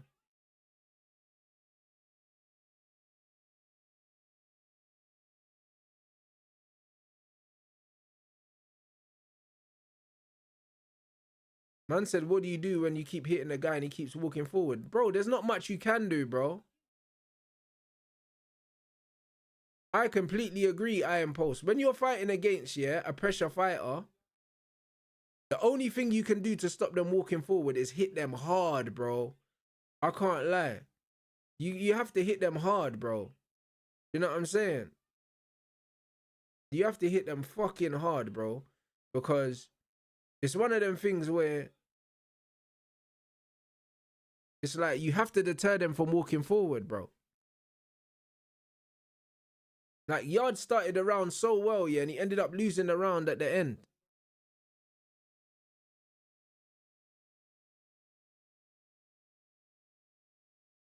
Man said, make pressure fighters respect your power. You have to, bro. And the thing is, yeah, when these men are pressure fighters, you gotta hit them to the body as well, bro. You have to take the wind out of them, bro. Do you know what I mean? Because someone like Benavidez, yeah, you don't really want to headhunt someone like him, bro, because he could take a shot. That was a big shot, you know. That was a big shot, and he took it. Do you know what I'm saying?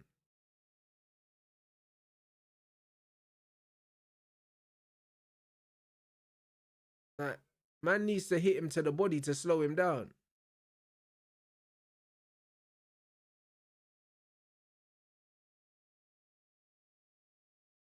But yeah, he needs to go downstairs, though, still. I can't lie.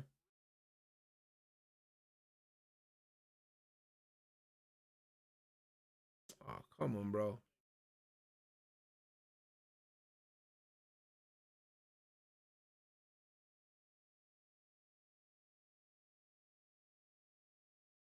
Yeah, you have to keep turning aggressive fighters like that instead of backing up on the ropes. You have to keep turning them, you're right. But also, you have to hit them to the body. Yeah, bro, listen, Benavidez is an ugly fighter, yeah? But it's very effective. He's horrible to watch, bro. Like, his punching technique's weird. Do you know what I'm saying? But he just keeps running forward, bro. He just keeps walking forward. Like, it's so hard to stop him.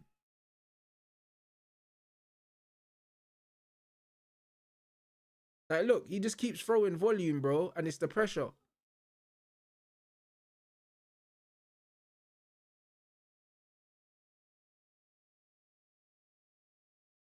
It's just the pressure, man.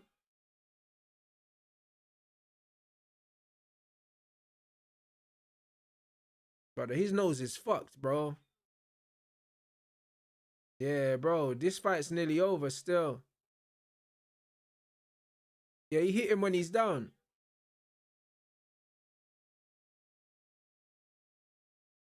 Yeah, he hit him when he took the knee and he got hit.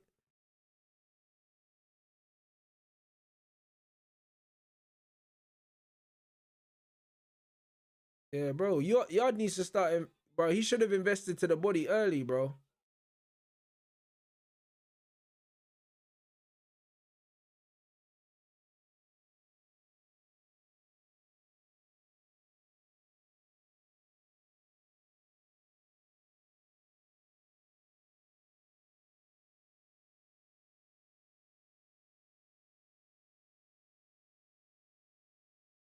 Bro, look, Benavidez, just pure pressure, bro. I can't lie, guys. I've been in the ring with people, yeah, that no matter what you do, they just keep walking forward, yeah. And I'm telling you, bro, it's not the place to be, you know. It's not the place to be, bro. Because, bro, Benavidez just keeps throwing, bro. Oh, shit, what a shot. Boy, that was a big shot that Yarde took there, that left hook. Fuck. Ooh.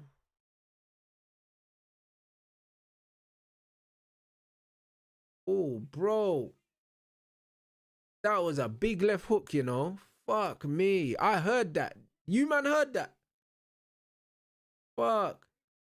That was a big left hook, bro. Man, heard that left hook. Boom. That was loud. Yeah, that was a good stoppage, man. That was a very, very, very good stoppage, bro, by the referee, bro.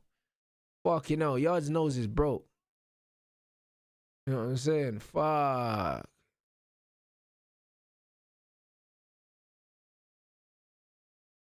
Yo, bro. And Harvey won the belt as well. Shout out Harvey, bro. Bro.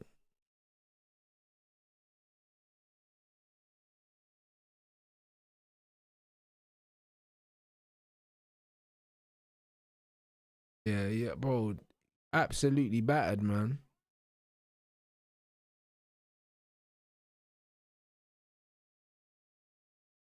Fuck yeah, no.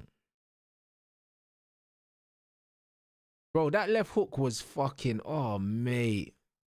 Brother, I felt that left hook, you know. I felt that, man.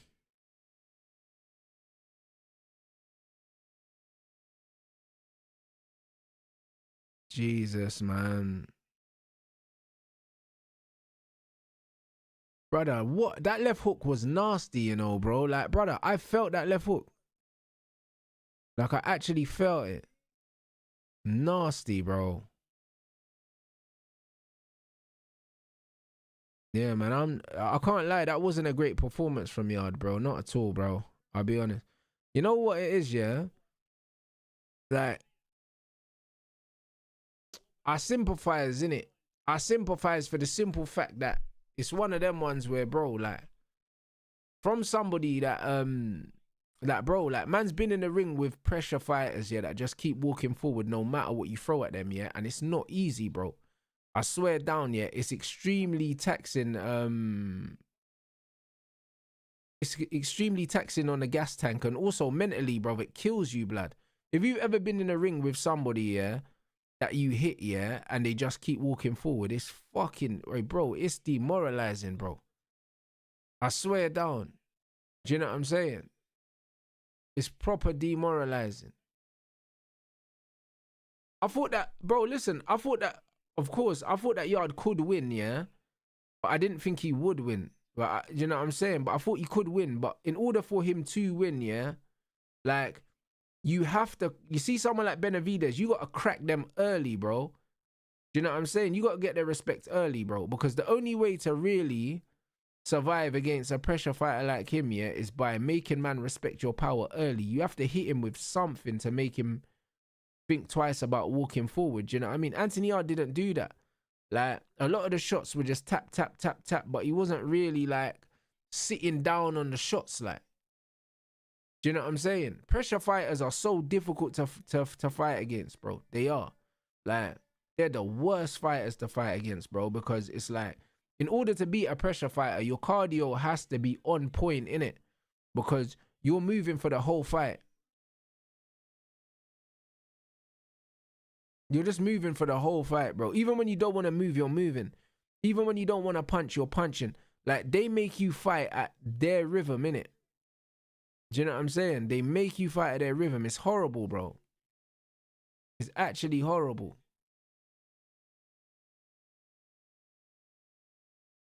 Yeah, you need very good footwork, yeah? And, bro, like, for instance, yeah? You see in my vlog that, I don't know, the vlog that I dropped, not the last one, but the one before, yeah? And I was doing the body shield work with Yusuf, bruv, and he was walking around the ring and holding the ball, yeah? and I'm just punching for 3 minutes, yeah, just walking, and he's walking onto me and turning me, bro. That's the most tired man will ever be, because you're just constantly throwing to keep man off of you, bro. Like, it's fucking hard, bro. Do you know what I'm saying? Like, that kind of pressure is crazy. Is there anyone that can beat Benavidez? Bivol will punch his head off, bro. Because Bivol's got the cardio, and he'll just bounce in and out, boom, boom, boom, boom, and just pepper him. And it will be boom, boom, upstairs, down to the body, and then out, and then turning. Bivol will absolutely, like, dance circles around him, innit?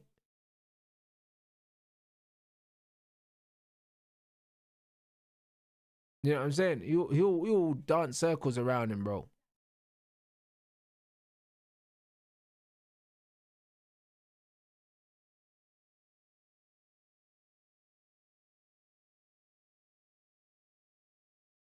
He's going up to cruiserweight to fight Zerdo Ramirez, he said.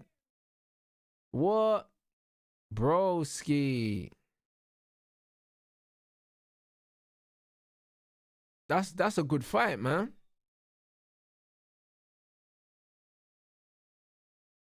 That's a good fight, you know.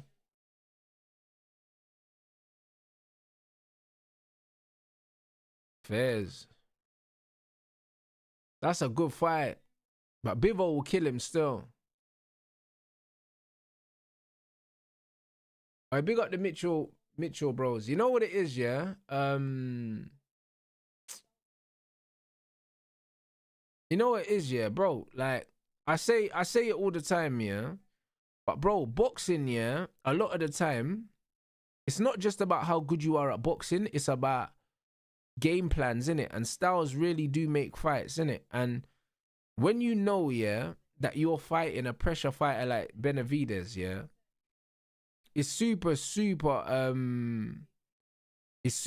important, yeah, that you give him something, yeah, to think about early doors, bro. And this is why I always thought that, yo, if Yarde can do it, yeah, then he has to land on him early, bro, and make him respect his power. And he didn't do that. He didn't do that. He didn't do that, bro. And it's not just headhunting, bro. Make him respect your power to the body, bro. Do you know what I mean? Because, bro, Benavidez is soft. He's soft around the midsection, just like Tyson Fury. You know what I'm saying? Like, those are the kind of man, you got to punch them in the belly, blood. Like, you have to. You have to. You see the uppercut to the body that Abdullah Mason was hitting Sam Noakes with, yeah? You see when man's built like Homer, you got to hit man with them body shots, blood. Do you know what I'm saying? Yeah, Benavidez is a weight bully, bro. You can see he's massive, but do you know what I'm saying? Like, he's a cruiserweight anyway. Man said, would Beterbiev beat Benavidez? I think so. I think that'd be an absolute banger, you know, that fight. Do you know what I'm saying? I think Beterbiev, yeah, is a pressure fighter. Beterbiev versus Benavidez, yeah, stylistically is the best fight in that division, because it's pressure fighter versus pressure fighter. Do you know what I mean? Them man would both stand there and absolutely trade. And I think that Beterbiev with his brick hands, yeah, would just hurt, man. Do you know what I'm saying?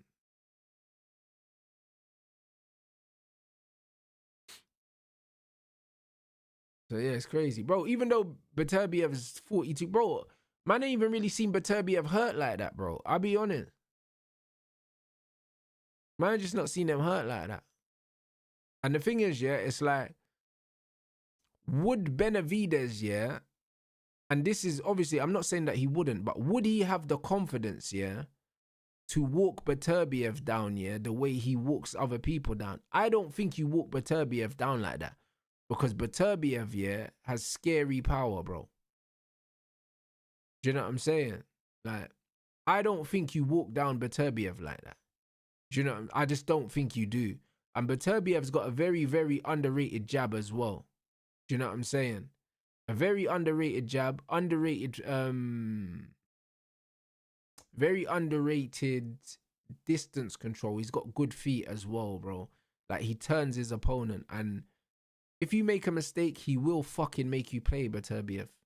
So he'll be a lot more calculated against Beterbiev. He doesn't walk him down like how he walked down Yarde.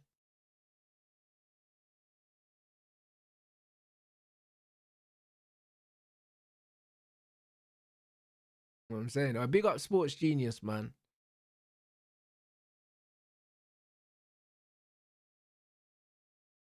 Man said he's got a great base, always on balance. Bro, Beterbiev, brilliant, man. But nah, listen, Benavidez, yeah, like him or not, yeah, stylistically he's horrible to watch, but he's a real problem, bro. Like, the Benavidez puzzle has not been solved yet. Do you know what I'm saying? Like, it's easier said than done. Like, he's an elite level pressure fighter, yeah, that does put his hands together as well.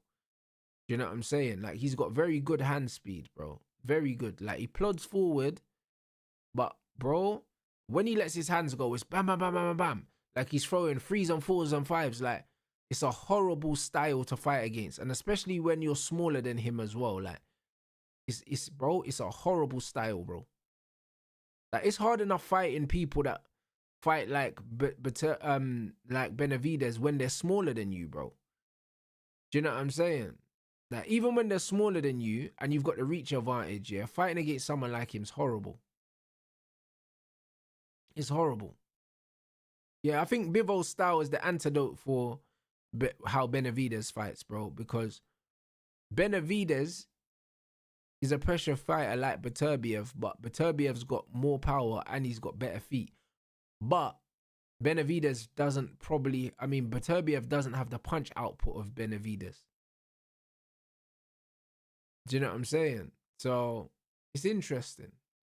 I'm not underestimating how good Benavidez is at all, bro. Like, styles make fights, innit? This is what boxing is about.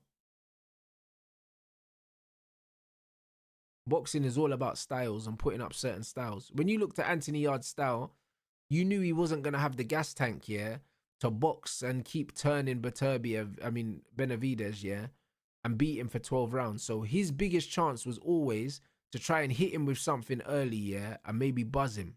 And he didn't do that. I think he almost started.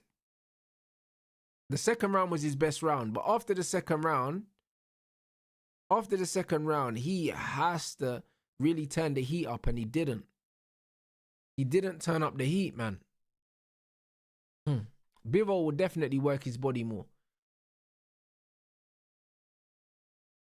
Bro, this is what I'm saying. When you fight against, yeah, a volume puncher that fights out of a very tight high guard, yeah, bro, they're so difficult to fucking fight, man. I swear to you, bro. You feel like there's nothing to hit, bro. You feel like there's nothing to hit, bro. You're just hitting gloves, bro. Bivol does punch to the body. He throws lots of straight punches to the body. He does. He'll touch upstairs, jab to the body. He'll throw 1-2s and then jab downstairs. He does. Like Bivol changes height a lot.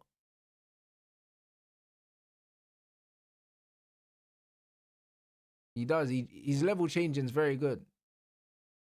Hey, big up, man. Yeah, not hooks to the body. No, he throws a lot of straight punches.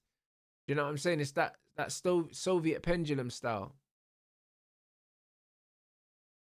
I said David has long forearms. They cover his body and his head at the same time. Yeah, bro. He's got a mad build, bro. Do you know what I'm saying? But it's brilliant for boxing. You know what I'm saying? He's just there. Covers everything up. And then when he lets his hands go, he throws a lot of punches. So you either need to throw with him to catch him, or you need to keep turning him and not allow him to set his feet to throw punches. You do not want to be on the ropes against David Benavidez, bro. You have to keep turning him. Like, Yarde backing up onto the ropes was horrible, bro. It was horrible still. I think he can beat Zerdo. I think he can beat Zerdo. I'm not really sure how I feel about Zerdo, to be honest. I'm not really sure how I feel about Zerdo, man. Every time I watch him, I'm not really a massive fan.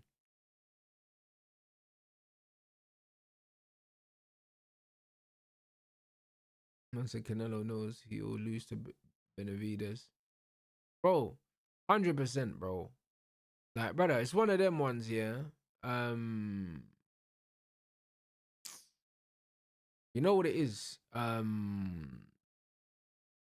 Canelo's way too small, bro. Canelo's like 5'7" or 5'8", and Benavidez is 6'2", blood. Why? Like, bro, the fact that he wants to fight Canelo is because he knows it's an easy fight for him, bro. Like, their dimensions, they should never be in the same ring with each other anyway. Yeah, Golovkin was a pressure fighter, an elite pressure fighter, but also had a great jab and good feet as well. Man said Yarde takes too many blows aesthetically. He looks the part, but he doesn't have an engine nor the IQ fighting with his back to the ropes. It's a bad habit. Bro, I agree, bro. But also, yeah, like I said, yeah, with the likes of like the Devin Haneys and like the Wardleys and that, if you're gonna fight, yeah, in a stance with a low lead hand, you need to bend at the waist, blood. You look at the James Tonys, you look at the like the Ray Leonards and all these guys that fought with a low lead hand, bro, they bent at the waist and they slipped and they got underneath shots, bro. Like, Yarde's way too upright, yeah, and he's getting hit flush in the face with shots because man's here, but it's like, cool, you can be here, but bro, like, when that right hand comes, you got to get underneath the right hand, bro. Like, man's just getting hit, like, heads on the line and getting hit flush with shots, bro. Like, and that's one thing about Fabio Woodley. I don't know where he learned how to box, yeah, but he slips and slides and gets underneath that right hand. Woodley fights with that loose lead hand, and every time he throws that right hand, he gets his head underneath. After he throws the jab, when he's backing up, he gets underneath shots, bro. Like, Yarde was not getting underneath shots. Oh, Jai Opataya, he won't want nothing to do with Jai. Do you know what I'm saying? Man said all that shoulder rolling takes energy from a big man like Yarde as well. You know what? I don't agree, you know. I actually think that rolling your shoulder actually saves a lot of energy, bro. And also it sets you up for the counter as well, because when you turn, literally, naturally, you want to come back with the shot here, bro. I actually think that the shoulder roll actually conserves a lot of energy. That's the reason why the Philly shell was kind of invented anyway. So guys could sit up on the ropes and catch shots and not move, bro, to conserve energy. I don't think that it's a tiring way to fight. I think it's more tiring having a high guard and having to slip and get under shots and do all that. That's way more tiring than just dipping and just getting your shoulder down, bro. Like, bro, it saves way more energy, bro. Do you know what I'm saying? But he's not getting under shots, bro. You know what I'm saying? He's not getting under shots, bro. Jai Opataya has got real spite behind them shots. You know them ones. If I see an Opataya Benavidez thing, Opataya is going to absolutely, like, he will give him something to think about early. Do you know what I'm saying? He'll give him something to think about. Yarde didn't do that. Who do I think was better? I think that Vitali was the better brother, but you know what I'm saying? Lennox Lewis smoked him. Man said he wouldn't give Benavidez a chance against Opataya. Bro, I think Benavidez has a chance against anyone, bro.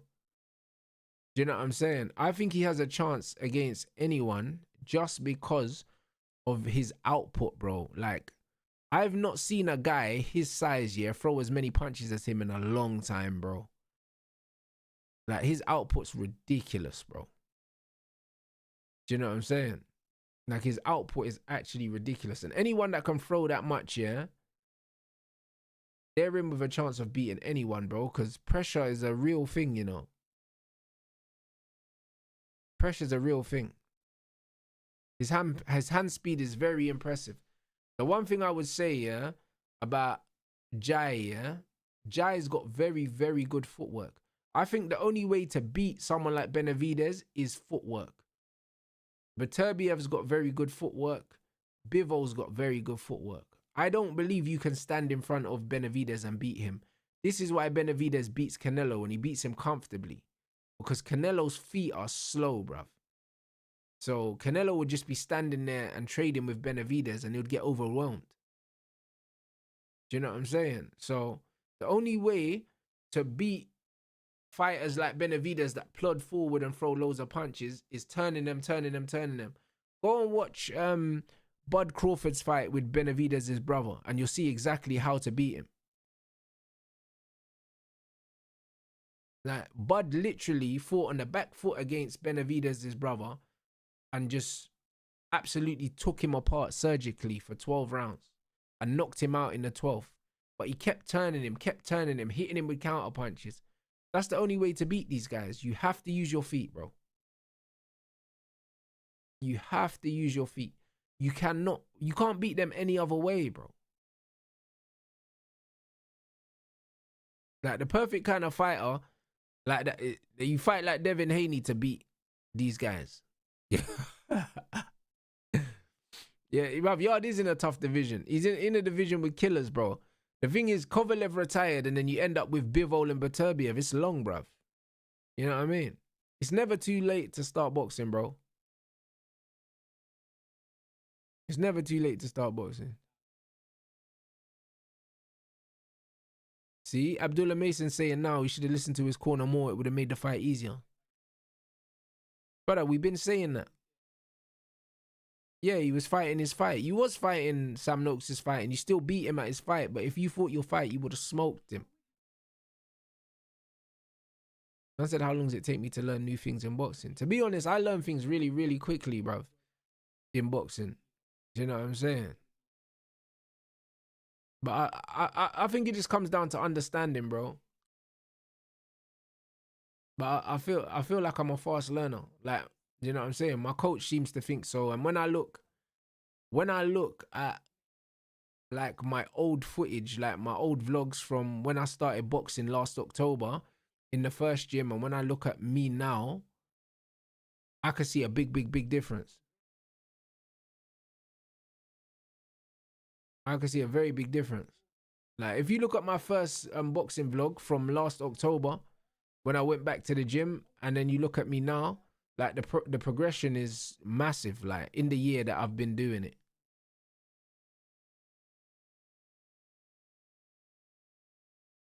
Yeah, see, Abdullah Mason said he probably won't enjoy watching the fight back because he got dragged into... Yeah, he did. He got dragged into the wrong fight. He got dragged into Sam Noakes' fight, but he showed that he's a tough fucker, bro. And he's got heart. Do you know what I'm saying? But we don't want to see the heart, man, at 21, man. We don't want to see that. We want to see you taking guys apart because you've got the skills. But Mason, bro, Mason was fight of the night still. Still fight of the night. Beautiful fight. First night and first fight and the best fight too.